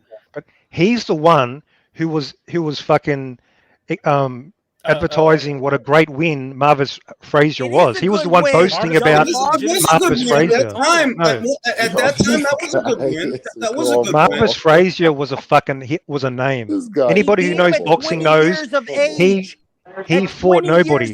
He lasted one round. Anybody who versus knows fucking boxing Larry knows Holmes. Canelo's not ducking Benavidez. He lasted one round. His claim to fame. Yeah, was like you. This is the other thing. You can't use a consensus. You'll say anybody who knows boxing knows Marvis was. It's a fact. Okay, cool. Let me. I'll be devil's advocate. You're Huckleberry, but anybody who knows boxing knows that David hasn't fought shit, and anybody who knows boxing knows that when you fight low-level opponents, you're gonna look good. So Jules, you're dismissing this eye test. You keep dismissing stuff too. What the fuck are you doing? So this eye, this eye test. Jules, can I say something right quick? Can I say something right quick? Go ahead, Jay. Go ahead. Hold on. No, Mirage, I know this is hard for you to believe, but David sucks. So go ahead, Jules. Yeah, I mean, like in other words, all right, you can't base your argument around contentions, conjecture, and quote unquote common sense when it's common sense that if you fight low level opponents, you're going to consistently look good. You're not fighting guys that can push you back. And what we see with David is that you've been in the same division through 2 cycles of champions, and you have no body of work. So irrespective of how you look, dominating cans, irrespective of how you look, that's because you're fighting cans. Come on, man. Well, what you said was not actually true. Hang on, what you said is 100% true. Bivol, for example, he fought a low-level opponent in Craig Richards, and that was a close fight. So you're not always going to look. You're not always going to look amazing. Hold on, no. You're not always going to destroy low-level opponents. So what you said is not 100%. Will they invariably make you look better? Is it advantageous? Sure, but it's not a guarantee. So let's get that right. Because remember, David had to go through the gears with Conor Gavril, so you have a point. So we're talking about the. Let me just, Jules. You're talking about the eye test. Well, my eye test enabled me to conclude that Bivol was going to box Canelo's ears off. Mm-hmm. I guess I was right. How did your eye test go for that fight? No, I'm not gonna lie. I did pick Canelo. Not as good as yours. So your eye test looks like wasn't that good. But we were also aware that Canelo could lose. No, wait a Does that minute. make you? Does that make you question your ability? Wait a minute. Does that make you question your ability to analyze fighters? Wait a minute. Somehow yours is superior. It's not. Right? No. It's not that. It's that. It's not my eye test versus yours. What I'm talking about is not open to interpretation. David hasn't fought anyone. That's true. That's not right. I listed. Yeah, that's all right, true. everybody got to chill. After I finish the sentence, please don't 3-4 people start talking. What I'm saying is not an opinion. It's not conjecture. It's not hearsay. You've been at this weight longer than Canelo and fought less champions than Canelo and less top contenders than Canelo. So when I say that I'm not impressed with you, that's not hate. It's because you haven't fought anybody. What have you given me to be impressed about? Well, again, we get back to the eye test factor, which you seem to dismiss. Oh, now it's an eye test. The eye test. If you don't understand the eye test, So in other words, because you can't characterize what's so great about David beyond your I have. opinion. No, you haven't. Your eye No, test. you haven't. That's it. You know what, but dude? that is a characterization that is based on something. It's a totally subjective one. What's more totally subjective? I don't know how you can't Bro, agree with what you beat in a ring, Even a broken clock people you is beat in right a ring, twice or in a your 24 feelings? hour Which one period. is more merit? Can't you be right Dude. once about David Benavidez? Okay, everything is subjective until the fight actually happens. So basically, you're saying you don't know shit about boxing until it You actually don't know happens. shit about boxing. You can't analyze. That's a more analyze. It's more reasonable to believe that than to think that David is a great fighter. I asked you who David. That's not very flattering. That's not very flattering for you, I have bro. a question for Flattering is I your have head. a question. Yo, let Leo go. No. I have a question for Mirage. Man. Get out All of right, here. Go ahead, Leo. Go ahead. Leo, go ahead. Mirage, I have a question for you. I need you to respond, not the panel. Let's get with this hypothetical. Let's say Canelo fights Benavidez and Benavidez totally destroys Canelo Alvarez. Would you consider Benavidez a better pound-for-pound fighter than Canelo?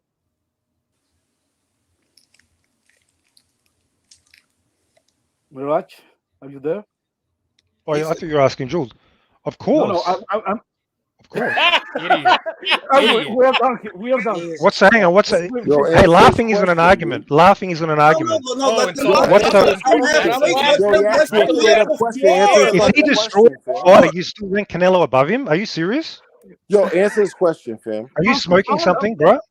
I'm talking Wait, about why you gotta be smoking something? Answer his question straight up. He asked you a straight up question. Answer his fucking question, dog. Yeah, so if fighter A destroys fighter B, of course I'm going to put fighter A higher in the pound. I thought that's like the most basic logical thing you would ever want to do. It's not. So is that?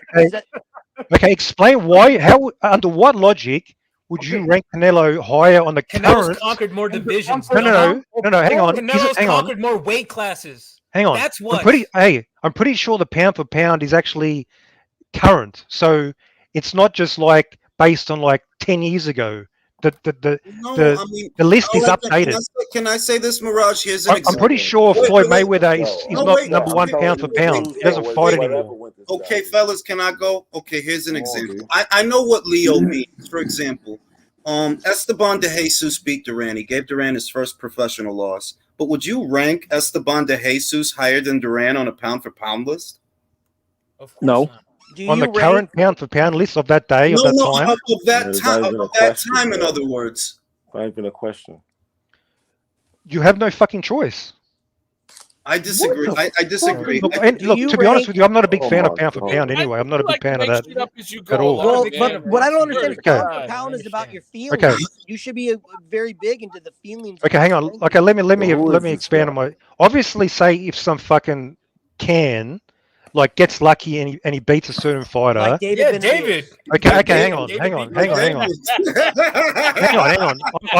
I'm stretching this for your benefit. We're going to an extreme situation. But in reality, Benavidez is undefeated, 2-time champion. So if in that context, he beat the fuck out of Canelo. Obviously, any rational person would rank him higher. That's rational. Unless you're a hater. That's You not. sound like you you're a rank hater. Rocky Marciano Totally above Joe irrational. Louis as Dude, a better fighter overall in their career? Dude, we're talking. I'm not engaged in these fucking games. We're You're talking not about contemporary. logic. Hey, you know Yeah, I what? know The only that. one's playing Okay. games is you. Yeah, The only one's playing games is you.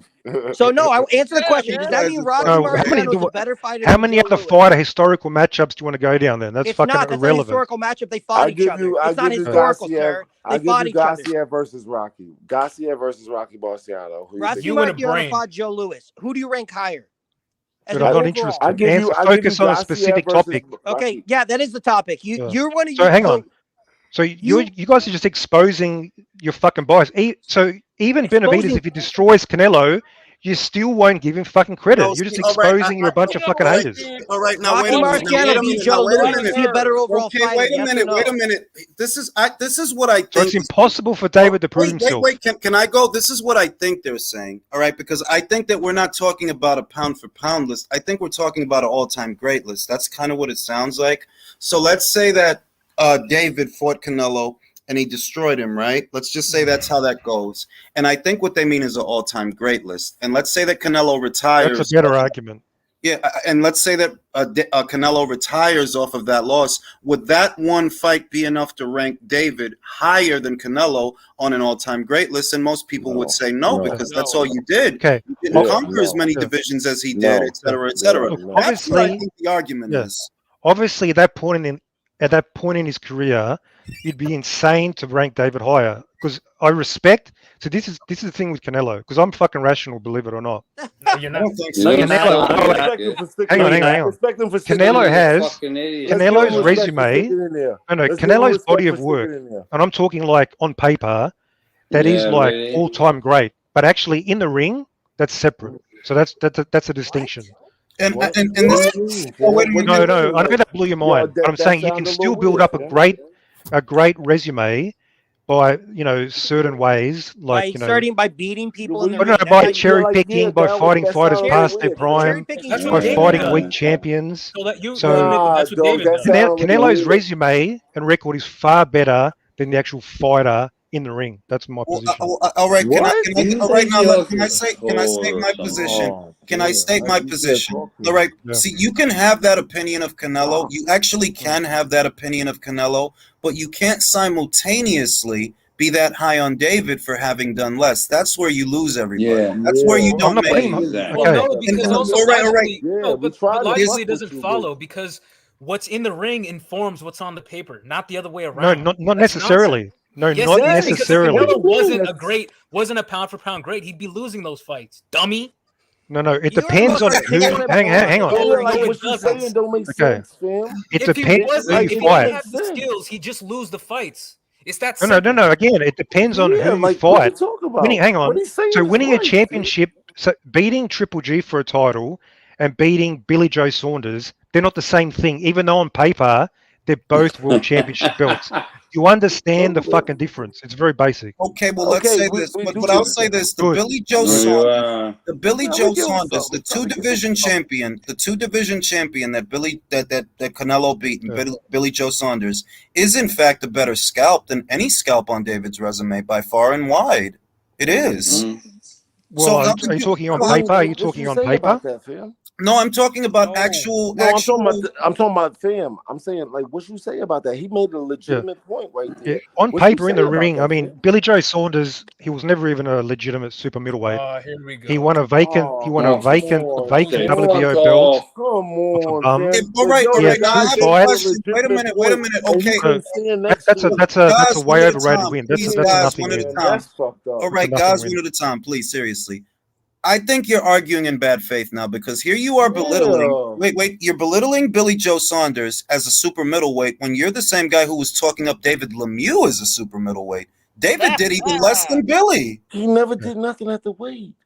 So if you're saying Billy didn't do anything, what the fuck did David do aside from get knocked down and then get knocked out? I wasn't saying Lemieux was a great win. I'm just saying you literally said he was a great win. Yes, you did. No, I don't think it was a great win. Dude's a fucking troll. No, you're making out as if Billy Joe Saunders was an amazing win. Hang on. Would be the best I didn't win say. on David. I did not. Benavidez. No. I didn't use the words amazing. I didn't use the words amazing. I simply performed. I performed a retrospect based on what you said earlier. Earlier, you were saying that David Lemieux was this great guy because he used to be a champion. He wasn't a champion at super middleweight, but you said it was a solid win because he used to be a champion. Yeah. Well, Billy actually was an unbeaten champion. You like unbeaten guys, right? Billy was unbeaten with a belt. It was a solid victory. Wait a minute. You can't turn around and start belittling the guy that literally outclassed David Lemieux. It was a solid victory. It was a solid victory. That's it. It was not a great victory. It was not a great win. But David's win over washed up Lemieux was? Hang on.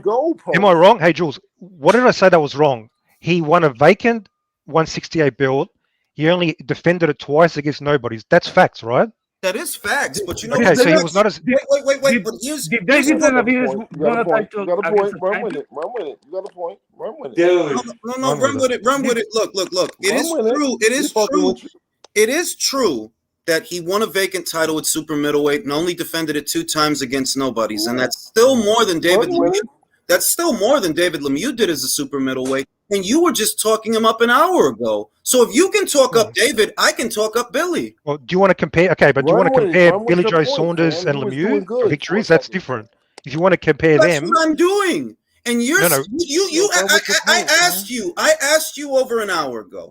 You know what solid fighters did David Benavidez beat? We weren't comparing Lemieux to Billy Joe Saunders at that point. But let me do this. Let me close the circuit. When I asked you what solid fighters David fought in the super middleweight division, you answered David Lemieux. And when I tell you that Canelo beat more solid fighters than David Benavidez in the super middleweight division, you disparage them, even though that particular fighter beat the same David Lemieux that you were just hyping up. I disparaged. Okay, that's why. If you want me to believe. If you want me to believe that David Lemieux was a solid opponent for David Benavidez, that was a solid opponent. That makes Billy Joe Saunders even more solid because he beat him. Dude, I'll run into a wall. Okay, hang on. I'll concede it was a solid victory. I'll concede it was a solid victory, sure. But you guys were pumping it up, even something that was greater than what it was. That was my contention. All I said was, I didn't say greater. I didn't say amazing. My words verbatim were, Billy Joe Saunders is a better scalp for Canelo than any scalp on David Benavidez's resume. That's all I said. Well, I would contend against that because I still rate. Who's better? No, hang on. Who's better? Anthony Dirrell again. Anthony Dirrell's not better. Oh my god.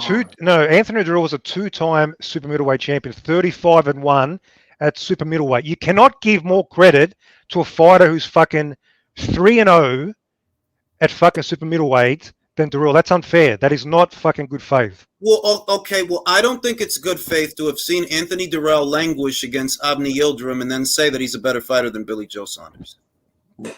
Canelo not. I don't think that's Billy Joe Saunders fight Anthony Dirrell. I don't think that's fair. Listen. This is how shitty Anthony Dirrell is. The Chris Eubank Jr. just got stopped. He made.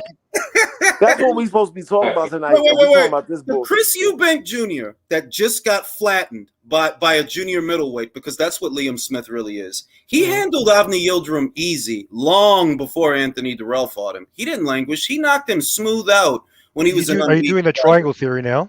It's not a triangle theory. It's more along the lines of you're talking up a fighter. It's more along the lines of you're talking up Anthony Dirrell. So I'm connecting the dots that, you know what? I don't really think you're as solid as Mirage makes you out to be, because I saw you languish with a nobody and a journeyman. That's what Avni was by the time he fought him. A nobody and a journeyman. Canelo handled him easy. Eubank handled him easy. Even some domestic level kid handled him easy. But the one guy who struggled was who?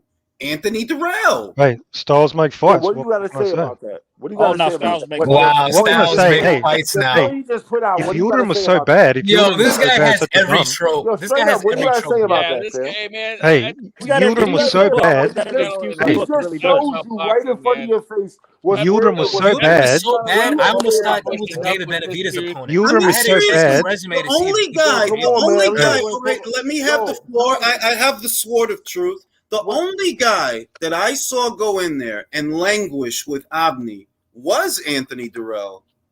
Everybody else beat him easy. Yeah. So how good is he really? And So you're talking him up. Yildirim. You're talking him up not because of your eye test, because if it was about your eye test, that would have told you that guy's not that good. You're struggling with Avni Yildirim. So Yildirim is so bad. Yet the WBC. Since you want to talk over him, you want to talk like you know better. Bet the stat. What's up? So Yildirim is so bad, as you've eloquently laid out. Yet the WBC chose to make him Canelo's mandatory That's a lie. instead of David Benavidez. Isn't that That's a lie. suspicious to you? Isn't All that right, suspicious? first and foremost, What does that tell you? Okay, let me correct you. They didn't make him Canelo's mandatory. He was already David's mandatory before David lost his title on the scales. And David was ramping up to fight him, but he wanted to fight Romer and Gulo first before Avni because Avni was having some kind of a situation, some kind I know that. So how does that make you a mandatory for the next fight? Because you can't say that they made him Canelo's mandatory when he was already in the mandatory position before Canelo was UFC Hang champion. on. But circumstances changed. David Benavidez lost his title on the scale. So wouldn't you logically, and in terms of merit, say, David Benavidez, you're obviously more qualified than fucking Yildirim. We're going to make you Canelo's mandatory. Okay. Circumstances have changed. All right, now let me answer that question. No, you're not more qualified than Avni Yildirim because you can't even make the weight. Yeah. No, but you didn't make the weight and you got punished. Then you should be given a chance. And correct me if I'm wrong. You're saying that they should have rewarded David for. You're saying they should have rewarded David for missing the weight, and that being the second time that he lost his title due to what he was doing outside of the ring. And your response is, well, wouldn't it have been appropriate to make him the mandatory when there's already a mandatory in place that you were supposed to fight? The opposite. I'm saying they should have punished him. They should have punished him, and they did punish him by stripping him.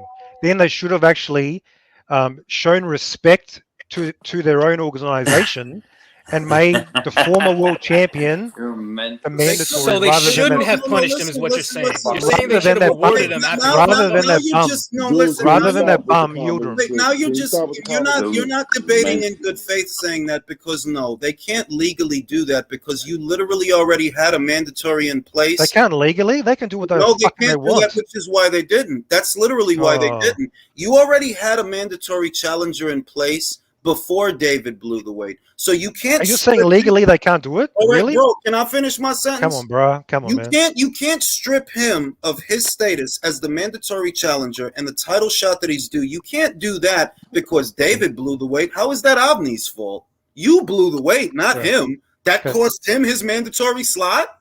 No. What cost him his mandatory slot? Sense. What cost him his mandatory slot was losing his previous fight against Durrell and then being inactive. He was still mandatory after that. He was still mandatory after that. Hang on. Wasn't he inactive? Was it 2 years or 1 year? They didn't fight after that Durrell fight. 18 months or something? It was something like 18 months. But here's the thing: being a mandatory, I criticized the WBC the same as you. The difference is you're trying to say that the WBC basically that it's chicanery, that Avni should not have been Canelo's mandatory, and all I'm telling you is all right, and all I'm telling you is, well, the only reason he was Canelo's mandatory is because he was actually David's mandatory first. Blame David. And I explained why that reason was invalid. It was no longer valid. David is never responsible for anything. It was valid. It was valid. Look, he loses the fight to Anthony Durrell. This is how it happened. He loses the fight. How the fuck are you mandatory when you lose the fight?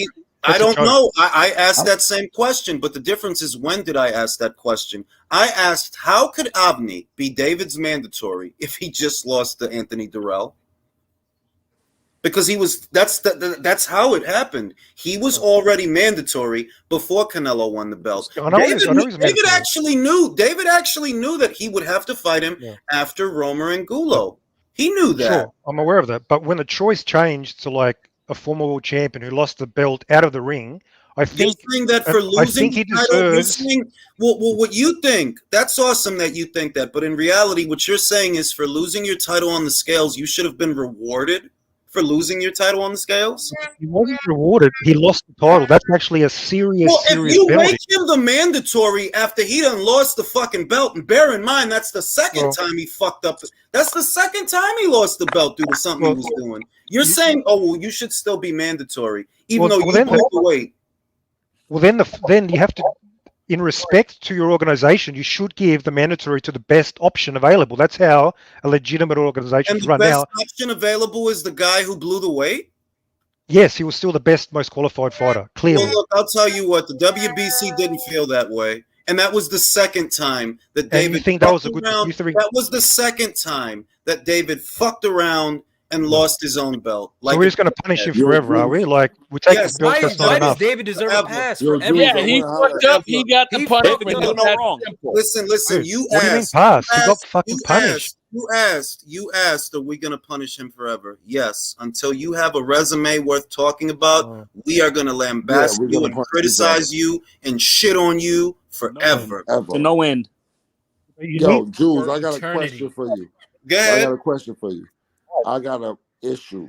I refuse to go and look it up on BoxRec. I feel like I gotta know it in my head. So I got a problem, right? Okay. I count 5 or 6 people that have been 4 division champions. I feel like I'm missing somebody. I count Canelo Alvarez, Mikey Garcia. I count who else I counted? Adrian Broner. I counted Manny Pacquiao, Floyd Mayweather. I feel like there's a 6th or a 7th. I feel like I can't find the Oscar other De La Hoya. That's what I thought it was. Oscar De La Hoya. I thought it was Oscar De La Hoya, and I thought it was Leo Santa Cruz. Donaire's another. No, I don't think it's Leo Santa Cruz. No, he is a 4-division champion. It's just a shitty resume, but it is he is a 4-division champion. A 4-division champion? Nonito as well. When he moved up to 130. I didn't catch him. Yeah. When he moved up to 130, I didn't catch him. I did not catch him. Fuck. Yeah. Tommy Hearns? What's your point, bro? What's the point? I'm just trying to collect there's no point. I'm just trying to get the right count, and I refuse to go to BoxRec to actually look it up. Okay, so just as boxing fans, I'm trying to find out what the fuck. Who am I missing? I feel like I'm missing somebody. The real point is that irrespective of an eye test, until David starts fighting real fighters on a regular basis, because that's the other thing, his schedule, the frequency of the fights that he has, he doesn't even fight that often. And when he does fight, it's really not against anybody that's very good. So until that changes, because that's everybody's main issue with him, nobody's going to be as high on him as you are. But bro, you've already conceded. Even if he beats up Caleb Plant, you're still not going to give him credit. That shit to mad shit. Bro, I'm and I wasn't bringing it up for none of that. I was actually bringing it up on some boxing. You know what? Shit. Your eye test only means something to you, nobody else. No, it's actually very accurate. It's very accurate. My eye test is spot on. What is your eye test? No, it's not. All you got is Ennis. That's the only thing that has ever been. No, I'm talking about predicting fights. I'm talking about analyzing. I don't know where if you keep a record or if you have a channel to verify that statement. So I'm just not even going to qualify it. But what I will say is, irrespective of your eye test, David is not what you're making him out to be, and he hasn't proven that yet. Jules, It's not. In other words, it's not up to you to prove it to us. It's actually up to David, and he hasn't done that yet. So what's your breakdown, Jules, for Caleb Plant Benavidez? How do you think the fight's going to go? I actually think that David may stand a decent chance against Caleb, because Caleb doesn't have the greatest gas. No, bro, I want more. Give me more. How's it going to be a close competitive fight? I'm trying to do that. I think Caleb is going to do. I think Caleb is going to do very well for the first 6 rounds because he usually starts off okay. But that's usually when he starts to fade and starts taking punches. I'm not a big fan of his shoulder roll. I've often said that he still gets hit with shots, even though he's supposed to be rolling them off the shoulder or rolling the punch. He eats left hooks. He eats left hooks. All right. What?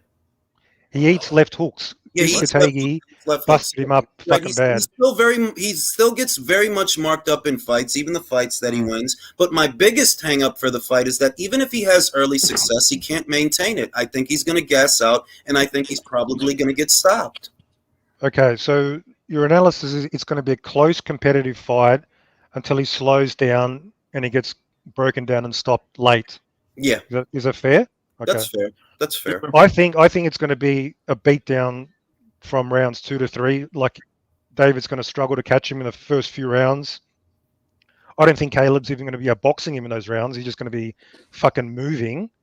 But I think it's going to be pretty much a domination and a beatdown. So we're going to see what's up. We're going to see whose eye test fucking you know what had some credibility. I actually agreed with you. Like you can go on previous streams. I actually pretty much said the same thing. I think David is just gonna blitz him. But now because you annoyed me so much, I hope Plant knocks him out with a feint in the first round. Hey. By the way, but Mirage, did you write that? Did you write that yourself? Well, no, I mean it's not even that. It's actually not a bad prediction. No, listen. This is the thing. Irrespective of a fight prediction, which all boils down to opinion anyway, right? The fact of the matter is you waited till Canelo knocked him out to fight him. That's not going to change irrespective of whether his prediction sticks or mine. That's a fact. You waited till somebody tenderized him to fight him. He was scared of the great Caleb plan. Yeah, okay, he must have been because his promoter's the one who said he wanted to wait. It's not my opinion. That's not my opinion. His promoter speaks like exactly what David thinks. Like he just his promoter's the one that but his promoter's actually the one that makes the fights for him. David doesn't have full autonomy. No. Those thoughts don't always line, you know that, right? His promoter is the one that decides who he's going to fight and when. Are you okay? Are you aware? What's his name? Morel. Are you aware Morel wants to fight Benavidez and his trainer stepped in and he's the one who stopped that fight from happening? Yes, I am aware. He's not ready. It was too early. Yeah, but again, this shows the split sometimes between management and the fighter. So you have to. Well, I mean, that's awesome, but that still doesn't mean you fought the fucking guy when you should have, doesn't it? You just again, in other words, you have a convenient explanation for why David doesn't fight people, but the end result is all the same. He hasn't fought shit. Yeah, but the explanation. Fucking what do you want me to like? In other words, what are you expecting people to do? To play him the violin? No, they need to understand the context of why. So when you say he doesn't fight, when he doesn't fight these fighters, you need to go. If he's everything you're making him out to be, then he would have a resume. Well, it's hard to have a resume when the top pound for pound is on the record in a post-fight interview saying, "I don't want to fight Benavidez. Who has he fought?" When the top pound for pound is giving excuses not to fight you. It's hard to have a resume. Wait a minute. That's what Canelo said. That's what I can go with that argument, and I'm going to say so. Canelo's the only. You got no choice. Well, I actually can retort, but I choose not to. What I'm going to say is, let's say that you don't fight Canelo. Let's say you never fight Canelo. Let's just say that. That's the only fight out there. Yeah. My point is. Canelo not fighting is an example. It's an example. No. Is what the other fighters are doing. It's what the other fighters are doing. You're moving the goalposts. You are. Why was it when Samson Lukowicz, Demetrius Andrade said that he was willing to fight David Benavidez in 2021? And why did Samson Lukowicz say no? We would want $10 million for that fight, or over $10 million. That sounds like he's bargaining for a matchup. What's wrong with that? Bargaining. Well, that's not a $10 million, but that's not a $10 million fighter or a $10 million fighter. So, okay. What was Andrade's counteroffer? Can you tell me? Was his what? What was the counteroffer from Andrade's team? There was no counteroffer. There was no counteroffer. Why? No. What I'm saying is your promoter wants to keep you. You're making there. I mean. What I'm saying is, if your promoter is saying that the only okay, fam, No, why was there no counteroffer? That's an important point. If your promoter is saying that you require over $10 million to fight a middleweight, that shows that you don't want to fight anybody. What it shows, you're trying to make the maximum amount of money, and then you start off high. I have a question. Do you require $10 million to fight the Romer and Gulos of the world? Yeah. What's so special? You require as much money as you can make out of a matchup. That's who's going to pay him that money? Who's going to pay him that money? That's one of the funniest things I've ever heard. No, do you know how bargaining works? Hang on. You know how bargaining works? Hang on. You're saying he's bargaining against Demetrius Andrade? He's bargaining $10 million against Demetrius Andrade. No. Okay, you don't understand. You start off with a high offer. You start off with a high offer. Then the other side counter offers, and you reach an agreement. The art of the deal. That's where. So Andrade's team didn't counter offer because they did not want the fight. Okay, that's the facts. No, you asked. Benavidez. No. Here are the facts. You asked for a dollar amount that you knew no one would give you because you didn't want to fight, and those are the facts. Nobody's. It doesn't stop there. Nobody's. Listen. Here are the facts. David Benavidez has never made anything close to $10 million for a fight, and neither has Demetrius Andrade. So for you to ask that dollar amount, that's called a non-starter. There's not going to be any negotiations after that because you know, and I know, and everybody knows, nobody's going to give you $10 million for that fight. He was ducking. Well, then the onus is on the other side to get their starter. No, the onus is on Benavidez to finally fucking fight someone, so there can be a reason to even be high on him because so far you haven't fought shit. And we got the one person that he needs to have a resume like John Ryder's, right? He needs a resume like John Ryder's to fight Canelo. Yeah, I would say absolutely. Yes. John Ryder. Yeah. John Ryder actually fought Danny Jacobs, and he fought an unbeaten Zach Parker. So I'd say, yeah, he should. He should aspire to have a resume that decent. Not saying that. Wait. Not saying that John Ryder's resume is great. It's just better than David's. So when you say it's a better resume, you're not including the 5 losses, are you? Yes, I would. I would, because I've been saying his lows are better than David's. Hang on. That's just a fact. So yeah, I would agree with John Ryder's resume, including 5 losses, and a loss against Billy Joe Saunders is better than anything on David's resume. For a perspective. So you're arguing about faith now. You're arguing about faith. One of the losses in John Ryder's resume, coincidentally, is against the #1 ranked super middleweight in the world. What about Nick Blackwell getting TKO'd by Nick Blackwell? Is that better? Well, if you were fighting solid fighters, Jake Armfield. Nick Blackwell was a solid fighter when John Ryder fought him. How many solid fighters has David fought?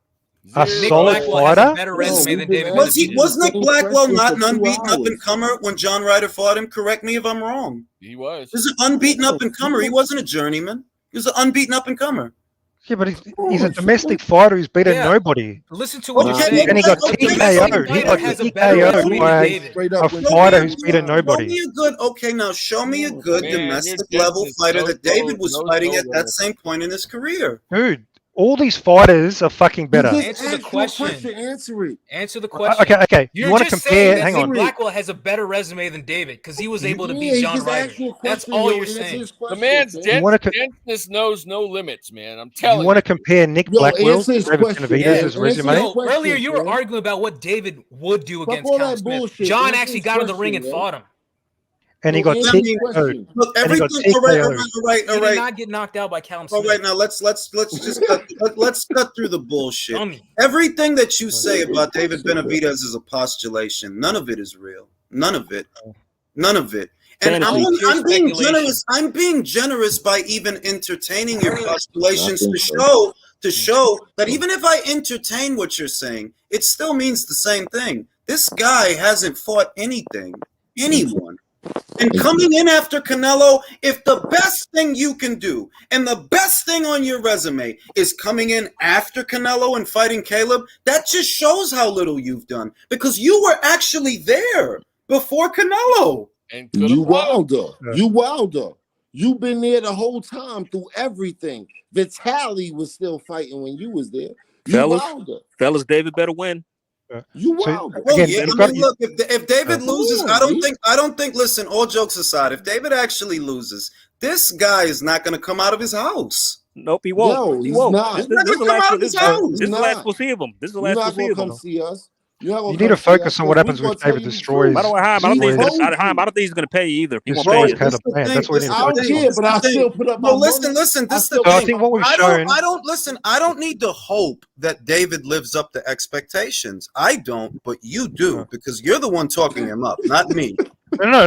But you're the one who. Hey, but you're dismissing him. So when he exceeds expectations, that's going to be egg on your face as well. I didn't dismiss him. I just said that I didn't dismiss him. I said I like his chances. You said he's basic. You said he's overrated. Listen, he's very basic and overrated, and coming in and eating Canelo's leftovers doesn't make you special. Who has he So beating, so you're presupposing Caleb Plant is just shot and he has no value. Wait a minute. Aren't you presupposing that David is this special fighter, even though he hasn't done anything you've said yet? At super middleweight, he don't even have he's a Hillsborough on his two-time resume. youngest super middleweight champion, and you're saying that's nothing. And you're a hater. That's a fucking that's nothing. You know why that's nothing? You know why that's nothing? Because you didn't even beat anybody to get that title. It was fucking vacant. One at a time, fellas. One at a time. I'm saying one at a time. Go ahead. Now, the reason it's not special is because it's not like you won that title from Badu Jack, who was the WBC champion before you. You just happened to get lucky and fight for a vacant title against a nobody. Sort of like Canelo got lucky with his European fucking tour of fucking British fighters to win his titles. All those Callum British Smith, fighters, all those Callum British Smith, fighters, Billy Joe Saunders, Rocky Fielding. Undefeated world champions, you mean? Yeah, exactly. And big world Be champions. quiet, have a Coke and a smile, man.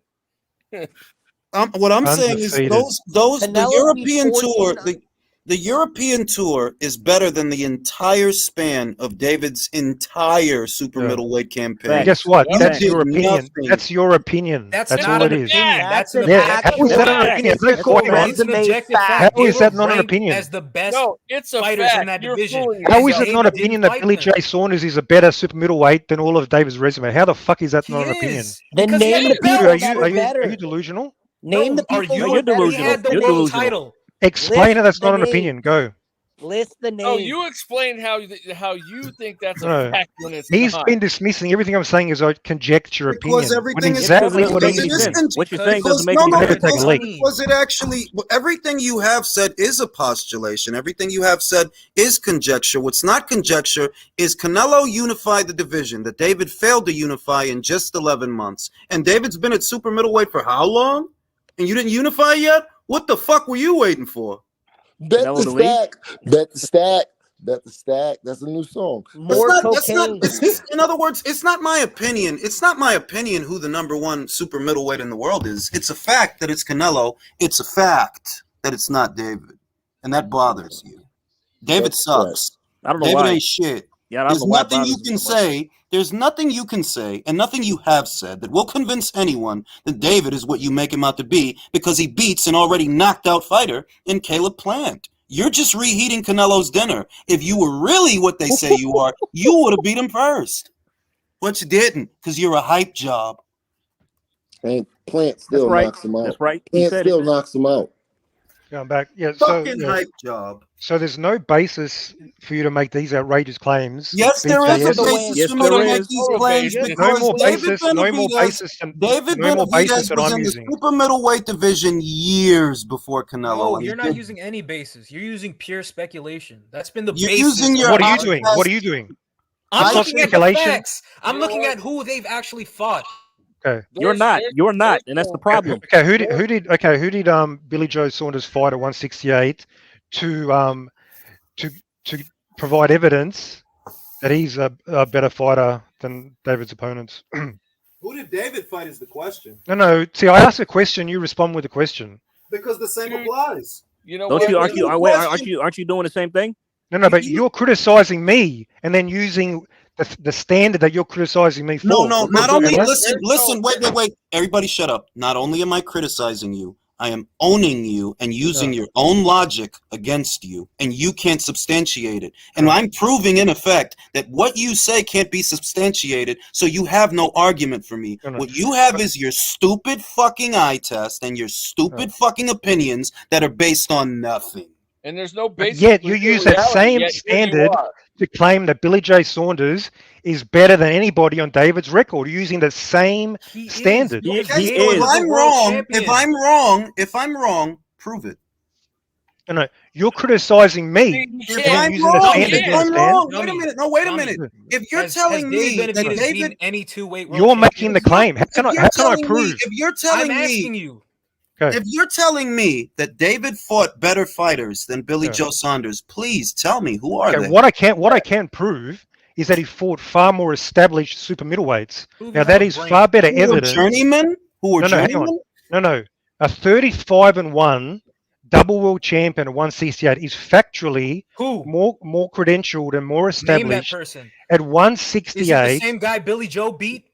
Then Billy, no, you didn't even. You don't even know the fighter. You're fucking clueless. He's talking about Anthony Durrell, the guy who struggled with Avni Yildirim. Oh yeah. The guy who got knocked out by the guy Canelo. Is that speculation or is that a fact? What I just said. That's not speculation. No, what I said is a fact. He struggled. Can you answer my question? Why is it that when you don't want to answer my question? When you use your eye test, when you use your eye test to evaluate. Okay, when you use your eye test to evaluate David, and I use my eye test to evaluate Anthony Durrell languishing with Avni Yildirim, how is that not the same thing? Okay, but you're criticizing my eye test, and then using an eye test yourself. Nice deflection. No, we started off by you shitting on my fucking position, and then you're using it. Do you understand? Because your position is shit. Yeah, okay, but then you can't use that shit position and say, "Oh, Billy Joe Saunders is better than anybody David Benavidez for." He is. Weight world champion, undefeated southpaw. I mean, for starters, you know, Billy Joe Saunders has a loss, but he has a loss to what was the #1 pound-for-pound fighter in the world at that time. Who beat Anthony Durrell? Who beat him? Because he had a loss going into the David Benavidez fight. Who beat him? Badu Jack. Was Badu Jack ever pound-for-pound #1 in the world? Nope. Okay. Exactly. I know, but it only counts when David does it. Hang on. It only counts when David does it. Exactly. But hang on. You're trying to blow smoke up everybody's ass about Anthony Durrell, but you really can't characterize, well, what exactly makes him better? What did he do? Who did he beat? I just told you. Hang on, I just told you. Told me what? Because he was at super middleweight longer. That's the argument. Well, he has far more wins. He has better wins at super middleweight. Okay, what are they? And he's a 2-time world champion at super middleweight. If you're not going to give credit to that, then we can't even have a discussion. That Anthony Durrell is a 2-time champion. I can turn around and tell you that Billy was a 2-division champion. Was Anthony? Which is better? Okay, what's it got to do with fighting at super middleweight? You can be a 10-time world champion, but if you move up into a division that's adding relevance, doesn't mean shit. Wait a minute. You mean that the only reason that Anthony Durrell was a 2-time super middleweight champion is because David was treating his nose in the bathroom at McDonald's. That's why he's a 2-division champion. The only reason Billy Joe Saunders still had to beat someone to become a super middleweight champion. But he won a vacant belt off a nobody. Anthony Durrell won a vacant belt the second time. So did David the first time too. But I guess that he gets credit for that, right? Well, it's only cool when David wins vacant. It's only cool when David wins a vacant title. It's only cool when Anthony wins a vacant title. But outside of them, no, winning a vacant title is bad. That don't matter. That don't matter. Your logic is too inconsistent to make one salient point. No, but hang on. Durrell beat the current world champion Sakio Bika, WBC champ. That's true. When he won his first title. So that was not equivalent. But what did I say? Who did he beat the second time to become a 2-time? Because you love bringing up that he's a 2-time. He beat Yildirim. He beat Yildirim. He beat the same Yildirim that you were shitting on, right? The same guy was apparently good enough to fuck Canelo. Now, who did you Billy mean the Joe same guy? Saunders beat? No, you mean the same guy who they made David's mandatory. The same guy who they made David's mandatory. So hang on, we're comparing careers. David's mandatory. Yeah, that's the same one that Chris Eubank Jr. smoked in 3 rounds. So hang on. So we've established Durrell beat reigning world champion Sakio Bika for the WC title. Whether it was 5 years ago, this is his achievement at 168. Who did Billy Joe Saunders beat for his WBO title? 168. Shafat Isufi, who's a better scalp than Avni. So nobody fucking knows who the fuck that is. That guy doesn't even have a fucking. But they know who Avni Yildirim is. No, come on. Sakio Bika, we started there. Why did you skip that? You want to? You just want to invalidate winning a WBC title of a champion. He beat the man. He beat the man. You don't want to give him credit? I gave him credit. I gave him credit for Sakio Bika. What I'm highlighting is that you're very That's all he needs. That's all he needs. That's more than Billy J. Saunders ever did at 168. There we go. You're just in your emotions, dude. Yeah, I mean, seriously, you're trying to sell us that Avni Yildirim you're trying to sell us that Anthony Durrell is this great fighter, even though we all agree that he struggled with Avni Yildirim. Is Avni a great fighter? Nope. That's not what I'm selling. I'm selling that Anthony Durrell is a better scalp at 168 than Billy Joe Saunders. No, you're wrong. That's what I'm selling. I disagree because the we disagree. No, he's not. That's your opinion. I disagree because the only reason that you got to become the only real reason you got to become a 2-time super middleweight champion is because the title was vacant and you got to fight a journeyman for it. And what was the other reason? What the other time? What, Sakio Bika a millennium ago? So that doesn't count? It counts, but it doesn't make him special. It doesn't make him special. Now here's the thing. Better than Billy Joe Saunders at 168. No, here's the thing. You're trying to say. Don't strawman my argument, bro. You're strawmanning my argument. You're trying to say that beating Anthony Durrell impresses you more than beating Callum Smith, more than beating Billy Joe Saunders, more than beating Caleb Plant, who David is about to fight. You just shitted on the European tour, but those European fighters are better than the fighters that David's been fighting. You also don't know what a strong well, I disagree with that. Well, you can do that. Callum Smith got beat up in the previous fight before Canelo fought him. He got beat up by John Ryder. Anthony Durrell got beat up by John Ryder, the guy you said isn't worth anything. Dummy.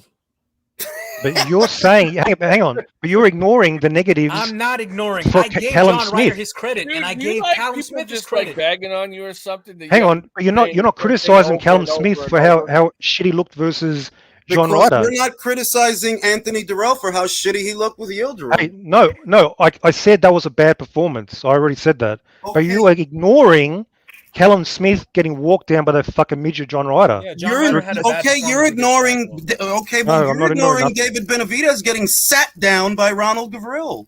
Yeah, I answered that. He got sat down when he was 20 years old.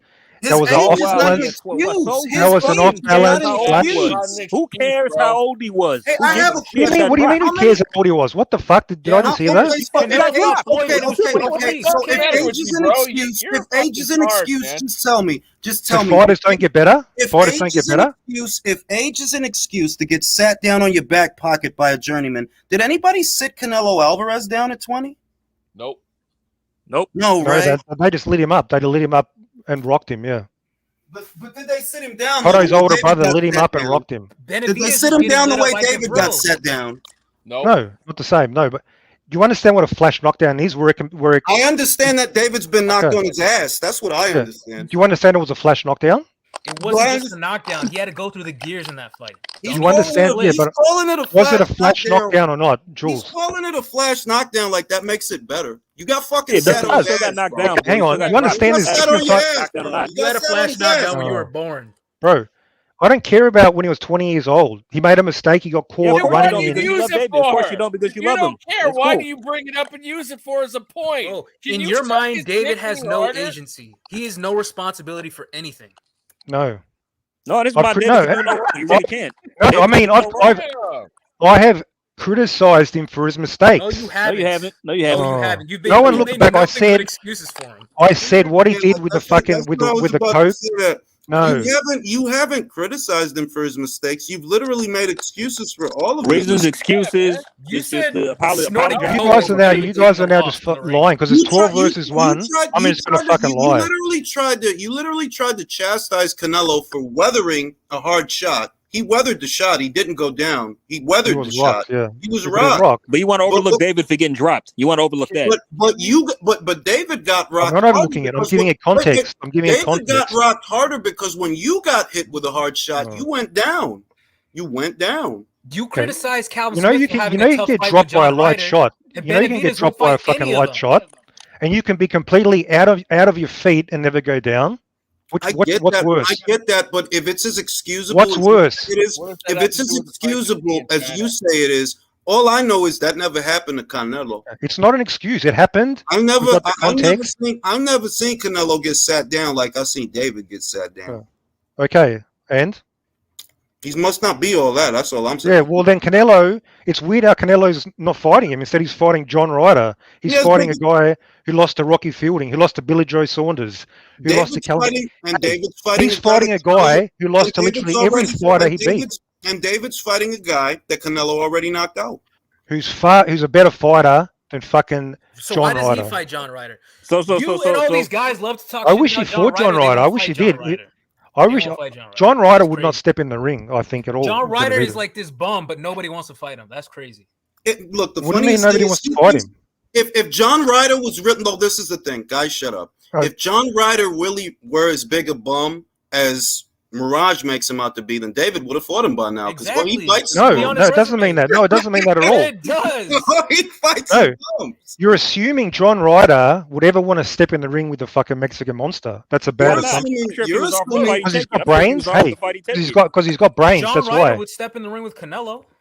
So Yeah, for huge fucking money, for a fucking life-changing payday. Of course. What do you think David wants? What do you think David wants?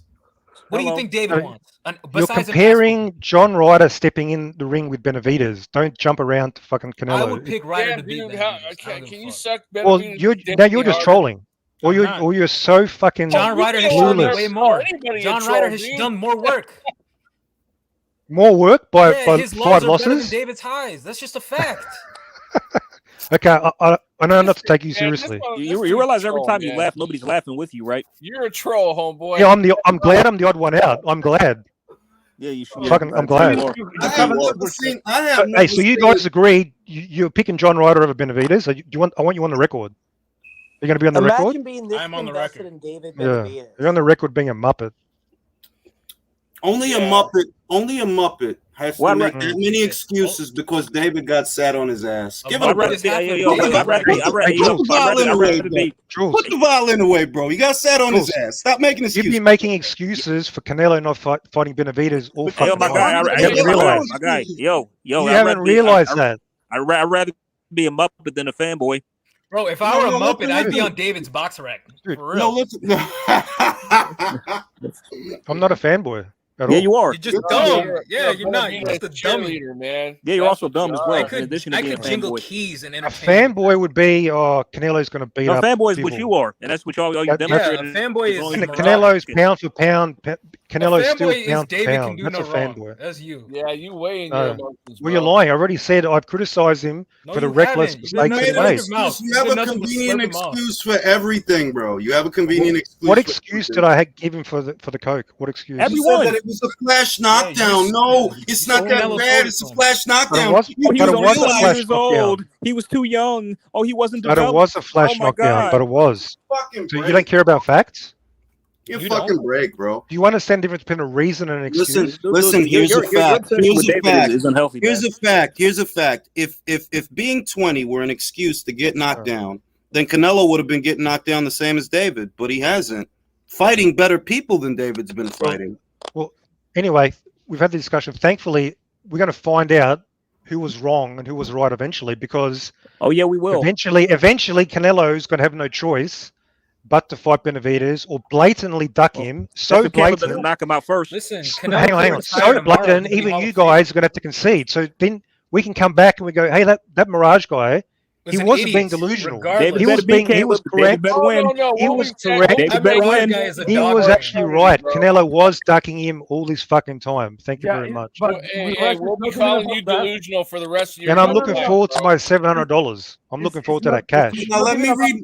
All right, now I got to read these super chats because they're piling up. People are sending me money, and I got to read these fucking super chats. Okay, now let me get to it. Now, respect the Mirage for defending and debating his opinions with like 12 people. Debate and discourse is always needed. Yes, it is. No matter what this clown says, he's going to owe Chaim $700, so it really doesn't matter what he has to say. We'll see about that. We'll see about that. Let's keep going down because I know I got a couple more. Let's keep going down. I don't want to be rude and not read the super chats. All right. Tampico Slim says, Darrell been at 168 since I was wearing knee-length T-shirts and throwback jerseys. Yeah, he's a fucking old man. He was an old man when David fought him. Fucking has been. You know what I'm saying? I'm just gonna keep going down. Okay. Get Hand says, maybe it's just me, but I think people underestimate Plant's power against David. Well, maybe, you know, he knocked out Anthony Durrell a lot easier than David did. David didn't really knock him out. He just got like a little bitch ass TKO. That was a 1 in a million punch. It was a great punch, but it's a 1 in a million punch. Of course, bro. I know. 2 left hooks is a 1 in a million punch. Yep. You just got lucky. Go ahead, Jules. I know, bro. I know. How many fighters do that? Canelo's never even done that. I think that if Benavidez beats Plant, that will prove that Canelo has one more person to beat at 168. Let's not jump the gun here. Extra person on panel, whatever your name is. Fair point. You know, maybe he does. Maybe Bivol is better. Maybe. Oscar Jimenez says, "Damn, I got to learn to play the violin to play for these motherfuckers." Maybe Mirage can teach you. He's really good at it. You know? Maybe Mirage can teach you. He's really good at playing the violin. He's not convincing anyone of anything, but, you know, go ahead, do your thing. And yeah, man, you know, David sucks, bro. And it's just like that, bro. David ain't shit, bro. Again, David ain't shit. This is all recorded. All this stuff is going to come back, and I'm going to quote all you motherfuckers when the time's right. About what? But about all your fucking claims. Calm down. We'll see what happens. What, that he might knock out Caleb? The objective claim that David hasn't really fought anyone yet. That's just a fact. That he's going to beat up Caleb. That's the first one. That's cool. If David loses, we won't. David loses, we won't see you again. That's cool. Next one, Canelo is going to blame. Canelo's never, because I've already bet money with somebody else. Canelo's never stepping in the ring ever with Benavidez. That's a fact. Jules, you might not. Edwin Castillo says you missed his super chat, bro. Hold on, let me go back up. And if he doesn't step in the ring with him, I won't lose sleep over it. But you will. No, but you should. You should lose sleep. Why would I? I don't give a shit. I'll tell you why. I'll tell you why. Hang on. I'm a fanboy like you. That's why I'll tell you why. I'll tell you why. I'll give you a great reason why. Oh, why is that? If you're a real boxing fan, you should demand and want to see the best fight the best in the division. David, you're not a real boxing fan. Suddenly, you're the why don't you demand that of David? Okay. Hold on. Wait. Let me break that down. He addressed me. Let me break that down. He addressed me. Okay. So there's nothing to break down. I would want. Yeah. Be quiet. Let me talk. I'm talking now. Thank you. All right. So if he fights David, I'd like him to fight David. Of course, it's a good fight, a good scalp. But if he doesn't, I'm not going to cry over it. Probably like you. There you go. Because I don't give a shit. There's other fights. Okay. So you don't get. Why don't you give a shit? Why don't you? Okay. What's a bigger fight at 168 to make other than Canelo and Benavidez? Oh, Canelo versus John Ryder. That's what's going to sell out the UK. No, hang on. I said, what was the biggest fight to make it 168? Gennady Golovkin, actually. Yeah, I think so. Yeah. Fourth fight. Yeah, fourth fight. So you're trolling. You're trolling. Yeah, fourth fight. Yeah, that's okay. Well, anyway, I'm being serious here. I want to see the best fight. I'm being serious. Yeah. You tried to trash Canelo for fighting Golovkin, right? Even though you endorsed. It should be trashed. That was a trash fight. That's cool. That's cool. Like, let me go. You tried to trash Canelo fighting Golovkin, even though you were perfectly okay with David fighting David, which was worse because Golovkin. Canelo can choose who he wants to fight. Yeah, he can choose. And David can't choose who he wants to fight? No, he can't. He does. No, he doesn't. He chooses to fight nobody. He chooses to fight. He chooses to fight Canelo. Is the fight going to happen? No, because it's up to the other side. Hey, you forget Canelo's earned that shit where he's. Let me ask. Canelo chose to fight a 40-year-old middleweight. That's an embarrassment. Hey, dude. Do you think David Benavidez is a disciplined guy? He is now. Clearly now. He's changed. Okay, now he is. His last fight, he came in underweight. Sound like a battered wife. 1.5 pounds underweight. Bro, hang on. The same guy that lost his belt on the scales, you think is disciplined? Hang on. Do you understand, something happens in the past and we're talking about the present? Do you understand the difference? This is his career we're talking about. We're talking about his last fight. He came in underweight. This shows. So he came in underweight. Why are you so? Why are you apologizing? So much? I'm not apologizing. I'm showing you a fact. Anyway, do you understand that in the past you're just as delusional as you were now? Do you think Canelo's a disciplined fighter? Do you understand that in the past? Is Canelo a disciplined fighter? Do you understand that in the past you're just as liable as you were before? You know, if you're where you are now, to where Canelo overlooked you basically because he was only focused on the champions, that's not Canelo's fault. That's actually your fucking fault. At that time, yeah, it was his fault. Do you think Canelo's disciplined? Oh, very much, yes. Yes, I do. Hang on. Absolutely. So he's disciplined despite coming in underweight for a fight, despite being busted and suspended 6 months for PDs. He's disciplined, but Benavidez is not disciplined? Yes, he's not disciplined because Canelo's situation is actually Here come the excuses. Wait Let's just back. a minute. I'm not using excuses. I'm using the reasoning that you just gave me. If it's okay to dismiss David Benavidez is blowing the weight in 2020. I didn't. Wait, can I go? All right, now you dismiss that David blew the weight because, well, that was 3 years ago. Okay, well, Canelo's situation that you're talking about is even further back than that. So if you're willing to dismiss David's situation, you should be willing to dismiss Canelo's. And you have misrepresented, bro. You've misrepresented the argument. The argument is David a disciplined fighter today? That's where we started. And now you deny David is a disciplined fighter today. So I'm asking you the same logic. Is Canelo a disciplined fighter? Apparently, did he lose his belt? He is. Did Canelo lose his belt? Wait a minute. So this is a double standard right there. If we're limiting the argument to today, then the answer for Canelo is absolutely yes. He is a disciplined fighter today. And Benavidez today? I guess. I don't even know. Whoa, here we go. Well, wait a minute. 2 fights ago, you couldn't make the super middleweight limit. 2 fights ago. And that wasn't 3-4 years ago. It wasn't 2 fights ago. Hang on. It was 2 fights ago. He came in over the super middleweight limit. It was 2 fights ago. You can look it up on BoxRec right now. That's how he lost his belt.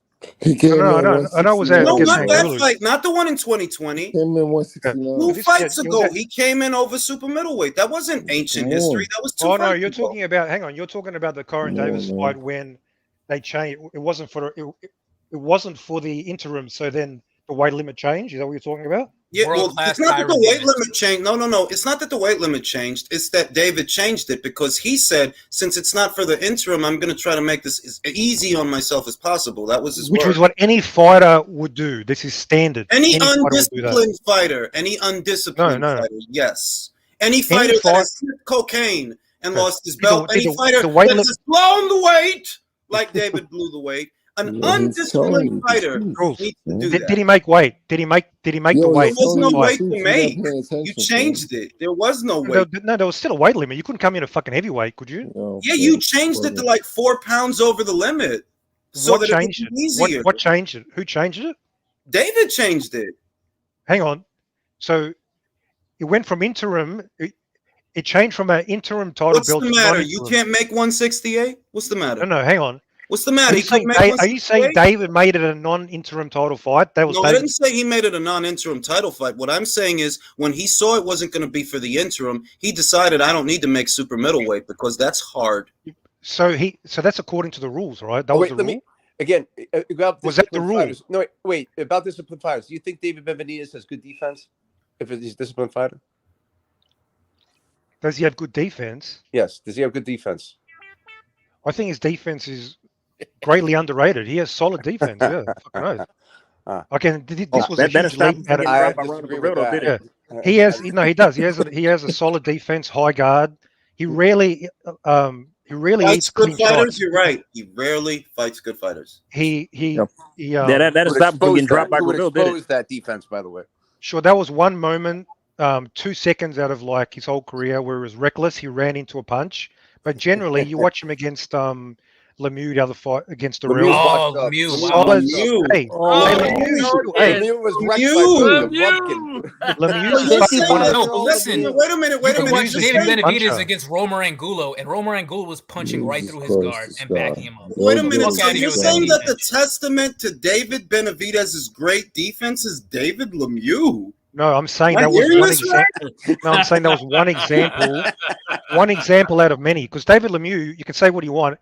He's a huge puncher, and he's still a huge puncher at 168. So that guy. Who did he knock out at 168 that he was a huge puncher? Dude. Dude, I asked you a question. If he's a huge puncher, who did he knock out at 168? Dude. His evidence, the evidence is his power. You never give names. You never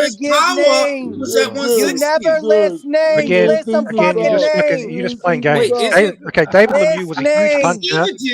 Who did he knock out? Who think this out? Who did Lemieux knock David out? Lemieux is one of the biggest punchers at 160. Who did he knock out at 168, bro? Look, Brown Sauce.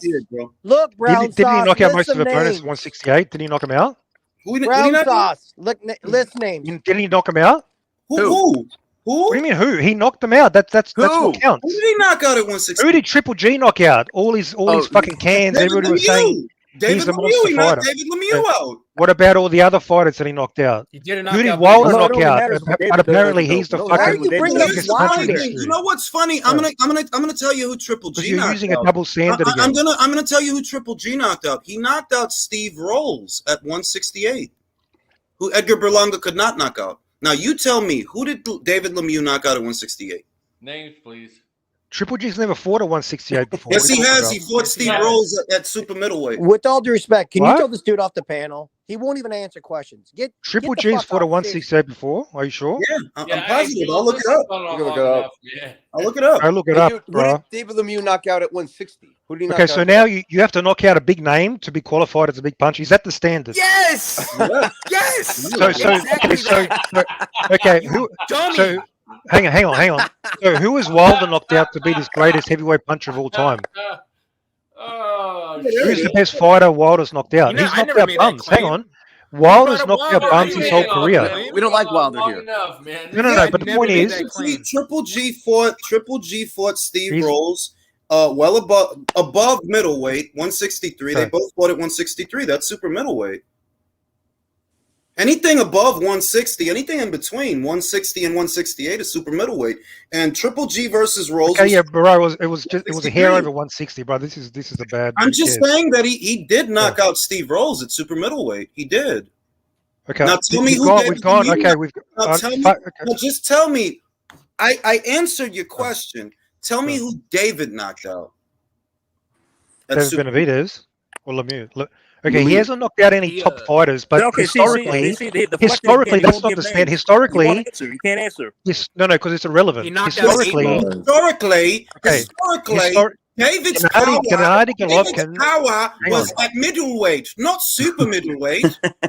Okay, middleweight. Knocked out a bag of Coke. Seriously, can you throw Bilbo Baggins off the panel? This is irrelevant. We've gone off topic. We've gone off topic. David has shown good, solid defense. He's been unmarked Against David Lemieux. That's what you said. In all of his fights, he's been unmarked. Now, a fighter who's got bad defense usually gets busted up or marked up, sort of like Caleb Plant versus Uzcategui. His defense is way overrated. So to me, that'll be evidence. So there's no evidence that David has poor defense. That's like a talking point. Walking into a hook and getting sat on his back pocket is not evidence. By who? By who? By Romer. You want to judge a fighter's defense. You want to judge a fighter's defense by one moment in one fight. Do you reckon that's accurate? No problem. You reckon that's an accurate way to judge a fighter? Really? Let's go to a stack. I reckon that's a very bad faith way to judge a fighter. Actually. All right, now let me. Let's go to a stack. Not to mention that it was like 5 years ago, and a fighter can obviously improve. Okay, well, the Romer and Gulo fight wasn't 5 years ago. That was what, 3 years ago? Yeah, and he was unmarked. He was still getting he was getting hit, man. He was getting tagged. Okay, name me a fighter. Boots Ennis got fucking tagged multiple times. Nobody here's going to answer any questions. Boots didn't get knocked down. Questions. Start listing names or get the fuck off the panel. So now your standard is getting punched at all. Hang on. Listen. You're talking about how Lemieux is this huge puncher, and Billy Joe humiliated him defensively.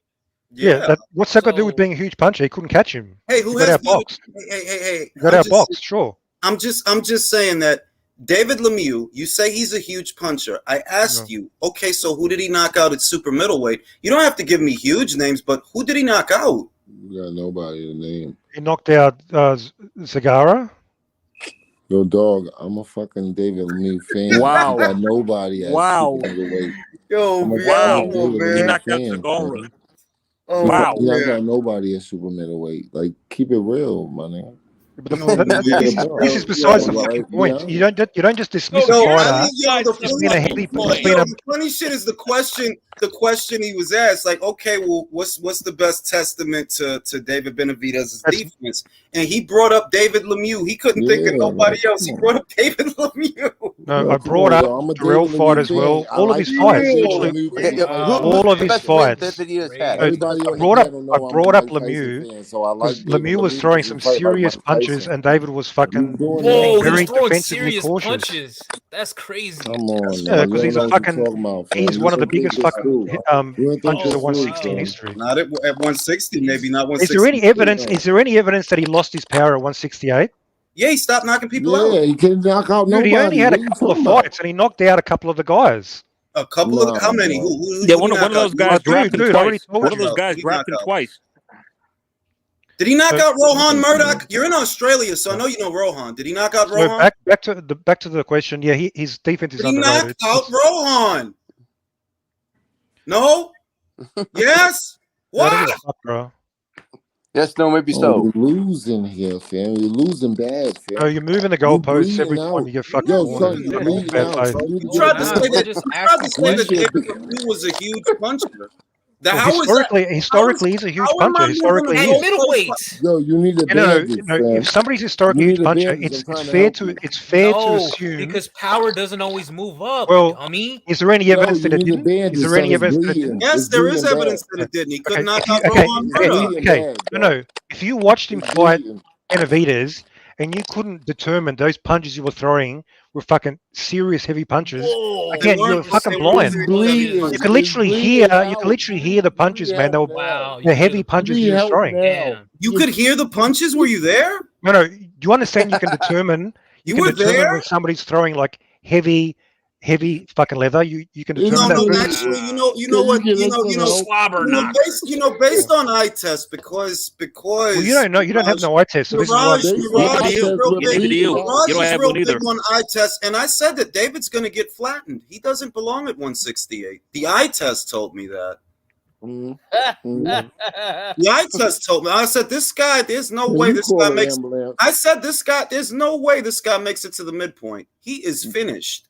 Jules, you're bleeding out, Jules. I need the ambulance. I'm saying, if we're gonna go off, you're right. From what I've seen, your eye test needs some work, bro. Your eye test needs so does yours.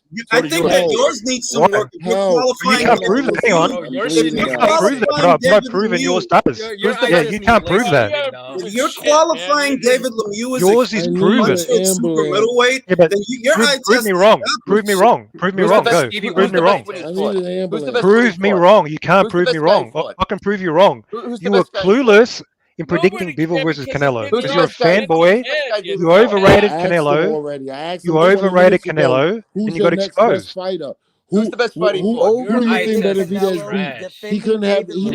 I'm curious. What was your pick? Hey, Jules, what was your pick for Zerto Bivol? What was your breakdown for that? I'm curious. Bivol points. Yeah. What you thought? I picked Zerto? Competitive fight? Yeah, he did. He thought you picked Zerto, Jules. He did. Yeah, he thought I picked Zerto. He thought I picked Zerto. I don't know. I mean, I dig it. I don't know how bringing up fight predictions changes the fact that because it's a measurement of your understanding and analysis of the fucking sport. Well, I picked Bivol, you fucking idiot.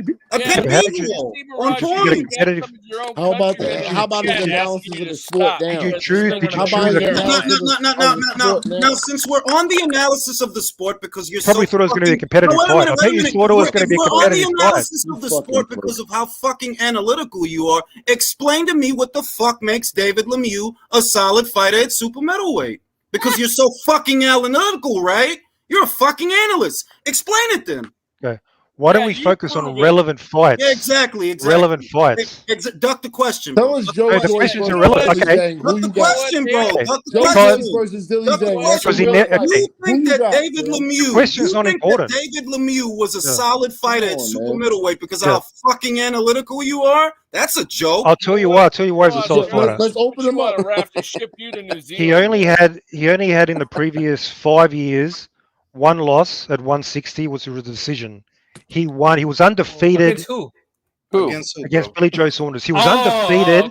The guy He was undefeated at 168. So with all that, there's no reason to think I'm otherwise. undefeated at 168 too. I have no loss. There's no reason. Yeah, there's no reason to suggest he's not at least still a solid. So getting opponent. slapped around at 160 didn't sell it for you then. Yeah. Hey, he's undefeated in the division. But he was getting knocked out at a lower weight. I have to ask a serious question. Dude, that was years ago. Is this a reaction? Them having you like? So are you saying? Hang on. Homes for like 2 years? They could go dumb in Australia. He's Triple G's probably best win, and you're dismissing him as fucking nothing. So when Triple G beat him, I would say Danny Jacobs is Triple G's we're best dismissing win. you as nothing. Jacobs wasn't a champion. Danny Jacobs wasn't a I just champion. want to listen to what you're saying. But he Who's was Triple champion G's best eventually, win? yes? So hang on. So when Triple G beat Lemieux, he'd already got TKO'd by Rubio. He'd already lost to Outseen. Yeah, we know. We told you that. We told you that. So you know, so that you give no value to that victory for Triple G, then, right? That's official. Who's Triple G's best win? I would say Danny Jacobs. I asked the question. So you don't give value. You can't give value because he'd already been TKO'd. Why are we going to answer him? Because you need So to you answer can ask us questions and you expect us to answer. You but we haven't ask answered a questions and single you don't question answer. in the last 2 hours. I've been answering questions. So he was No, you damaged haven't. goods. Lemieux was damaged goods. So Triple G's win had little value. Correct, Jules? No, I didn't say that. Wait a minute. So he's damaged goods, but you were just hyping him up several times, like just over the last hour. Oh, no, your argument was his damaged goods. Your argument was his damaged goods. Now I'm turning it around on you. Do you understand? So you can't even follow the conversation. He's doing 40 chess. You think you're winning because you scored. In all Who's honesty, Triple G's best win? Was Lemieux damaged goods when Triple G beat him? Now, I can't understand what point he's trying to make about Lemieux because basically you need to answer the question. You need to answer it. You shitted on John Ryder for the losses that he suffered as a super middleweight, but So you're not going to answer the question. I'm not because you don't answer questions.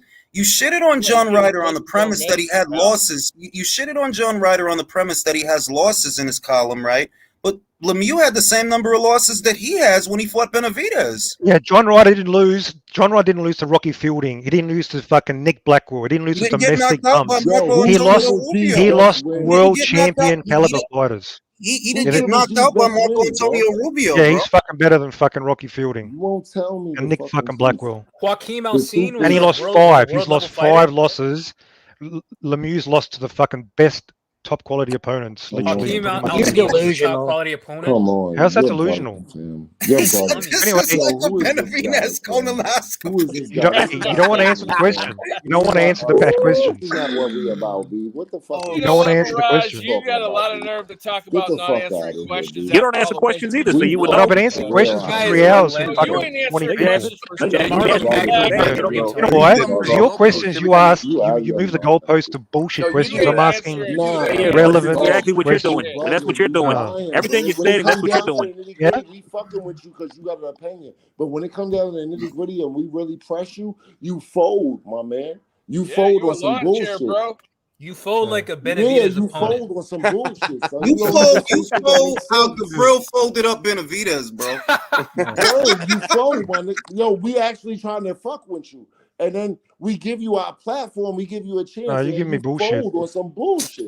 So hang on. You're the one who chose to come over here.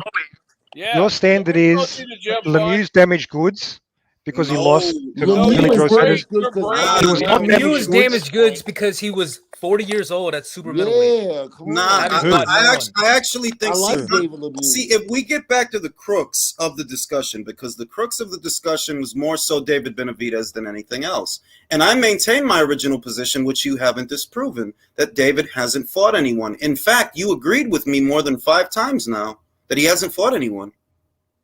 That was he hasn't fought anyone. You've spent I'm gonna hold the floor. Now you've spent 3 hours making excuses while I've been making money, which is the only reason I'm still alive. Because I think you need it, bro. You need it. I'm happy to give it to you. We all need money. It's hard out here. We all need money. Yeah. But in the 3 hours that you've been on, you haven't disproven what I said. You've agreed with it. David hasn't fought anyone. You said that. I can literally go back to it after this live is over and play it back for you. when you said about 4 or 5 times, yeah, David hasn't fought anyone. So when I said he's fought 2 world champions, that's the original point I made. I'm not impressed with David because he hasn't fought anyone. Dude, you realize this live is 5 hours? that's only a fraction of the argument. Personally, I did dispute that. I did dispute that. I did dispute that. By demonstrating to you. I don't think he fucked up the live. I think he made a lot of money. I think I made a lot of money while he made a lot of excuses. That's all. And you made a lot of excuses for Canelo not fighting Benavidez as well. You made a lot of excuses. Your first excuse is, oh, Benavidez hasn't fought anybody. That's an excuse. No, that's an not what I excuse. said. That's not what I That's an said. I excuse. said that had David Benavidez not fucked around and lost his title on the scales, then maybe Canelo would have fought him the He would same never way fought he him. fought the other champions. Yeah. That He was would never my have original fought point. he was You undisciplined. don't have anything. Like you don't have anything to incentivize you as a fight. Like at that time, when Canelo's looking for the world titles. What do you have? A sob story. But since then, the careers have moved on, and Canelo has good reason to fight him now. He had good reason to fight him instead of a 40-year-old middleweight. Benavidez is ranked number 1. Boxing fans want to see that fight. They're calling out the fight. You go on YouTube. No, wait a minute. And you can't keep making the point that you fought a 40-year-old middleweight when the 40-year-old middleweight that he fought beat David Lemieux, who you've been talking up. Okay. You can't He beat talk him in down. You can't talk down. I can because that was in 2015. Entire resume is 40-year-old middleweight. Then you're gonna sound stupid. 40-year-old middleweights is all the things that David fights. That's all his opponents is So 40-year-old he middleweights. How fought old him do in. you think Romer Angulo was when he fought him? These are not young guys that David's fighting, you know. How old He was fought him. Porky Medina, a spring chicken? He fought him in 2015 at God damn. a middleweight. Now you cannot compare that to the 40-year-old Triple G. Bro. That's super middleweight. That That was an irrelevant fight. Everybody knows I that. can because Triple G hasn't been knocked out anywhere near as many times as David. In fact, he's never been knocked out. Who cares? That's irrelevant. That's relevant. No, it's that is relevant. That is it's relevant. It's irrelevant to how that would move. He's never been stopped, let alone 3 times like David. Dude, he's a bigger, and the funny thing is, where you tried to qualify David as this massive puncher. You know, I'm who's not a bigger comparing puncher? Lemieux to Wait, Triple wait a G. minute. You know who's a bigger puncher than David? The guy that beat him, Gennady Golovkin. I'm not comparing Lemieux to Triple G. I'm comparing Triple G to Benavidez at 168 in 2022. But you're also understand wrong that? about that. So 'Cause Triple you said G Lemieux had lost to a. You said Dude, Lemieux had never lost to a you're domestic confused. level journeyman, but he did. He went into the Triple G off a loss against a Canadian rival. Dummy. Who's in their car? Who's going in their car? Okay, that's one loss versus average He opponent. had 2 losses going into the John Triple G. John Ryder has got 5 versus fucking including Rocky Fielding. I mean, the fact you're even How many defending losses did Lemieux have when David fought him? Since that's so 3 important. losses, isn't it? 3 losses, that's it? 3? No, That it's count like 4. 4, isn't it? That count 4. Dude, About 4. Ben- Billy Joe Benavidez- Saunders, Joe Quinn Alcine, Marco Antonio Rubio, and Gennady Golovkin. Is that more or less than 5 losses? I mean, Who it's, gives a it's shit pretty how many close. losses it is? It It's is more pretty than 3. close. Well, you don't know how many losses Lemieux had. Again, you're defending a guy that lost to Rocky Fielding. Nothing else needs to be No, said. what I'm doing, Nothing what I'm needs to be actually said. doing. You know what I'm Okay, actually doing? Okay. This is okay, what I'm answer me actually this. doing. What are you doing, I'm bro? cross comparing the opponents that Canelo fought to the people that David's been fighting to characterize that he's been fighting better fighters than you, and he literally unified the division Oh. that you were already in. He unified it in only 11 months. When did I deny that? When did I deny that I'm that not done Canelo's making- fighting better opponents? I I'm never not done denied that. making my point. So if Scoreman. he didn't get around to you, it's because you didn't have a belt. That's your fault. What does a straw man mean? Do you know what that means? I don't think. Yeah, it's making up a bullshit argument. a No, false that argument. is not- that is not what it means, It's misrepresenting my That argument. would Yes, be it you. is. You're the But he straw did It's man. do that. misrepresenting That's my not what argument. You said a straw man argument That would was. be It's you. misrepresenting my argument. Yes or no? You're the straw man on the panel tonight, pal. It's misrepresenting my Your argument. argument, your argument It is. you made is Yeah, that while bullshit. Canelo was Right. unifying the super middleweight division against all the champions that David didn't fight, your argument was that he was avoiding David Benavidez. That was the argument. No. That is the argument you made, that he's been ducking David. When he was that's different. What you see now is different. Because it depends. When was he ducking him? When? It depends on when he's light heavyweight. When he moved up to light heavyweight to fight Bivol, when was he ducking David? Well, the real duck is when he had the option on the table for Benavidez, Charlo, the brain of a or duck. Bivol, or in a 40-year-old middleweight. That was the first duck. You have the brain of a common That was the first duck. Back then, is a better fighter than David Benavidez. There's let's go back. You can say Dimitri Bivol is a better fighter than David Benavidez. There's no stupid ass opinion eye test argument you can make that proves that David is better than Bivol. Quite the opposite. We need to go back. Bivol has fought bigger and better fighters than David at a higher weight. So we need to go back to before the fight was signed. How the fuck is fighting a light heavyweight in his prime ducking David? I'll tell you why. Because that light heavyweight in his prime looked mediocre in his previous fights. David looked mediocre getting dropped by Ronald Gavril. In what year? Thank you. Yeah. Well, now it's about the year. Now it's about the year. As Eddie Hearn said, as Eddie Hearn himself said. Oh, now it's Eddie's fault. Hang on. As Eddie Hearn said, to Demetrius Bivol.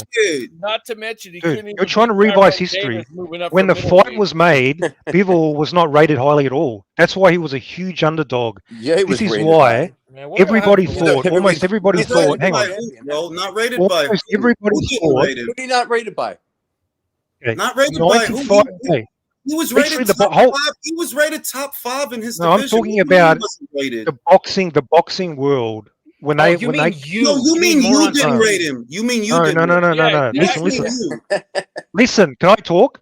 I actually picked Bill to beat Canelo. No, okay, you've been running your mouth shut the fuck up. Time, man. You shut the if fuck you up. watched, hang on, let me talk. If you watched, Yo, if listen, man, let me talk, bro. Listen, man. Okay. Ain't no dumbass goofball argument you about to make to where David Benavidez is better than Bivol. Bivol beat a former champion in Pascal. He beat Joe Smith. How old was Pascal? I'll tell you what, beating Pascal. He was 41. Wait a minute. Didn't that same 41-year-old Pascal beat Badu Jack and Marcus Brown after that? Didn't he? He was still 41. He was still not in his prime. He was still a top contender. He was still a top contender at that time. Okay, that was a good win. Okay, that was a good win. Okay, and now he beat Joe Smith. Now show me a David Benavidez win that is on par with that one. Okay, no. We need to compare everything now. We need to compare the previous 2 fights where he struggled with Craig Richards. Which is why Eddie Hearn said, can I talk without 2 sentences? You're the only one saying that he struggled. I don't hear nobody else saying that shit. Just well, hey, I'm looking at the scorecard. The scorecard. So let me understand it. Let me understand it. You categorize the Craig Richards fight as a fight where Bivol struggled. For argument's sake, let's go with that. If we're gonna do that, then David definitely struggled with Ronald Gavril. So much so that you got knocked down. You got knocked down. And you needed 2 fights just for one decisive. You know what the difference is? You know what the difference is? I know what the difference is. Bivol didn't have to fight Craig Richards 2 times. That's the difference. No. The real difference is one was fucking 5 years ago when Benavidez was not in his prime at 20 years old. Well, the later one, Bivol was in his prime, and the current world. Okay, Bivol won a unanimous decision in that fight. So it's a huge difference. One was like ages ago. One was exactly at the time. So this is why Bivol was. If you listen, hang on. He's gonna pick Benavidez based on sparring session. He already. Hang on, no. If you listen to the fight predictions, the whole boxing. I listened to you pick Benavidez to beat Bivol because of a sparring. Forget about my opinion for a second. The whole boxing. I've done that all like 5 hours ago. Okay, great. That's what I've been doing. I'm just waiting for the super chats to come in. Honestly, if you listen to the fight predictions of fucking the who's who of boxing back then, Ring Magazine 20 out of 20 pick Canelo, Floyd Mayweather Jim. Every single person picked Canelo. All you have to all these trainers and fighters of other people. Qualified people. Far more qualified. All you have are opinions. Then they all predicted. They predicted Canelo. This shows Bivol was not as highly rated as you're making out now. In hindsight. Wait a That's minute. a fact. Wait a That's a minute. fact I never made that argument. I just said he was better than David. I never made Well, the he was argument. better than David. Okay. I never made the argument that you're claiming I made. All I said was he's a better fighter than David. Well, the first step for that is demonstrating how the boxing community rated Bivol back then, and it was not very high. I don't need to worry about the opinions of other people. I know who Bivol fought, and I know who Benavidez didn't fight. And Bivol was not highly rated. He was rated as a solid, good fighter, which is what he is. Bivol was a dominant champion. Yeah. Listen, the other thing is that where other people rated Bivol is other people's problems, because what I'm telling It's not a problem. Their educated opinions have value. No, what I'm telling you, you want to dismiss everybody's opinion but yours. What I'm telling you is that Benavidez is not a better fighter than Bivol, and there's no evidence to the contrary. Just your opinion. There's no evidence that David Benavidez is a better fighter than Dimitri Bivol. And who did Canelo fight? Dimitri Bivol.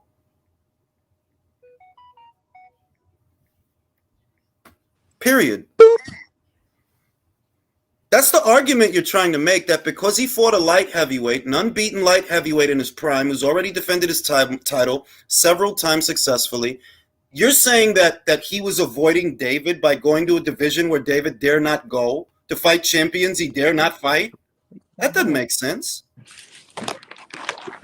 But he's the king of not making sense. I think is he there? Did he tap out? Where is he? Oh man! Oh, thank God. I'm not gonna lie. I think Al got him finally. After everything he said, after everything he said, I understand why he doesn't like the term, the pound for pound concept, because the pound for pound is all about resume, and he doesn't want. Please don't apologize. And he doesn't want to talk about resume because Benavidez doesn't have one. Well, look, this is the thing. Well, this is the thing. You know, before I close it out, because I'm getting sleepy. Basically, you haven't disproven what started this entire conversation in the first place. And what I started off with is David has no resume. He hasn't fought anyone. All you did was agree with me and try to find other ways to explain why you like him so much. But here's the thing. It goes beyond resume. Yeah, it goes beyond resume. Yeah. Here's the thing. I don't give a fuck why you like him. I only give a fuck who he fights, not why you like him. Forget about you. You're your own problem. Your mother's problem or your wife's problem. You're not my problem. Likewise, yeah. The only thing I need to worry about is, okay, who is David fighting that makes him a good fighter? And when I say he hasn't fought anybody, all you did was agree with me. He's fighting coke withdrawals.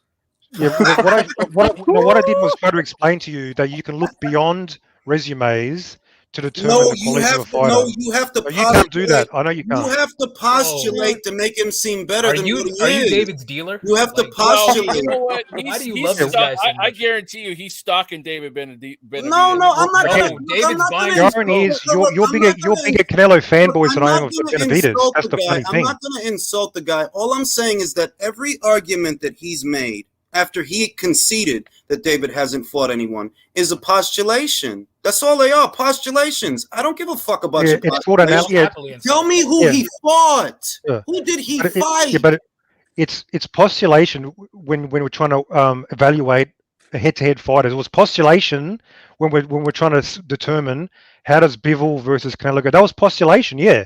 But there was a way to determine this if you analyzed and understood the fighters. That's a bunch of bullshit. No, some your people basis understood. for postulation is nonsense. It's not on to you, a bunch of to you, because you don't understand.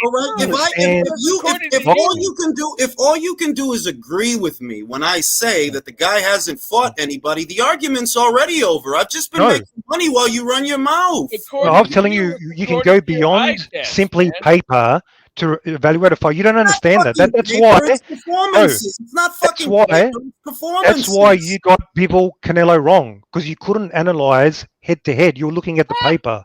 You made a mistake. Let's see in the future if you've learned your lesson. Well, okay, look, okay. If your only argument is that I got a prediction wrong, that's still not going to add names to David's resume. I'm sorry. I mean, seriously, that's the only. Is that all you got? That you picked Bivol. Well, guess what? David still ain't fight shit.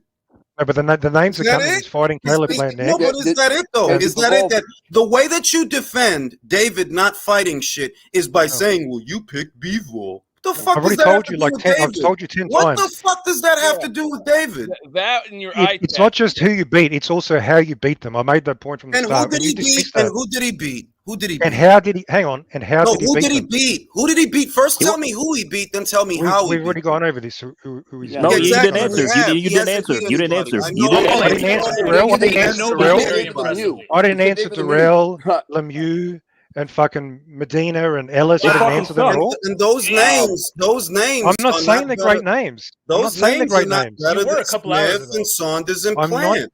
I'm not saying they're great names, but still, Not now, if you but a couple destroy, hours ago, you were saying that No. Darrell and Lemieux were hot shit. So hey, no, Darrell was a legitimate champion, so that has value. But if you destroy them, What was Billy Joe Saunders? if you destroy them, that has value. So now that Bivens beating Canelo, the guy you love, you've put him now. You've exaggerated how good he is, and you're going to learn that lesson you're a when dumb- Benavidez beats up Bivens. Bevo's Hang on. recognized as a dominant champion at 175, with his only rival being Better Beef. This guy's got Okay, like he's what, only- 10 this his guy's best- got his like best what, win like of- 10 title defenses, I think. 10, Yeah. 9 or 10. His best win at 160 at 175 is Joe Smith. Canelo And was he not a legitimate humiliated him for 175 12 pounder. rounds. He beat him every single round. Joe Smith is a fucking B class fighter. So why doesn't David fight him? Why Wait a isn't minute, David wait a fight minute. He him? fights in a different division, bro. He fights in a different division. What are you talking about? Okay. If we're gonna take the piss out of Joe Smith Jr., then don't you fucking sit here and try to tell me that David Lemieux is a big puncher at 168. That's where your logic collapses. Exactly. You've been talking up Anthony Durrell and David Lemieux, but you're gonna shit on Joe Smith Jr., who would probably knock the both of those guys out. Yeah, Make it make sense. Okay, Sounds Joe stupid, Smith. bro. Okay, so No, now you're no, gonna. listen. You sound fucking stupid. Caleb Plant knocked out Anthony Durrell, but Joe Smith wouldn't. Fucking Marco Antonio Rubio knocked out David Lemieux. We're talking but Joe relative Smith to the wouldn't. division. We're talking relative to the division. No, you're talking bullshit. That's what you're doing. We're talking about at 175. We're not Grade comparing 175 to 168 directly. There's no, So, fucking way, there's no fucking way you talk up guys like fucking Anthony Durrell and David Lemieux as solid scalps, but Joe Smith is a B-class fighter. Joe And you know Smith what won those a two vac- guys are? You know what those two guys are? C-class fighters. If Joe is a B, then those guys are D's and C's. Joe Smith won a vacant title. That's the only way he becomes David champion. Benavidez won a vacant title. Oh, but you give him credit for that, though. Both Darrell. Both times. No, Darrell was a fucking current WBC champion. You're just fucking bullshitting, trying to make an argument. That's fucking fucked up. Darrell was the champion. I'm He beat the bullshitting. champion. You just said Joe Smith Jr. won a vacant title, and then I told you that. Well, David, the first one, the first title Okay, he the ever first won, one. that was Be specific. vacant. Wasn't Yeah. that vacant? But was it vacant? The first one was vacant, yes, not the So second. why are you Okay, then. chastising? All right, why are you You're chastising? Because he won why a are you legitimate title after chastising- that. Why are you chastising Joe Smith Jr. for winning a vacant title when your favorite fighter won a fucking vacant title? Easy, because that's all he's fucking won. 'Cause your head One is vacant title, that's it. You know what's the funny thing? And he didn't. Joe Smith- That's all he's Joe done. Smith So Jr. For you calling Joe Smith Jr. a B-class fighter, Joe Yes. Smith Jr. has beat the odds more times than David Benavidez. Yep. David I has don't. never Okay, been an that story underdog. time beat the David odds. I has don't care never about. been an underdog. I don't care about beating the odds. I'm chasing fighters in the fucking ring, bro. Raising my hand. Jules, I count four fighters. I count four fighters Joe's beaten. David Benavidez kicks so many cans. He is the overwhelming favorite in every single fight. Where Joe Smith Jr., the B-class fighter, he's beat the odds 4 times. Beat the odds. Okay, whatever that means. Whatever you. I don't care about Well, you beating the were odds. just It means he talking beat the about- odds. It means he was you the were just underdog and talking won. about odds like 3 hours ago. Remember? Okay, you can be a mediocre fighter and still beat the odds. You understand that, right? Oh my God. Yeah, okay. look at David. No, You he's understand not that? wrong. You can be a mediocre fighter look like at David, David. Lemieux.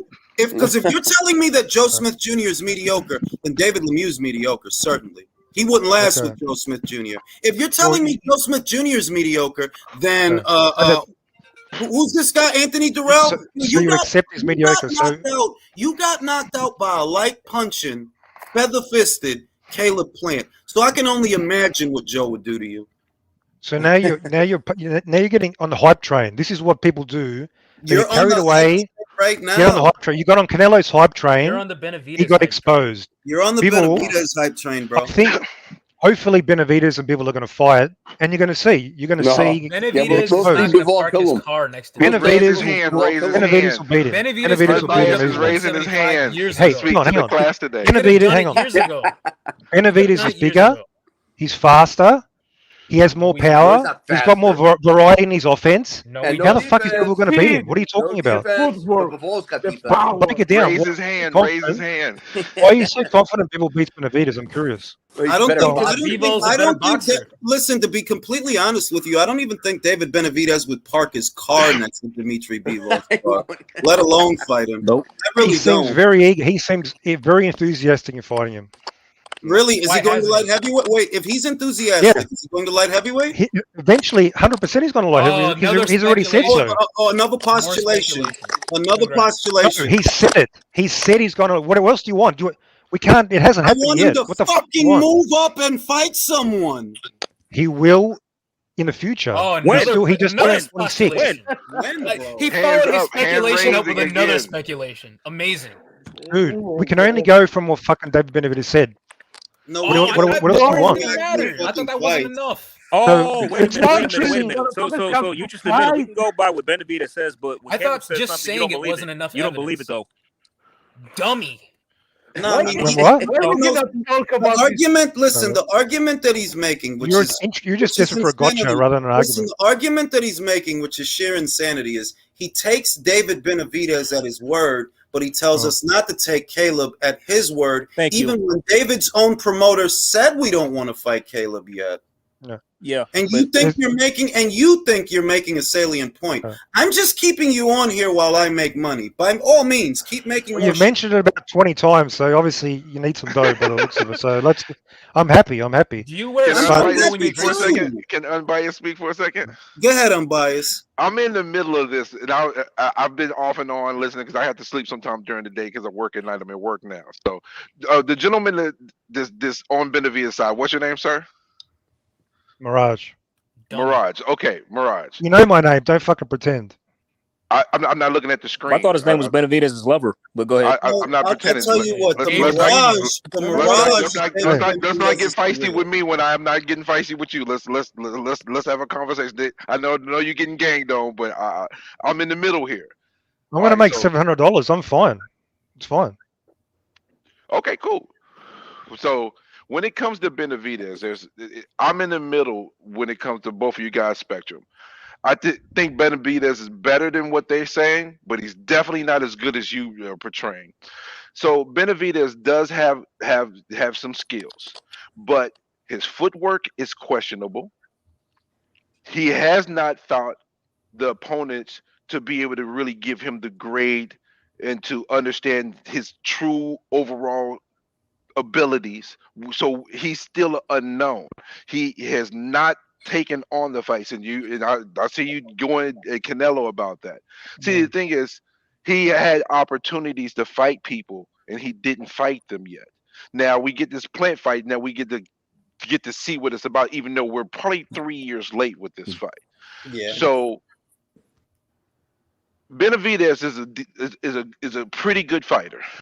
He could possibly do more, or he could possibly not pan out, because we have not seen him in the ring with someone that will take advantage of his flaws, because he has flaws. So Caleb Plant should be that guy, you think? I don't think Caleb Plant is going to win the fight, personally. I think he has the a guy chance to to win the test him. fight. Is he the guy to test him, do you think?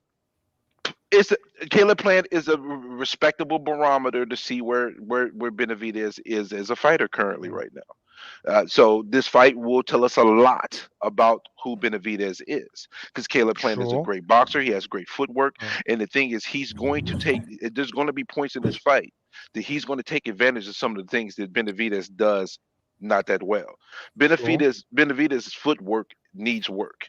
He sometimes that's his style of fighter. Some fighters are like that. He makes up for it. Well, he will be taken advantage of by the right fighter. If that's who he is, and he's not going to make adjustments or grow into the fighter that you fight. Yeah, but Canelo's a plotter. He's always been a plotter. You don't change it. That's the way he is. So can you make up for it in other ways? That's the question. So I don't Gotcha. expect But him the to thing change is, that. Canelo being I exactly feel who like he is David why makes he got up his for ass whooped by Bivol too. Correct. I think that That's why I knew he was going to get his I ass. feel It was like fucking David obvious. makes up. I feel like David makes up for being a plotter by kicking cans. Is that a safe Okay. assumption? It's easier. No, It's no, easier. that's a hater. It's That's a easier. hater No, comment. no, actually, that I mean, you no, feel no, that's no, a no, hater no, because he no. doesn't like Benavidez, but it actually is a correct point. At this it point, it's not been proven otherwise yet. He has Okay. not beaten the competition that would make us say, "Okay, Benavidez, you're here. Well, We well, recognize to me, who you are." it's proven because it's Hold on. obvious. To Jules, it isn't proven, If but I he's can, going to be wiping that egg off that face eventually. I mean, if he proves it, but he hasn't But hold proven on. it If yet. I No, can no, just he has add proven it to something. me. He has If I can proven it just add to something, me. like, I can like counter by saying, look, Canelo danced against Danny Jacobs. He was very light on his feet in that fight. That's against true. Billy Joe Saunders, in my opinion, he was moving pretty I well. don't But know even about then, dancing. like if I you don't know look about at dancing. hold on, He did a just a good job second, against just a Jake. second. If you look at who Canelo's fought, we know that he can fight big punchers. We know he can fight. He can fight people with good hand speed. We know he can fight tall fighters. We know he can fight guys who like to fight on the inside. What about slick boxers? Yeah, he's fought a number of slick boxers. And what happened? And what happened when he fought him? He's won most of them. Really? Yeah, absolutely. How many? Okay, so Mayweather boxed his ears off. Bivol boxed his ears off. Lara arguably beat him. That was a close fight. That was a close fight. I think. Billy Joe Saunders. He's beat a number of slick boxers. Well, Billy Joe Saunders was winning rounds until a freakish injury. I agree. See, I actually agree with that. Billy Joe. Well, Billy Joe Saunders, he's overrated. I was the one who, on this panel, I said that Saunders gave him a better fight than The Caleb. guy who calls David Lemieux a super middleweight cannot call Billy Joe Saunders overrated. Caleb Plant, it was a close fight. So Canelo does struggle he's against like the slick Pernell Whitaker boxers. at 160. You don't understand. Caleb Plant was a slick boxer. He got his ass kicked. No, that was a close competitive fight. It was For not real. close. That ended in a knockout. That ended in a Saunders was a knockout. closer fight. That I ended think in a Saunders knockout. put up a Remember, better you fight just said it. against You Canelo. just said it. It's how the fight ends sometimes. It's how you win. No, but He he knocked this him is out. if you just focus on how it ends and nothing before, you're misanalyzing the fight. That's fucking No, bad not. analysis. He got his ass kicked. No, you are, because you can be No, you're losing not. a He got his fight. ass kicked. You can be losing a No, you're not. fight He and got his ass you kicked. KO him. He got his ass kicked. Are you going to say, "Oh, that was an amazing performance" because I was getting my ass kicked and I caught him with a punch? Well, if you can say that, if he you, got his ass Did kicked. you say That's bad Canelo was logic. getting his butt kicked by Plant? No, that's not the point. No. Did you just say that? I just want to know is that No, what you said. no, it was a close fight. Yeah, No, it wasn't. Plant was doing No, it no. wasn't. Plant was doing well in the first. Canelo was, round. Canelo was chasing him for a lot of that fight and hitting air. You understand Canelo that, was right? winning the fight at the time of the Yeah, knockout. but at the end of the day, he got him. Yeah. Okay. That's all that matters. All the other stuff is conjecture. Yeah, but the other stuff, yes. No, because you're asking the right Yeah. question. He Because started what But the has other stuff actually tells you happened. something. The other stuff What's tells you objective something. doesn't matter to him because Welcome to all the of his stream. arguments are pure subjectivity. But pure speculation. Benavidez Just is not like, Plant. okay, Benavidez until can't the do what fights Plant did happen, they're all against Canelo. fucking subjective, you muppet. No, That's it's what happened. not. They're all I subjective. literally just pointed out that Canelo has beaten big punchers. He's beaten guys with hand speed. He's beaten slick boxers. He's beaten Sure. tall guys. He's beaten inside fighters. Okay. What the fuck are you talking about? Hang on. Has he beaten a guy with all of David's attributes in one fighter and list that fighter? Yeah. Yeah. Callum Who? Smith. Yeah. Whoa. Hang on. Whoa. I said a fighter with David's attributes, and you listed Callum Caleb Smith. Smith. Yeah. You even Yeah. watch He has boxing? hand speed. He's big as fuck. Nothing to you, He fanboy. is tall. Nothing to you, So you fanboy. think He actually Callum has Smith? better footwork than Benavidez. You think And he Callum hits hard. Smith has David's hand speed and power? Yes. Did you just Look say at how that? he Yeah, knocked out fanboy. Lenny Yeah, Castro. fanboy. I'm not going to talk to this guy. This is the thing. I'm not going to talk to this guy. Listen, this is the thing, Okay, Dan. This guy's trolling. This guy's We trolling. know that Callum Smith has more power than David Benavidez because it's been tested at a higher weight than David campaigns. How many people? By not being able to How keep many John people- Ryder off him? How many people has David Oh. knocked out at light heavyweight? How many? Okay. 0. So you think one KO Did I that say demonstrates one everything? KO? Callum Yeah, only has one that's fight it. at light You listed one heavyweight? KO. Answer He the moved to question, fanboy. 175. He actually has 2 knockouts at light heavyweight. Oh. Incidentally, the funniest thing is those knockouts at light heavyweight were more violent than Caleb Plant a violent bigger than punch than anything- Benavidez? More violent than anything that David has done in super middleweight. Okay. Against a guy Jules, who's never been Jules. knocked out. Is Caleb Plant a bigger puncher than David Benavidez? I don't think so. No. Well, hang on. But he's got a far more vicious, brutal one punch KO than David Benavidez. Well, Didn't you just say that's the fucking metric? You just said that's a metric. He fought a very old. Oh, so see, you've moved the goalposts. You've just moved the goalposts. I'm not moving the goalposts. You're moving the goalposts all the time. You just said one punch KO proves that Callum Smith is a bigger punch than Benavidez. Yet you don't use that same metric for Caleb Plant. I said Callum Smith knocked out a guy who's never even been knocked out. It's not like Anthony Durrell where you were TKO'd by David. He's never been one punch KO'd. Durrell's never done that. Never happened. Either way, Lennon Castillo has never been knocked out up until he fought Callum. Jules, bro, can we be real here? Let's stop this fucking game. Let's be real. All right, okay. let's be real. Let me start off. Look, let's be real here. Stop being a fanboy. One. Because you dick-eating David Benavidez and you think you sound funny, you don't sound funny. You sound stupid. You spent 5 hours trying to tell all of us that David Lemieux is this great fucking fighter while talking down the guy that beat him. Are you fucking retarded or something? He is. Are you retarded? Do you think you sound funny? He's in love with David. David. I'm pretty sure I'm funnier than you. I'm pretty sure I'm funnier than you. Yo, listen. Do you really think that somebody's gonna listen back to this? Do you think somebody's gonna listen back to this and not think, yo, that Australian guy is a fucking retard? He's a fucking retard. He's swinging off David Benavidez' man. Because I've been entertaining you for argument's sake. In reality, all the arguments you make are fucking stupid, and you're only doing it because you think what I think about your argument. So where do we go from here? I know you got your cheer club. I made money out of this. What did you do? Why the fuck you dumb fuck? I'm happy to make you what have you been doing?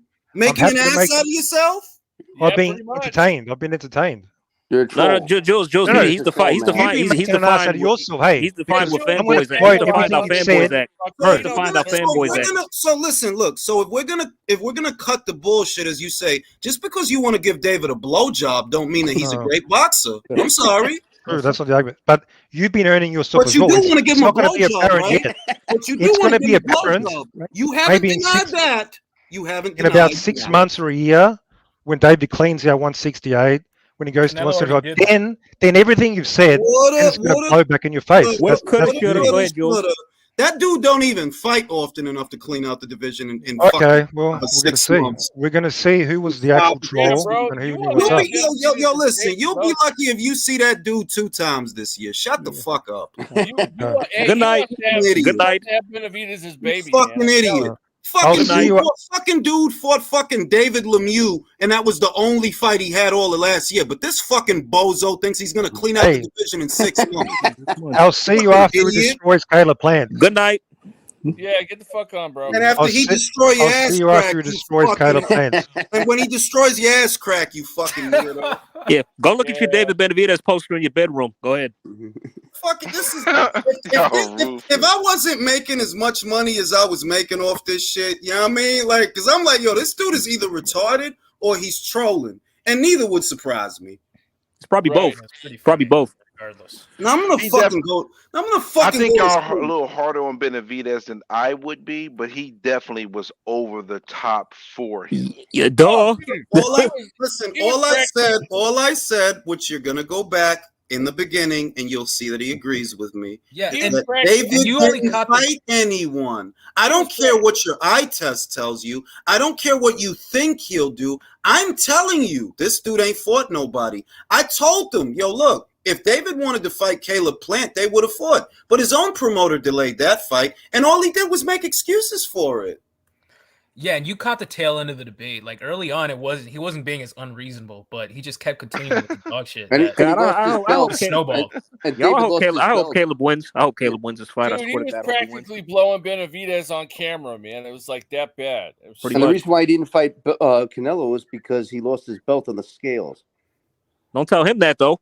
I mean, honestly, look, he said one of the points that he made was that Canelo Alvarez has been ducking David Benavidez, and I'm like, how could he be ducking David by fighting a better fighter in Dimitri Bivol? And then he says that David Benavidez is a better fighter than Dimitri, and I say, based on what? And he comes up with the eye test bullshit. Bro, I don't give 2 fucks about your eye test. That part right there, he big listen, time because I busted know his this fucking idiot is listening. The only way you prove you're a better fighter in the sport of boxing is by fighting better fighters.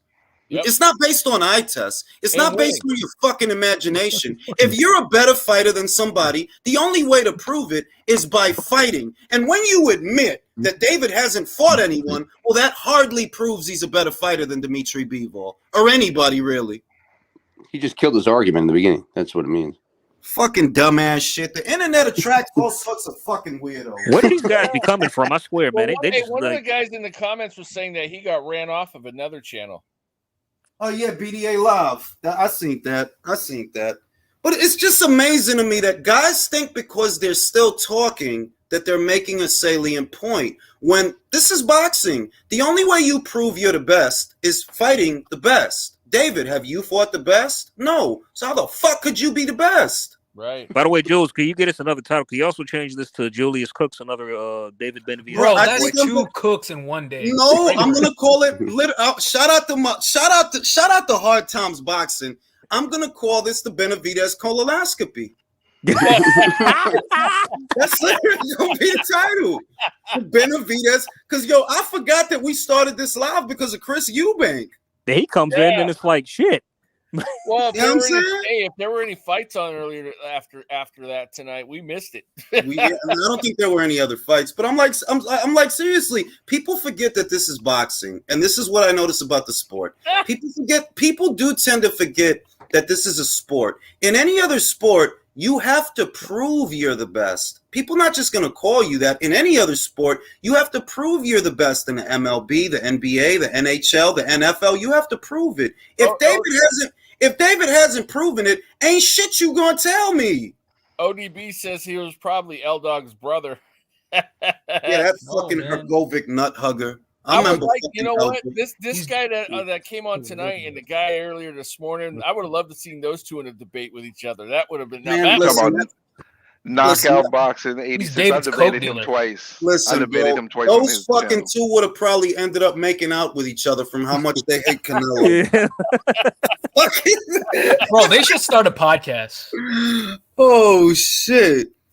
Oh, we did Rachel and Nonito, but it was early on, like in the first. Yeah, I'm like, yo, minutes. dog, like people, but no, honestly, what I notice about boxing that's unique to boxing is people try to crown guys the best without the guys proving it. That in the MLB and baseball, you got to prove you the best team in the league. Motherfucker, not just gonna say that. You got to prove that. Same in the NFL, same in the NBA, any other sport, but only in boxing do you get this level of dick eating.